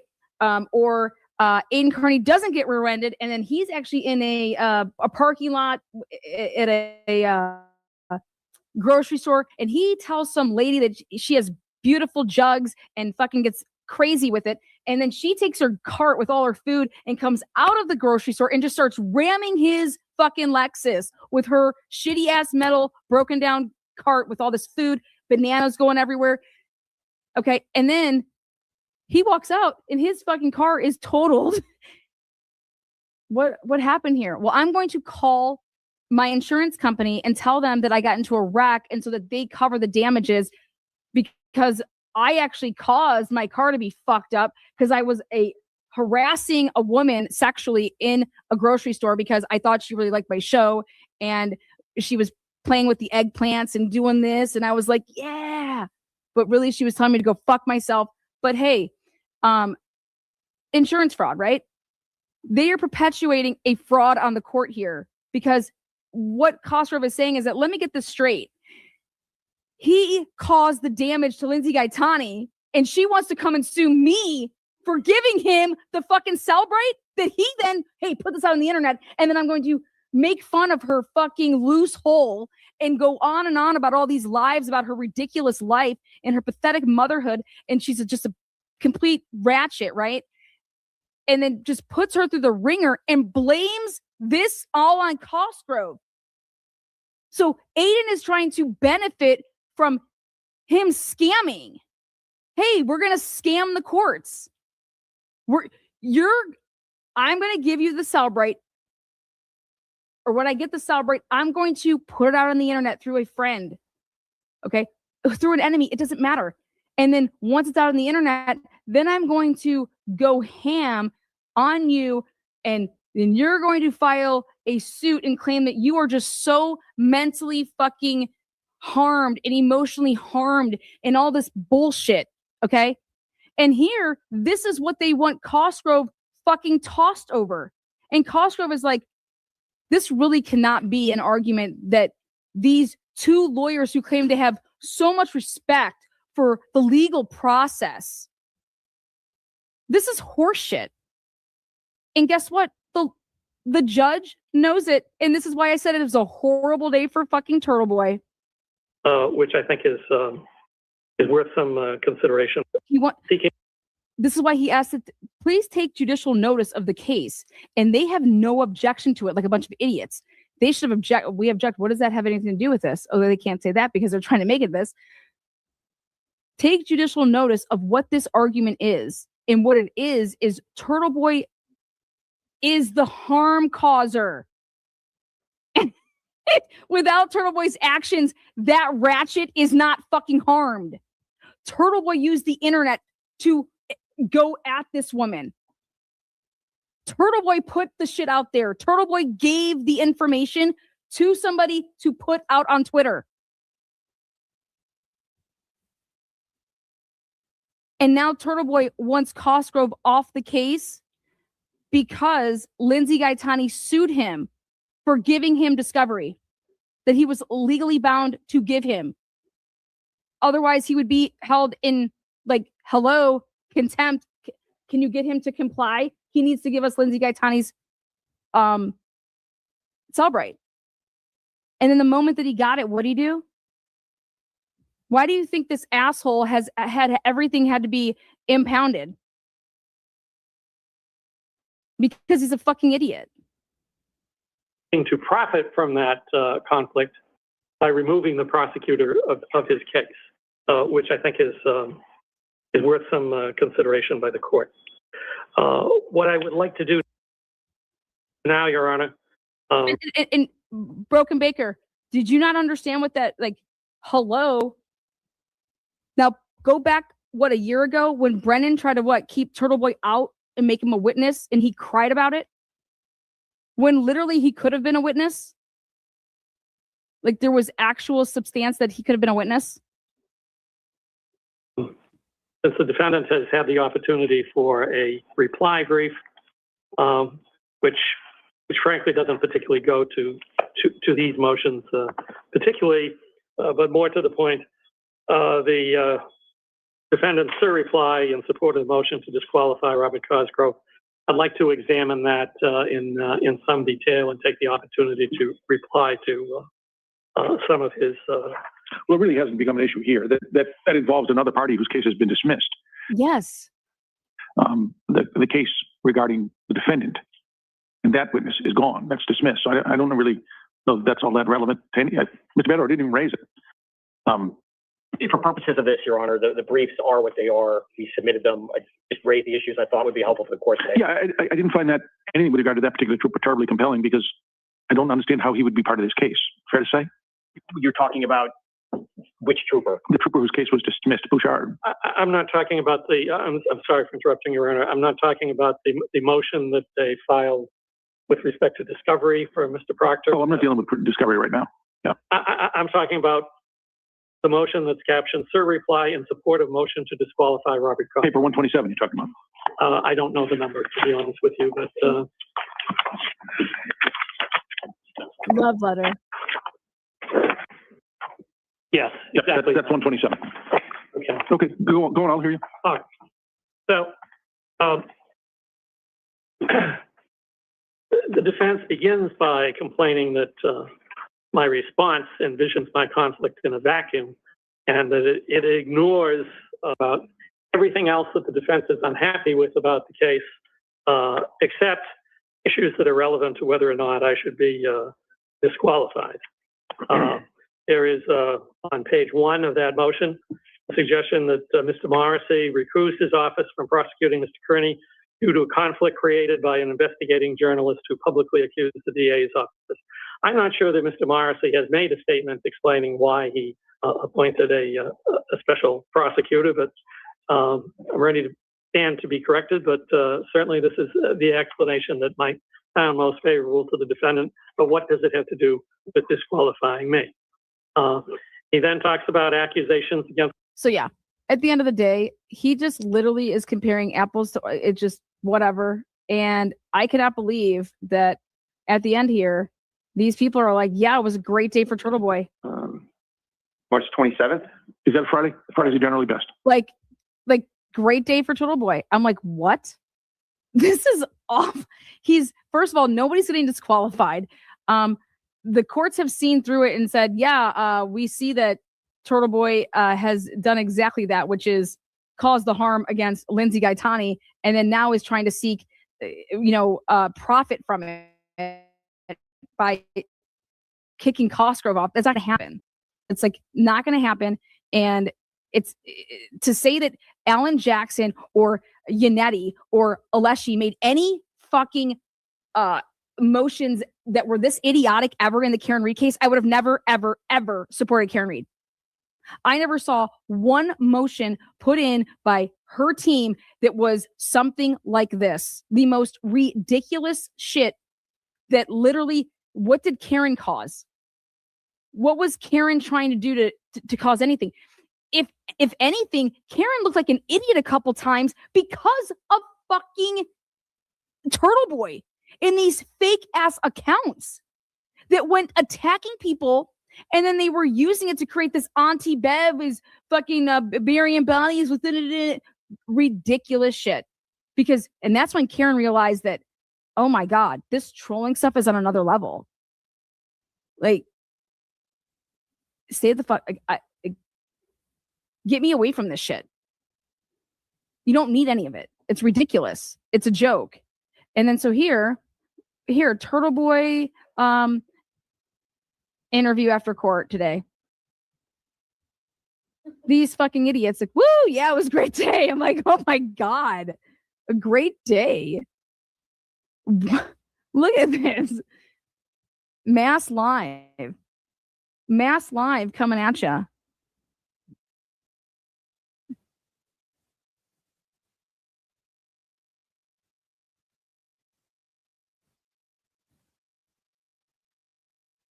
Settling that civil case that you filed, Aiden, how does that impact what's going on here with the conflict and all that? I don't think it impacts it at all because it's not almost settled with him, and he's the issue here. The court seemed to go into some great detail about the timing of certain events, and Cosgrove came to this late. After all, the fact is, Cosgrove is the one being sued by a potential a witness, perhaps to be cross-examined or directly examined by him. What do you think about the court's distinction they were drawing there in the timing of all these things? I don't know that the timing per se matters. Our issue is that for one reason or another, the prosecutor, the only prosecutor on the case, we believe has a personal interest in discrediting. He doesn't think the timing of any of that matters. The fact that this had nothing to do with anything until,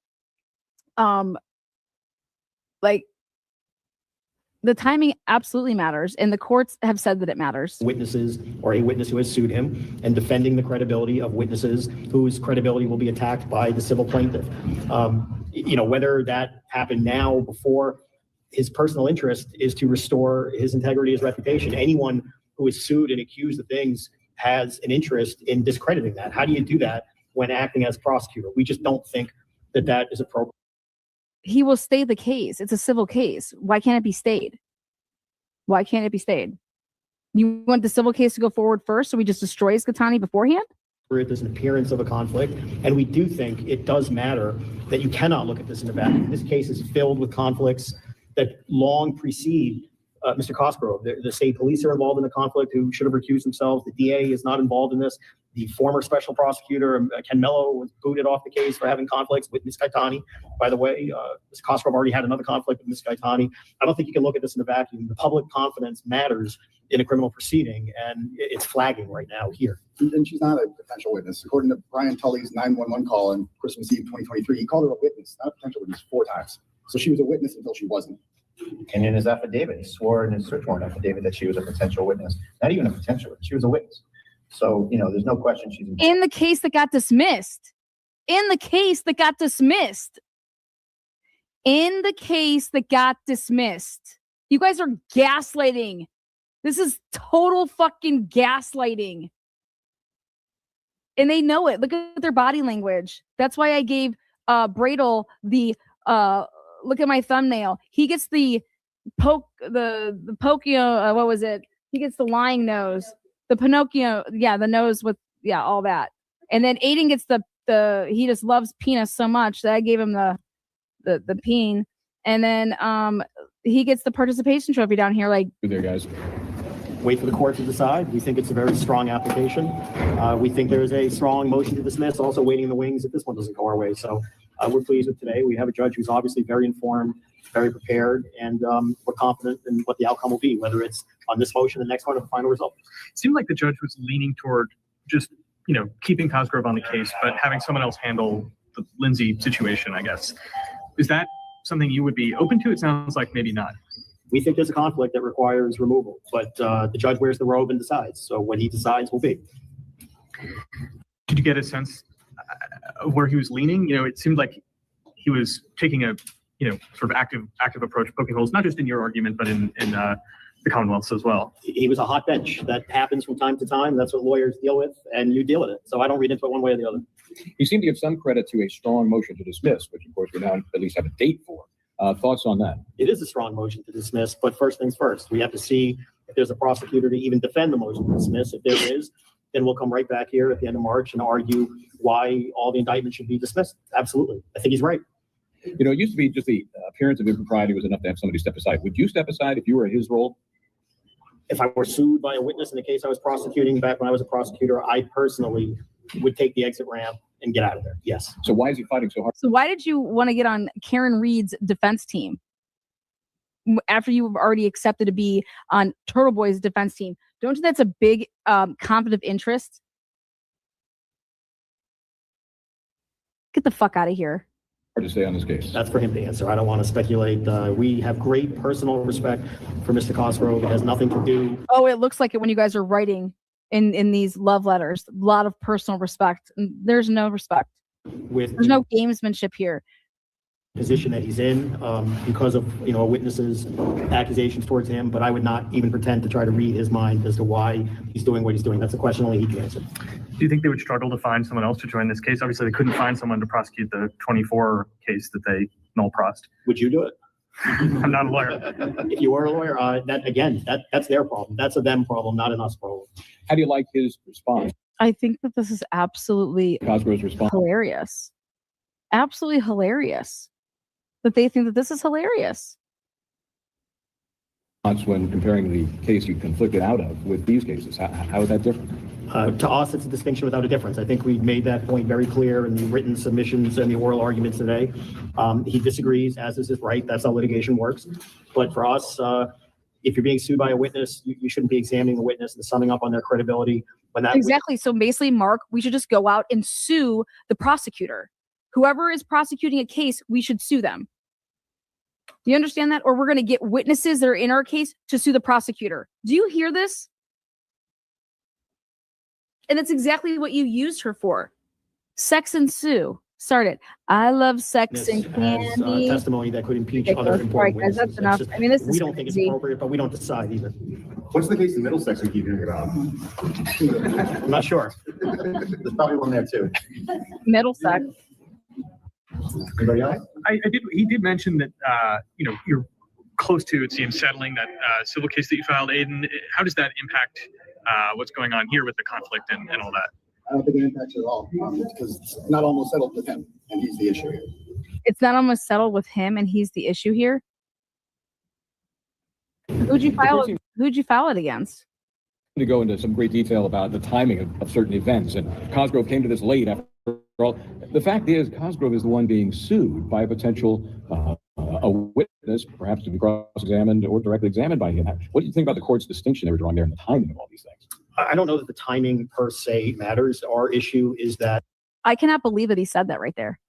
The courts have distinguished this timing issue, that Lindsay Gaetani has nothing to do with this 2023 case. Nothing. Okay? And the only people that are stalling here is Aiden. And you know what they say in like murder cases? You know what the detectives that we know would be telling us right now? Yeah, this is typical defense lawyer shit, and they will try to extend, and then try to get a plea deal at the end. That's what that's the best thing that's about to happen here for Aiden. Otherwise, he's going to prison. For one reason or another, the prosecutor, the only prosecutor on the case, we believe has a personal interest in discrediting witnesses or a witness who has sued him and defending the credibility of witnesses whose credibility will be attacked by the civil plaintiff. Whether that happened now or before, his personal interest is to restore his integrity, his reputation. Anyone who is sued and accused of things has an interest in discrediting that. How do you do that when acting as prosecutor? We just don't think that is appropriate. There's an appearance of a conflict. And we do think it does matter that you cannot look at this in the vacuum. This case is filled with... Jen McCabe, go and sue Mark Betterow. Colin, go and sue Mark Betterow. Chris Albert, go and sue Bradle. Conflicts that long precede Mr. Cosgrove. The state police are involved in the conflict who should have recused themselves. The DA is not involved in this. The former special prosecutor, Ken Mello, was booted off the case for having conflicts with Ms. Gaetani. By the way, Mr. Cosgrove already had another conflict with Ms. Gaetani. I don't think you can look at this in a vacuum. The public confidence matters in a criminal proceeding, and it's flagging right now here. And she's not a potential witness. According to Brian Tully's 911 call on Christmas Eve 2023, he called her a witness, not a potential witness. Do you hear the date that you said that on? That was after you were already indicted. She has nothing to do with this case. She was a potential witness in the case that, oh wait, they dismissed. 4 times. So she was a witness until she wasn't. And in his affidavit, he swore in his search warrant affidavit that she was a potential witness. Not even a potential witness, she was a witness. So, there's no question she's involved in the case. It creates a What case? She was involved in the other case. How was she involved in this case?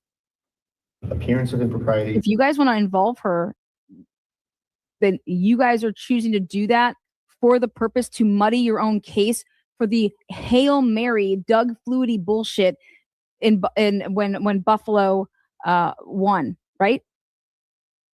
It creates an appearance of a conflict. What, Boston College? I think that's all. Right? So, this is a fucking Hail Mary. And it's going to end up the same way that, well, we won't go there. Judge Belzo said something very interesting that I want every member of the media to think about, okay? Okay. He said that he thought this case should be resolved by a jury, as the conscience of the community, if you will, to decide whether this is a First Amendment issue or not. Now, we think that a journalist, and there's a few journalists here, shouldn't have to go through paying lawyers, risking their future. You hear this? This is so telling here. Listen, this whole time Turtleboy has said he wanted a trial. Listen, we don't think that a journalist should ever have to go through this. We don't think that witnesses should ever have to go through what they went through. That's why it needs to be decided on. This is a statute in your ass fucking state, man. In front of the jury. Listen to this. Member of the media. While we're here, guys, Judge Belzo said something very interesting that I want every member of the media to think about, okay? He said that he thought this case should be resolved by a jury, as the conscience of the community, if you will, to decide whether this is a First Amendment issue or not. Now, we think that a journalist, and there's a few journalists here, shouldn't have to go through paying lawyers, risking their future in front of the jury. We think in this Commonwealth that judges should be a bulwark against this stuff. Judges should decide as a preliminary matter, should a journalist, should anyone speaking out, especially against the government, have to go through this. to get to a jury trial, to spend. That's the thing, though. He's not speaking out against the government. He wasn't. The government is. You can speak out against the government. Jennifer McCabe is not the government. Matthew McCabe is not the government. Colin Albert is not the government. This is. I have a hard time with this because they're not the government. You can speak out. I speak out against the government all the time. All the time.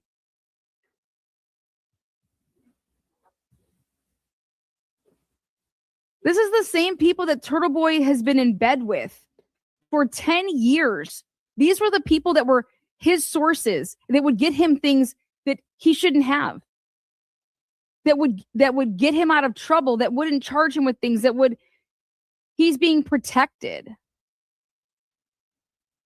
While he went at people for the past 10 years in the type of journalism that he does.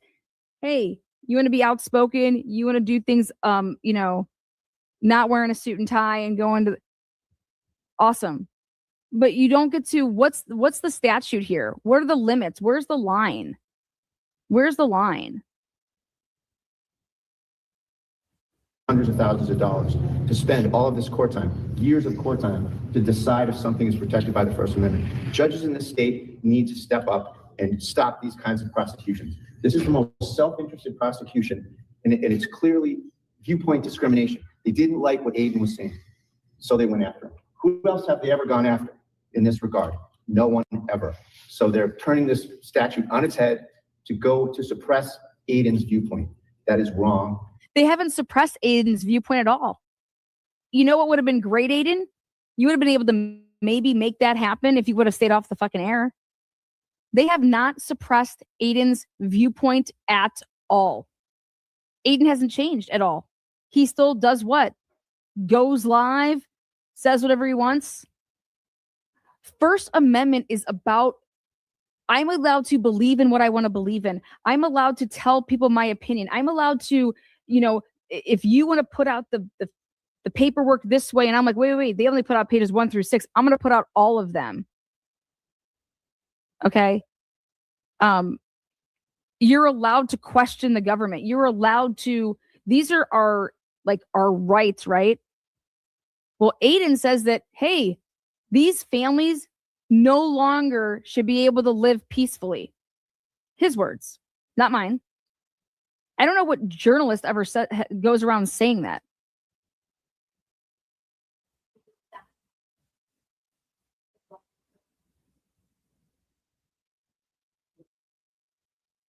I don't think I've ever said it in my entire life that I don't believe that anybody does not deserve to live peacefully.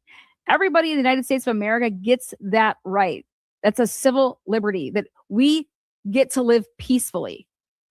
Okay? If you want to go at the government who framed Karen Reed, that's where it stays, right? If I want to expose the fact that people lied in interviews, expose the fact that they lied in interviews. I don't need to bully. I don't need to humiliate. I don't need to become what I'm supposed to be fighting against. We've always contended the judges in the state should take care of that. You should not have to risk the whims of the jury, the vagaries of the jury system to vindicate the First Amendment. I thought that nobody would ever look at that. They're scared.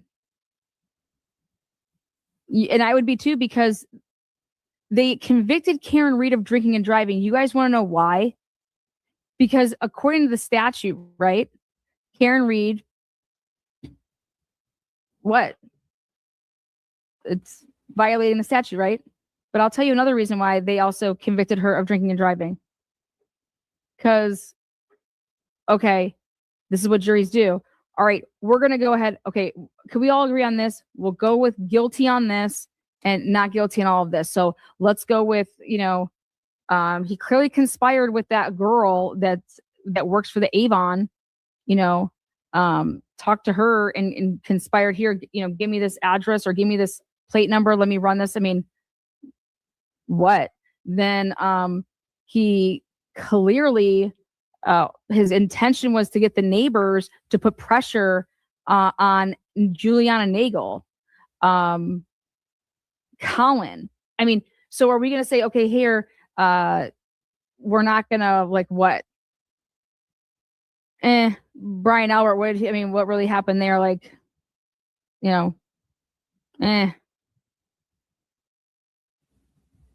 Chris Albert, what about that? Telling people not to buy his pizza, that murderers make it and it's blood pizza, right? What? These are witnesses in a murder trial.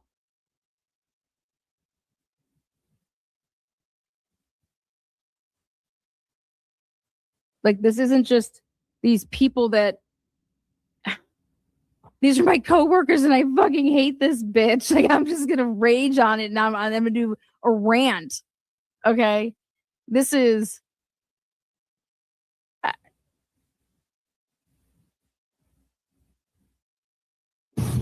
one thing the court did seem confident in is getting this to trial as quickly as possible. What do you take from that, Aiden?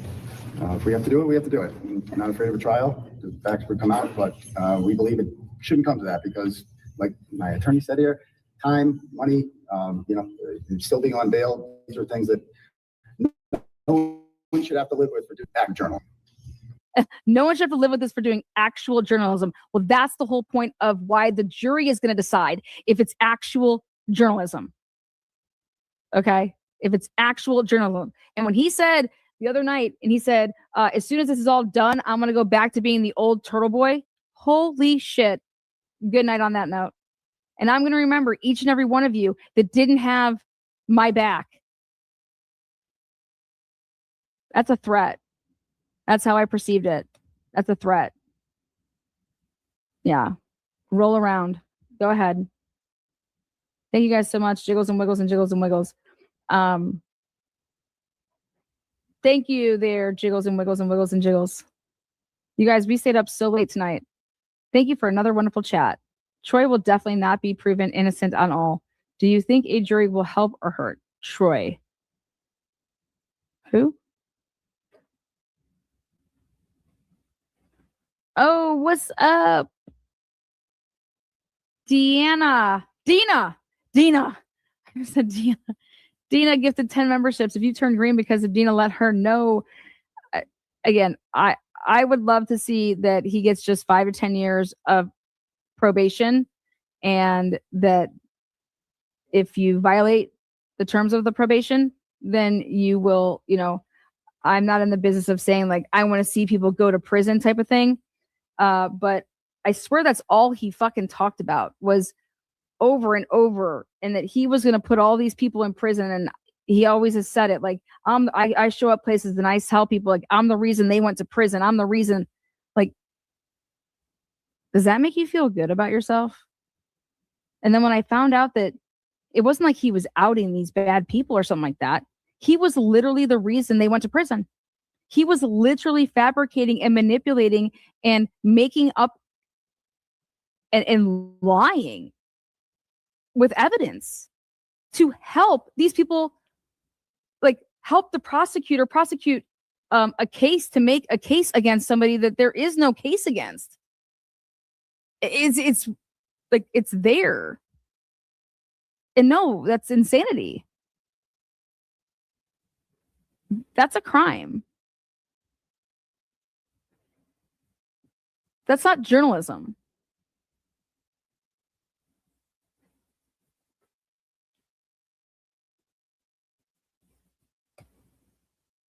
Go back to covering ratchets because true crime doesn't have a place for you here. I'll tell you that. Peace out.